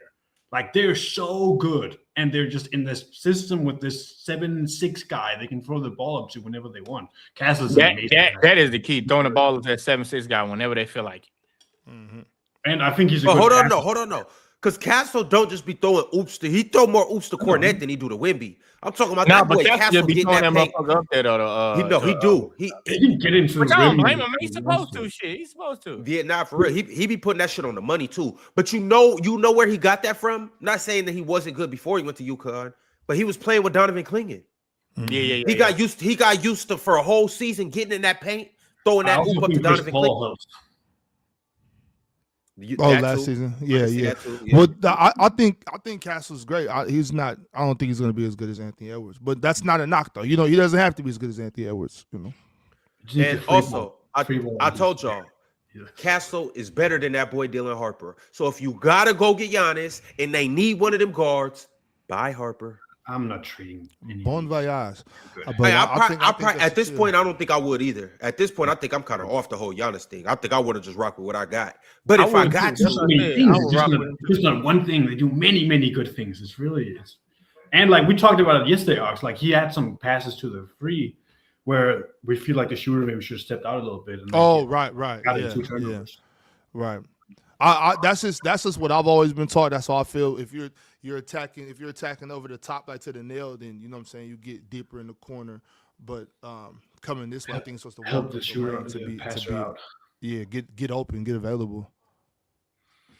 All right, Goon King Forever said Adam Silver got his DEI super team. Tell me how good the Spurs are if in 2023 they fall to the 4 or 5 in the draft and remain at 11 in 2025. Jazz have been in the lottery 12 times and have never moved up. Fuck the NBA. Is Goon King Forever a Jazz fan? I mean, it's just I don't know. Maybe he just calling it how he see it. See, Ron, don't be one of those guys where if somebody says something in support of a team that they automatically got to be a fan of that team. I'm just asking. I'm trying to figure out. I don't know who he's a fan of. I'm not sure. I think Goon King is more of a fan of, the hardcore stuff. But either way it goes, I'm happy that this happened for him. Y'all might not like it, even if it was rigged. I'm happy we are watching the San Antonio Spurs be this good, this fast. I'm happy that they are what they are. Definitely speed up their timeline. Yeah, boy. I'm glad that they can compete against the Thunder. But when I said that last year, that all they had to do was stop letting Wemby do that bullshit, running pick and roll and shit like that, all that dumb shit. Just let him play how he's supposed to play, bro. I don't really see Wemby ever doing no goddamn pick and roll. Last year, he doing pick and rolls and shit. Fuck is you doing that for? Wait a second, though, y'all. Because he on to something. How the hell did NBA let the Spurs trade for De'Aaron Fox and only give up Zach Collins? Because the two teams he traded for were dumb. You know what I'm saying? That's the bull. That don't make no sense. The Bulls had to give up Zach LaVine. Like at least we got Zach LaVine back. So it's not even so much what teams got back as much as what did they get. Like the Bulls did that and got Zach Collins. Bro. Like, when I realized that okay, Foxy going to the Spurs, I'm like, yeah, but surely Stephon Castle or Devin Vassell is leaving, right? Like surely they got to give up something. I do think last year Castle's value was kind of low because he had some flaws. I also think just the Kings and the Bulls value things other than us. Like they don't want to. The normal teams want to kind of tear it down, be bad, tank, and then get up through draft picks. And the Bulls and Kings want to be in this play-in thing all of the time. So the Bulls just got their own protection on the pick back. And that was enough to send Zach LaVine, who was a bad asset because of his contract. He was seen around the league as a negative to neutral asset. So I do think that makes sense that he just kind of got off his contract. Right. But I mean, and they gave a couple of picks to the Kings, so in a sense, I do. Right, but what all I'm saying is just like it's not. I'm not even so much worried about like I said, like we got Zach LaVine back. Zach LaVine's a good basketball player, right? But the Spurs not having to give up a significant piece to me, I'm still like. I just don't think I'm confused. Fox wasn't viewed as that kind of asset, and I think a lot of the value of these trades has gone down since the mega trade we saw with AD. And Fox wasn't looked at as that kind of asset from who? Just in general, the league, from what I heard. Like he wasn't this mega superstar. He was like kind of this a good player on a his contract isn't just massively underpaying him is what people say. I was trying to. I was saying it during that time. I was saying it that you guys are massively underrating De'Aaron Fox. Yeah, I need to watch De'Aaron Fox play basketball some more, man. I don't understand what niggas be looking at with De'Aaron Fox. I do think my one issue with him is for how explosive he is. He doesn't really get to the rim that much in the half court. Especially he gets to the rim whenever he wants to. He gets that mid-range pull-up is so deadly that it's like, why am I going in the mid-range falls? He's right. So why? Really? And that's one thing that I've heard from NBA players and whatnot. You don't sacrifice your body going in there with those trees when you can pull up for that mid range. I know the mid range is supposed to be a lost art. I don't know why that mid range saves you from a lot of wear and tear. 100%, and it just keeps you fresh for the game. Like it just keeps you fresh. But Ox, remember when I came on here and Ron, you probably remember too. It was probably like early last year, maybe the year before, and I was like, De'Aaron Fox really is one of them guys when he wants to. I've been telling y'all that shit, and people was like, "Oh, you like?" I'm like, "No, bro. I played against him. I know him like that, bro." De'Aaron Fox is one of them dudes. When he say you can't fuck with me today, I promise you can't. Like you can't. Like he's that special, bro. He giving the NBA. It's a shame because he giving the NBA about 80% of what he really is, bro. I'm telling y'all, he giving y'all 80%. If you grew up in Houston. And you seen De'Aaron Fox in them Side Lakes jersey or in that Houston Hoops jersey, you know exactly what I'm talking about. He giving y'all 80%, and it's a shame. But hey, one day maybe maybe in the playoffs this year, some shit he might show y'all. But we'll see. Also, to Jean-Mar, to your point, he's shooting 39% from three. There's nobody else to shoot 39% ever really playing off the ball like this in his career ever as a basketball player. I like what's going on in San Antonio. Like I said, I'm Go Spurs Go now. That's where we're at. Like I just love watching them play. I just love it. It's really fun. All right, y'all. KTO said flopping masterclass from Jokic. Flail his arms every play, but won't get the same heat SGA gets because he's the NBA's golden boy that can do no wrong. Don't worry. I personally think I'm changing the NBA. Because when I start talking about Shea doing that bullshit, they don't really call that shit for Shea no more like that. All that slamming into a motherfucker. I watched the referee did not call that shit last night. So I'm on Jokic ass pretty soon. Best believe. I start high and then I go He low. did get a lot of his fouls on like loose ball fouls, especially like late in the game. There's a lot of loose balls fouls. Jokic ass flop literally on anything. Like it's annoying, bro. Like Bro, somebody setting the screen, they barely bump him. It's like, bro, that shit is annoying, bro. The referee got to stop the game and just be like, hey, bro, stop this shit now, or I'm going to take your ass up. That's what I would do. He do it a lot on the offensive, on the rebounding, too. That shit is annoying, it's bro. The rebounding that kills me. That shit it's just more be that annoying. than it's on screen setting is the one that killed me, Ox. When they set them screens, that's the shit that killed me. I will say he do it more in like kind of these flows than it is the Jalen Brunson Shea. I'm dribbling on the side of you and I just slam my body. Yeah. Sideways. He do it without the ball more. He do it without the ball way more, like for sure. I mean, those things are like the NBA needs to change some of these. Also, the off-arm shove. You know what I mean, Jordan? When you're dribbling with your left, and you go this to like this. Yeah. It's insane. Yeah. How is that? They let Wemby do it. They let Wemby do what Shea do. I swear the motherfucking league in trouble. Wemby would just average 40 every night. No longer Gabe been a member for 15 months. Said, yeah, Jokic is better than Curry. Yeah, right now for sure. Yeah, maybe it's today. Maybe. Multi Kenny, also a member for 17 months, said Ox called it that. I'm not sure what he was talking about. I wasn't here yet. He sent this at 8:03. I got here at 8:07. So not sure what you meant by that. Or just called it like you called the Spurs winning. Don't you think that? Could be.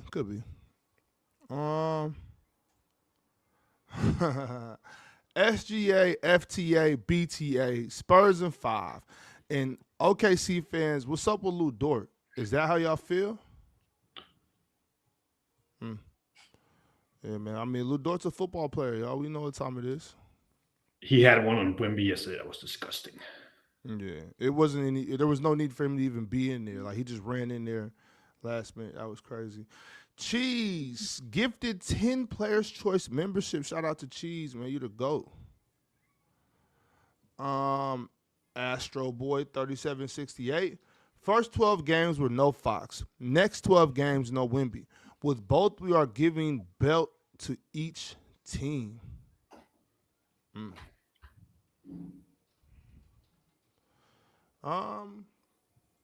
Hello.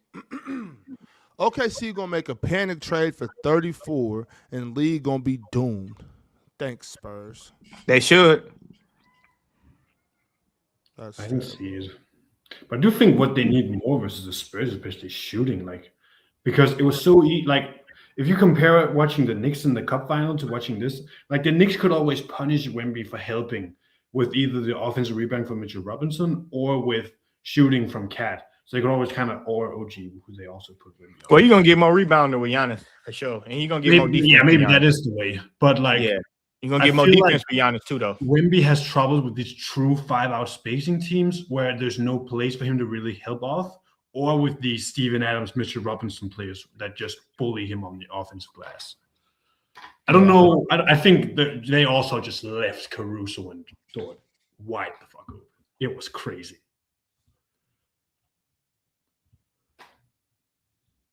Stephon Cass. Oh, this is from Danton. What the hell? Danton Nadia. Stephon Castle needs to be in consideration for all defense team. Keldon Johnson need to be in 6-man talks. Coach need to be in Coach of the Year. Fox All NBA talks. Win VP loading. And Harper, like Rookie of the Year. That needs to be at least a conversation. Who? Harper? Harper for Rookie of the Year. I was saying like that's at least a little bit of a conversation. Hey, that would be so crazy. I'm pretty sure. I'm pretty sure it's never happened. But what if? Could you imagine a award sweep like that, where you got the Rookie of the Year, Coach of the Year, 6-man of the Year, Clutch of the Year, a couple All NBA players, and the MVP? That'd be fire. You out, Drench? He bounced. But yeah, he not about to get that Rookie of the Year though. No, Cooper Flag and Con Knipp are playing too good, and he doesn't get enough minutes. Wemby 6-man of the year. Good of a team. Wemby and Harper 6-man of the year. Yeah, I don't think Wemby gonna starting again though. He's not just gonna keep coming off the bench. It could be hilarious though. Hey though, Ox Multi Kenny was talking about you. Was talking about the De'Aaron Fox stuff. Like Ox told y'all about De'Aaron. Oh yeah, hell yeah.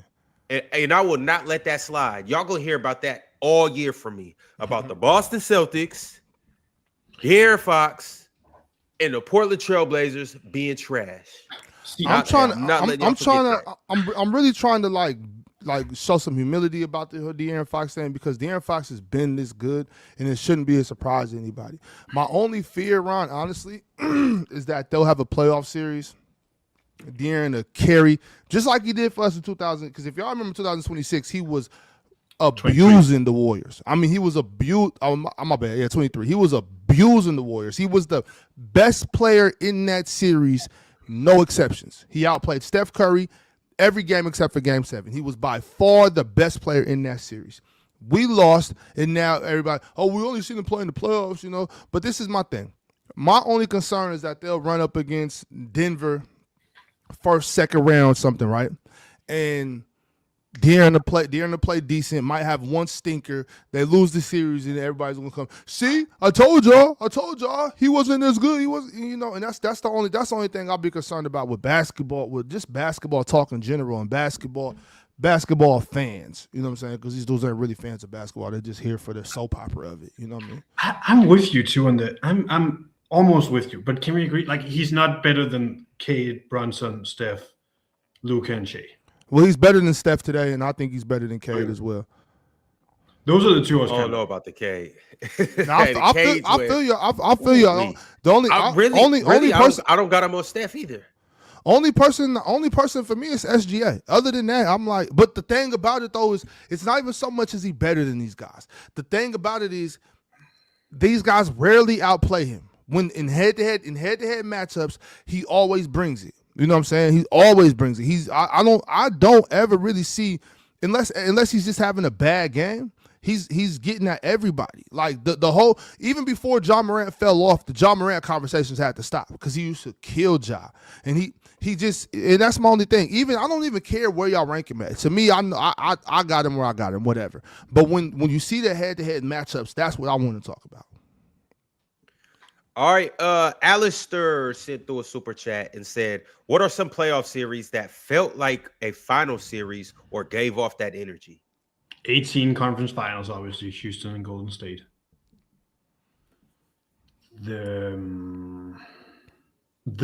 What about the Heat and Celtics in 12? That one that went 7. The Nets and Bucks in 21. Yeah. What year was that? Celtics Bulls, when D Rose blocked that turnaround from Rondo. That was a crazy series. Oh, the 7-gamer. Yeah, that was a great series. That was an 08 or 9-ish. I think it might have I'm gonna even go last year. That Nuggets and Thunder series. Shit. That Nuggets Clippers series was insane. Yeah. But my thing is, bro, they once we're in the playoffs, like, there's been a lot of times where the finals was actually pretty underwhelming. You know what I'm saying? In comparison, was it last year? A lot of this. Right. The 2014 last year's playoffs was a show. Say that again. 2014, the Spurs versus Mavericks. The only team that took Spurs 7 was the Mavericks in 2014 in the first round. And it was like every series in 14 went to 7 in the first round. Like 6 of them or something. It was crazy. All right, I got another super chat from Julius Irvin. Julius Irvin said, my Pistons are one game behind OKC. Can we get some love in these contender conversations? Yeah, man. Hey. Go get Laurie, man. Go get Laurie. Hey, Julius, I tried to give y'all love, and then we got to the power rankings, and your team went from 2nd to 4th. So I don't know how much they respecting your Pistons, bro. I'll say really good. From the maybe more the analytical stats side, they're not blowing teams out the same as the other guys. Like, their net rating is a little lower, and they're not playing the best teams yet. So I think that's why people don't think they're as good as their records. If I think I don't know, but that's kind of I can't really go off of that. Like, I don't care how many points you beat a team by. It's just historically that has kind of seemed to be a good predictor of how good do you actually end up being. Yeah, sure, no doubt. I'm not saying it doesn't. I just, it depends. That's a game by game type thing. Sometimes you beat a team by 6 and you really kick their ass. Sometimes, it's just, Also, sometimes just some teams just overperform in the clutch like crazy. The 16 Warriors actually was playing like a 67-win team, but they just won a lot of games in the clutch. So that's why they were better. The 17 teams actually had a better net rating than the 16 team. Yeah. Nah, Cowboy. Lord to Detroit. Y'all in trouble. That would All be right, fun. the next super chat is from the People's 23. The people said this OKC team is ass. It's just SGA and a bunch of Tony Allens. Nobody on this team is good offensively besides SGA. But let folks tell it, he has help. I mean, J-Dub just came back, and Chet have been playing good in general, I'd say, this season. So I do think that's a little bit overstating it, but they're certainly very SGA reliant. Maybe that's the detriment. Like I said before, if they could play him more like off the ball, like the Lakers did with Kobe, maybe that could help them a little bit. But that's not really his game. I think defense is a big help. You having that type of defense, I think that is a huge help. But once again, scoring the basketball is the easiest part of basketball, and you could get a guy over there that can score with that type of defense. You're gonna have a good basketball team. All right. That's crazy. SGA and a bunch of Tony Allens. I will say this though. Offensively, I think the Spurs are more talented than the Thunder. Yeah. From top to bottom, I think they got it. It's just their shooters Wiggins right. Like OKC, you can just help off their shooters very easily, and they're not really the size to punch you. It's not like Ellis Caruso cutting behind Wemby is going to punish them a lot because he's so small, and Wemby can probably just play both with his size and length. But you know what though? Watching that game last night, and mind you, this is just my eye test. Somebody can go look up the numbers if you hear me say this. But it looked to me like they were a little bit more competitive in the non-SGA minutes. That's just my assessment. I see this. That they're at least like giving, like they're strapping up a little more. They're really getting into it. I see it. The other thing was with Wemby is also just that he changes so many shots. Where if you there's not a stat for that. I haven't seen it, but try to count every time you see someone make a ridiculously high shot because Wemby wasn't near them. It's so fun to see where the ball just go over the top of the backboard in height because Wemby's near it. They have to throw it up there. Hello 55 with another super chat. Hello said Chilltown. If all Milwaukee asked for is J-Dub, Isaiah Hartenstein, and 5 to 6 picks, you do that in a heartbeat. Chet and Giannis front court? Are you kidding me? I probably would do this too. I don't think that's happening. I think, like I said, the superstar trades value have just gone down. So I think, obviously, what you offer a team is based on, like, if they don't have any better offer and they have to trade him in their mind because they kind of want to trade him before he becomes a free agent, not this, but next off season, then, okay, you just have to take what's the best offer out there. You're going to have to get rid of Hartenstein anyways because his contract's not going to be able to work in this. So you got to look at that. Hartenstein's already gone. So then once you break it down, and I understand he's still a piece in the trade, so he's still there. But in the long run, he's going to be gone. And then you got J-Dub that's left with the 5 to 6 picks. And if you mean to tell me J-Dub and 5 picks for Giannis isn't a logical move, you bugging. It's a J-Dub and Hart. So J-Dub, I-Hart, and 5 first rounds. Yeah, but I'm saying they have to lose I-Hart anyways. With what they got right now with their salary cap, they're not going to be able to re-sign him. So it's like it's already an asset that you're going to have to come off. And then you just attach J-Dub to it. Like, if I'm OKC, I'm not saying that I would call Milwaukee and offer it. But if Milwaukee called me and they're like, yo, we got Giannis and Thanasis and we want that, I'm like, I'd ask for shooters. I'm really thinking hard. Could they maybe get AJ Green? Is that his name, the shooter they have? Just to get like shooting on your team. If they get AJ Green, that's unfair. That's really unfair. This is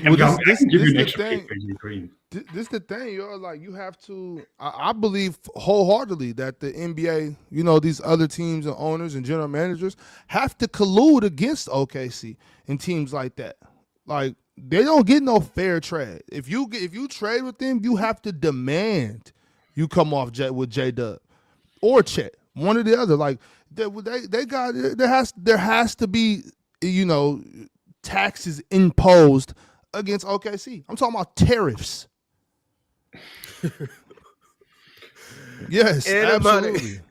If you deal with OKC, you must impose a higher tax. Absolutely. Anna Monica Studios said Chill ended Mars after he kept flaming him about about how James Naismith took his basketball idea. Shout out to the Rooks in the NBA. Also, matchups matter. Matchups too, absolutely. This could be a really interesting like matchups playoffs. Where kind of whoever advances is just who hits the right matchup, like we saw in the '90s West. This could be really fun. I think Houston could be a bad matchup for the Spurs, for example. Maybe the Spurs are a good matchup for the Thunder, and maybe it kind of goes that way. Yeah. All right. Kareem Miles. How would y'all rank these injured old teams if all players were healthy and in their primes today? Lakers, Clippers, Sixers, Mavs, Kings. If everybody was in their primes. Clippers, Clippers first, then Lakers. Clippers, Lakers, 76ers, Mavs, Kings. I'd say because the Sixers got Paul George. George and Joel. But the Mavs have Klay that's Thompson. Nasty. Mavs do got Clay. Oh, so Kyrie, Clay, AD, Kyrie. The Warriors will also still got Coop. In this, they're not only injured. It's not obviously not future prime Coop because that Mavs team is nasty. Do they get? Well, hold on. They get J Kidd too? No. All right. No player coach. Okay. I'll probably say, man, I want to say the Sixers so bad. I really do, but it's just like Paul George and Joel never really. The Clippers just has so much talent. That's the issue. They have like 10 deep and like really. Wait. Eric Gordon and Kyle Lowry are still on that roster? Oh, that's right. If they got Eric Gordon. And Kyle Lowry. I'll tell you right now. Yeah, shout out Kyle Lowry. But if they got Eric Andre Gordon, Drummond too. Yeah, I got the Sixers number one. I'll go six. Nah, I'm gonna go Clippers, Sixers, Lakers, Mavs, Kings. Yeah, but the Lakers' issue haven't really been fixed. Like, okay, yeah, they got like prime run now, which is great. No, that fixes all. I mean, it's still like the other guys still have to defend. That's the issue. Any 2010 Bron. They got Bron. They got Bron. Shit. Yo, hold on. Oh yeah, because the Clippers got Bradley Beal, James Harden, Kawhi Leonard, and then you got a young Brook Bogey Lopez too. Brooke. Yeah, and they got Bogey Clippers too. team is 10 deep. That's all. Chris Paul is still on the roster. They got Nick Batum. Chris Paul, like they can do. Chris anything. Paul is technically on the roster. Yeah, come on, bro.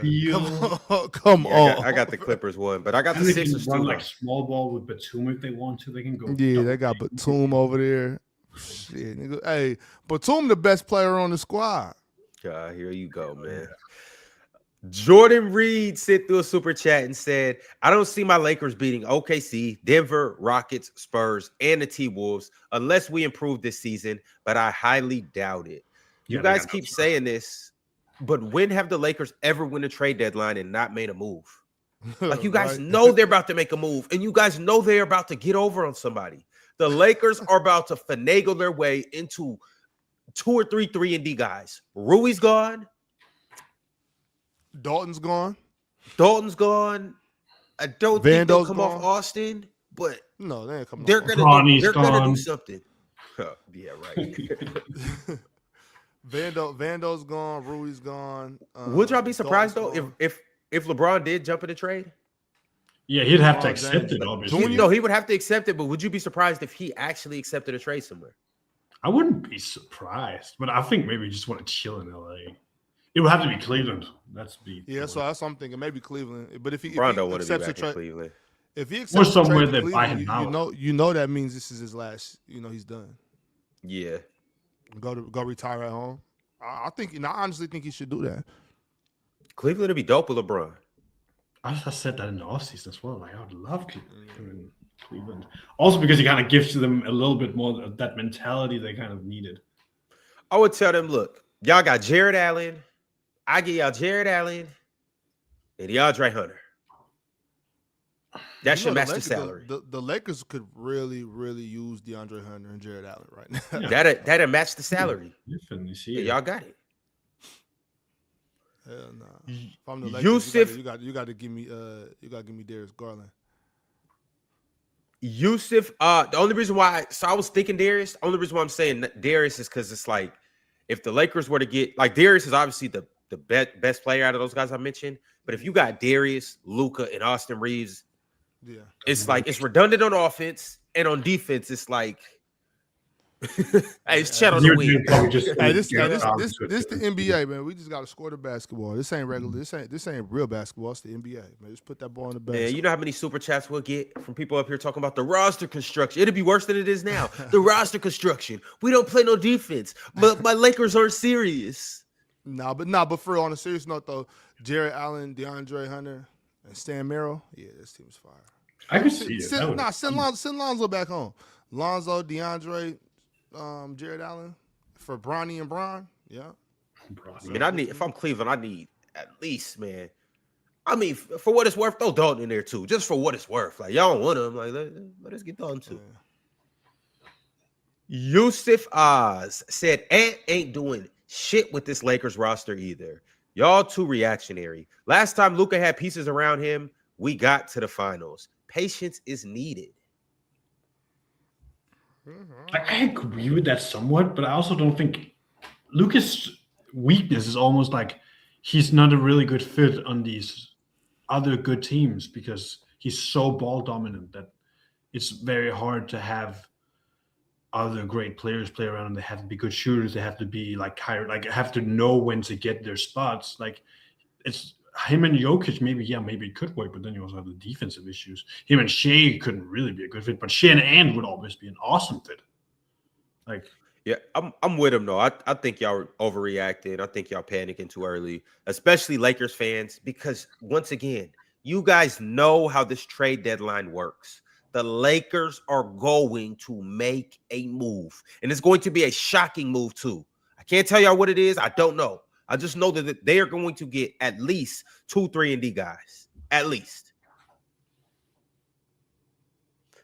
Pimp named Slickback said Luka should have never signed that extension. See, here we go. Atlanta has money for a max slot. Him in Atlanta with them wings would have been a much better fit long term.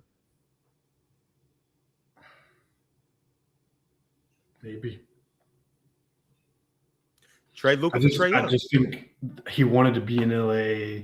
The Lakers are a historic franchise. I think that's why they were the one to pull the trigger on the Luka trade, is because they're so good at retaining these stars that they didn't need to talk to Luka about it, because remember, it has to be done in secrecy. So they just pulled the trade without even talking to Luka because they knew they could convince him to stay. Jotion 1989. Jotion said on the KG Duncan video, if Kevin Garnett wasn't the top scorer in his first 3 years in Minnesota, then what makes you think he would have been the same success in San Antonio? His first 3 years? But the first 3 years 17, 18, and 19? So yeah, but like it's when Tim Duncan came into the league, is after this period he's talking about. Yeah, that's understandable, but also you got to factor in, like, you can do that, but it's kind of nasty because first off, Tim Duncan was drafted a year after KG, so he came a year later. But also too, like, we all know KG was drafted at 18. He came straight out of high school. Tim Duncan went to how many years did he play, Ox? He played 3 or 4. He played 3 years, I think. Played 3 years. So like it was a big age difference. Like coming in at 21 as opposed to 18 is a complete difference. Now, if we're saying their actual ages, like Tim, if KG was 21 playing with Duncan Robinson that rookie year, they win a championship. Duncan Robinson. David Robinson. Or David Robinson, my bad. Yeah, I agree. I also think it looking too though. I also just think KG's main value wasn't his scoring. It was like everything else. And it's like, okay, maybe the Spurs in 03 is better with Duncan. Like, I see that. But, like, what about the Lakers with KG would have been crazy because he would do, obviously, they would with Duncan too. They would just been even crazier with KG because he does all these things that fit so well around these great stars.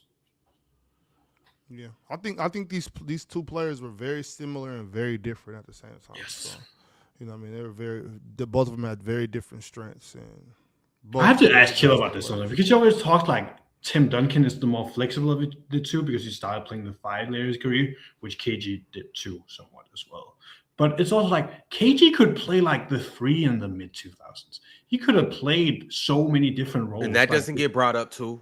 KG could play, especially in today's NBA. KG could play 3 through 5. But that's true. That's true. KG could play 3 and 4, where Duncan could play 4 and 5. You're right. Yeah. KG was able to play a little 5 later in his career, but not like Tim Duncan. No. You know what I'm saying? KG was never really a center until later in his career, just like Tim Duncan. But Tim Duncan was just bigger than KG. Yeah, he was bigger than him. He was just bigger. Also too, though, able to bang with them dudes a little bit better. No, for sure. But like, Chill can't bring that up and say that this is why Duncan was better, but then also just negate the fact that due to Kevin Garnett being smaller, he was faster, he was quicker, he was more athletic, and he could guard on the perimeter. KG could guard 3 through 5. KG would pick up occasionally some tools. Like KG could check Kobe if he wanted to. Too his first year. He switched out and played a lot of perimeter defense for sure. But I think also people also forget. Maybe don't forget, maybe just don't know how quick and agile Tim Duncan was when he was younger as well. Tim Duncan used to catch that ball on the perimeter, hit you with a jab step, boom, boom, pull-ups. Like Tim Duncan had a pull-up midi, you know what I'm saying, off the bounce. You know what I'm saying? Tim Duncan had moves off the dribble, spin moves coming through dunking. I think a lot of times we just look at 05 and past. If you look at young Tim Duncan, he was coming through there punching shit. You know what I'm saying? Off the bounce. So it's, you know, I think we kind of, you know, try to put these two dudes in categories when they had a wide range of abilities on both ends of the floor. Tim Duncan was never, especially when he was like a younger guy, Tim Duncan was never standing in mud. Like Tim Duncan was quick. For sure. All right, Pip named Slickback said, nah, according to Penn, the Wizards should be punished even more despite being horrible. Let's not make it easier for them to improve. That will help the NBA. Slickback sent this after we had them, the last team, on our power ranking. I think people are like, they just want, my issue is, like, a lot of these things that you're complaining about could work still with no draft. If teams still have a salary cap, they can't just sign these players for whatever money they want. It's just you're a bad team, so you have money on your room. So you offer this guy, but he doesn't have to sign with you. If he thinks your development is bad, then he chooses someone else. Guess what? If you want to get good players, you hire good developmental staff. Like, you hire good staff. The Pelicans are like notoriously cheap in hiring staff. So no shit, we don't want players to go there. They wouldn't want to go there either if they had a choice, but they don't because, I don't know, we need to have them in there for 7 years without them getting a real choice in it. It's crazy. Hey, Big Ox, the Blazers tickets just came through. Oh, where? Well, me, Big Ox, I know y'all remember Guru. Me, Big Ox, and Guru, we're going to be at the Blazers versus Celtics game this Sunday. We're going to be there live. So you know what's funny? Is live, I'm going to be able to tell you guys how much better the Celtics are in person and how much worse the Blazers are in person. But shout out to both teams. Shout out to both franchises. Jaylen Brown, I can't wait to be in the house. Jaylen Brown finna be doing too much. So dirty. All right, we got another super chat from the People's 23. Said, LOL, he bust SGA's ass last year, laughing my ass off, to a 4-1 ass whooping, but keep talking. Sigh. What's he talking about? Are you talking about Luka? Who went 4-1 against SGA last year? Last year, nobody went 4-1 against SGA. 2024, the Mavs won 4-2, but I don't know what this means. The Mavs won 4-2 against last year in 2024, still in 25. But last year for us is the last season. Let's be serious. But he's talking about the Mavs beating the Thunder. All right. Love Fadina said Ant gonna surpass Luka definitely by the time the year is over. I mean, the year is over in about 5 days, brother. I don't know. But like seriously, I don't think he's gonna get there just yet. And on top of that, I think what Luka's doing is being massively underrated because we're just used to Luka. We've become accustomed to Luka. We're tired of some of Luka's antics. Like I think it's become that point. I think you guys know the saying, you guys know the phrase, and this kind of applies with Braun too. You guys know the saying. You either die a hero or you live long enough to see yourself become a villain. That's like what's going on with Luka. That's Luka for sure. That's what's happening with Luka and Braun. Luka's 20. Luka is a baby. Luka is still been young. In the league for 8 seasons. Like we've seen 7 or 8, and we've seen him enough for us to just start to get tired of him. Luka was never a hero. Luka was for sure a hero. He was, you know what? Luka was a hero this summer. That was it. After what happened with Mavericks, I got on the Luka train because of that. You know what I'm saying? When he was crying in Dallas, that touched my heart. Played on my heartstrings. You know what I mean? And then you see him whip himself into shape, play a little defense, even started the season, play a little defense. And then he back to doing the same old Luka shit. Then he played me. Luka played me. I had your back, Luka. Dre Knows Ball said in 2013, Kobe played 39 minutes a game. In the last 10 games, he averaged 47 minutes a game, carrying. Kobe was the last Warrior to play basketball to a fault. Yeah, and look at where that got him. Like, he tore his Achilles. I mean, he still played 20 seasons, though. Yeah, but like when he started to play that Warrior. He tore his Achilles and played 4 more years after that. No, he was terrible after that. He was terrible. Or was it 3? 3. Either way. But I mean, he tore his Achilles when he tore his Achilles, Kobe was what? 36? 34. It's 34? So then he ended up playing 5 more seasons then. I mean, I think that was the prime example of someone just playing way too many minutes and ending up getting hurt because of it. Maybe he would have torn it anyway. I don't know. But that's just yeah, so Kobe tore his Achilles. What? It was the 13th season he tore his Achilles? Yeah, 13th season. So at the end of the 13th season, he had already played 78 games, got first team All-NBA, averaged 27 points. This nigga was good for a long time. And then so he tore his Achilles. He came back that next year, only played 6 games. Remember the shoulder too.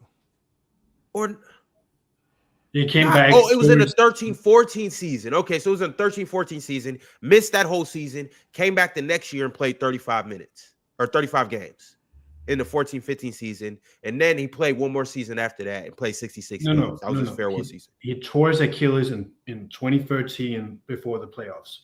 Then in 2014, he messed up his knee and played like 6 games. Then the next year, he messed up his knee again. And then in 16 was the farewell tour. It was the shoulder. Okay. The shoulder. Yeah, the shoulder was 13-14? No. When he came back after the whole knee thing. Yeah. In 15, it was a shoulder. Remember he wasn't. Remember he had that shit where you can't even supposed to lift your arm he couldn't. above. Yeah. You know what I'm saying? He was still balling. That farewell game was awesome. I ain't even. I stayed up all night to watch it, and he dropped 60 and 50 shots. That was amazing. And y'all really be sleeping on 12 and 13 Kobe. This dude averaged 27 back-to-back seasons in his 33 and 34-year-old seasons. He was still a first team all defense, first team all NBA. Yeah, he was not first team all defense. That was fake. That was so fake. Y'all, and that too, y'all. That was I'm fake, not saying like, I'm not gonna sit up here and debate whether he was first team all defense. I'm not gonna debate that. What I will fight for until my last dying breath is that Kobe Bryant was a good defender in his latter years. Absolutely. My thing about that is do you know how many fake All NBA all defenses there's been handed out? That happens every year. Yes. It's going to keep happening. So it's just like I don't. If we're gonna call out the fake, like the fake ones are the ones that we think are fake. I need us to stop bringing up all defense and all NBA and arguments. I agree with that. I'm tired of the how they came third in MVP voting or this or that. Like I'm tired of those arguments. Shit is getting old. It's played out. All right. 8 Gates Lee said, F the Bears, chill. Or F the Bears, chill. Chill. Y'all got us this week. Go, Pat, go. 49ers finna lose to the Bears. Hey, shout out that boy Caleb Wilson. I don't care what y'all say about what he do with his hands and his nails. I don't care what he do off the field. That boy been doing his thing on the field. Shout out Caleb Wilson. That led them to a number 1 seed in the division. I think they're the number 2 team in the AFC, if I'm not mistaken. They're the number. Hold on, I'm pulling it up right now. They're number. Man, don't nobody care. Don't nobody care about football unless it's Phillip Rivers, man. Let's keep it pushing. We could. People can look it up themselves. We definitely good. Oh yeah, so they're the number 2 team in the NFC. These fools ain't made the playoffs for so long. I forgot they was even in the NFC. But shout out to the Bears though, man. 11-4 right now, better than Philly right now. Same record as San Francisco. Same record as the Rams. They're not quite as good as us, but it's hard to be quite as good as us. Hey, you feel me, Shaw Money? Sure. Oh, you called him Caleb Wilson. Okay. Caleb Williams. But, yeah. My bad. Hey, shout out Caleb Wilson too, though. It's Zam Zay said Jokic goes crazy. Oxen Jordan, I hate per 100. Hey, no, I'm with them. Let's stop notifying the game. No more per anything. Total numbers only. How much did you score in this season? Total. What's your career? Total. No more per game. No more per 100. No more per position. Per anything. Divide nothing by anything. I'm with that's absolutely not what I said. It's just about you play basketball games. You don't play 100 possessions. You also play possessions. The whole. All right, bro. Yeah, but you do play. You do. Ron, come on, bro. Be for real, bro. I'm not finna do this. Let's hurry up and go. I got to get to the gym. I'm already running. I'm just with you. Hey, total points only. I can't do this. I just can't do this. No more notifying the game. I can't do this. Please no more notifying the game. We could use a little bit more notifying. It ain't gonna hurt y'all. We don't need any more notifying. Expand your brains. Intellectual expansion. Per game. Per game is where it's at. Same OG said Franz had a full roster when P5 was out. Paulo didn't.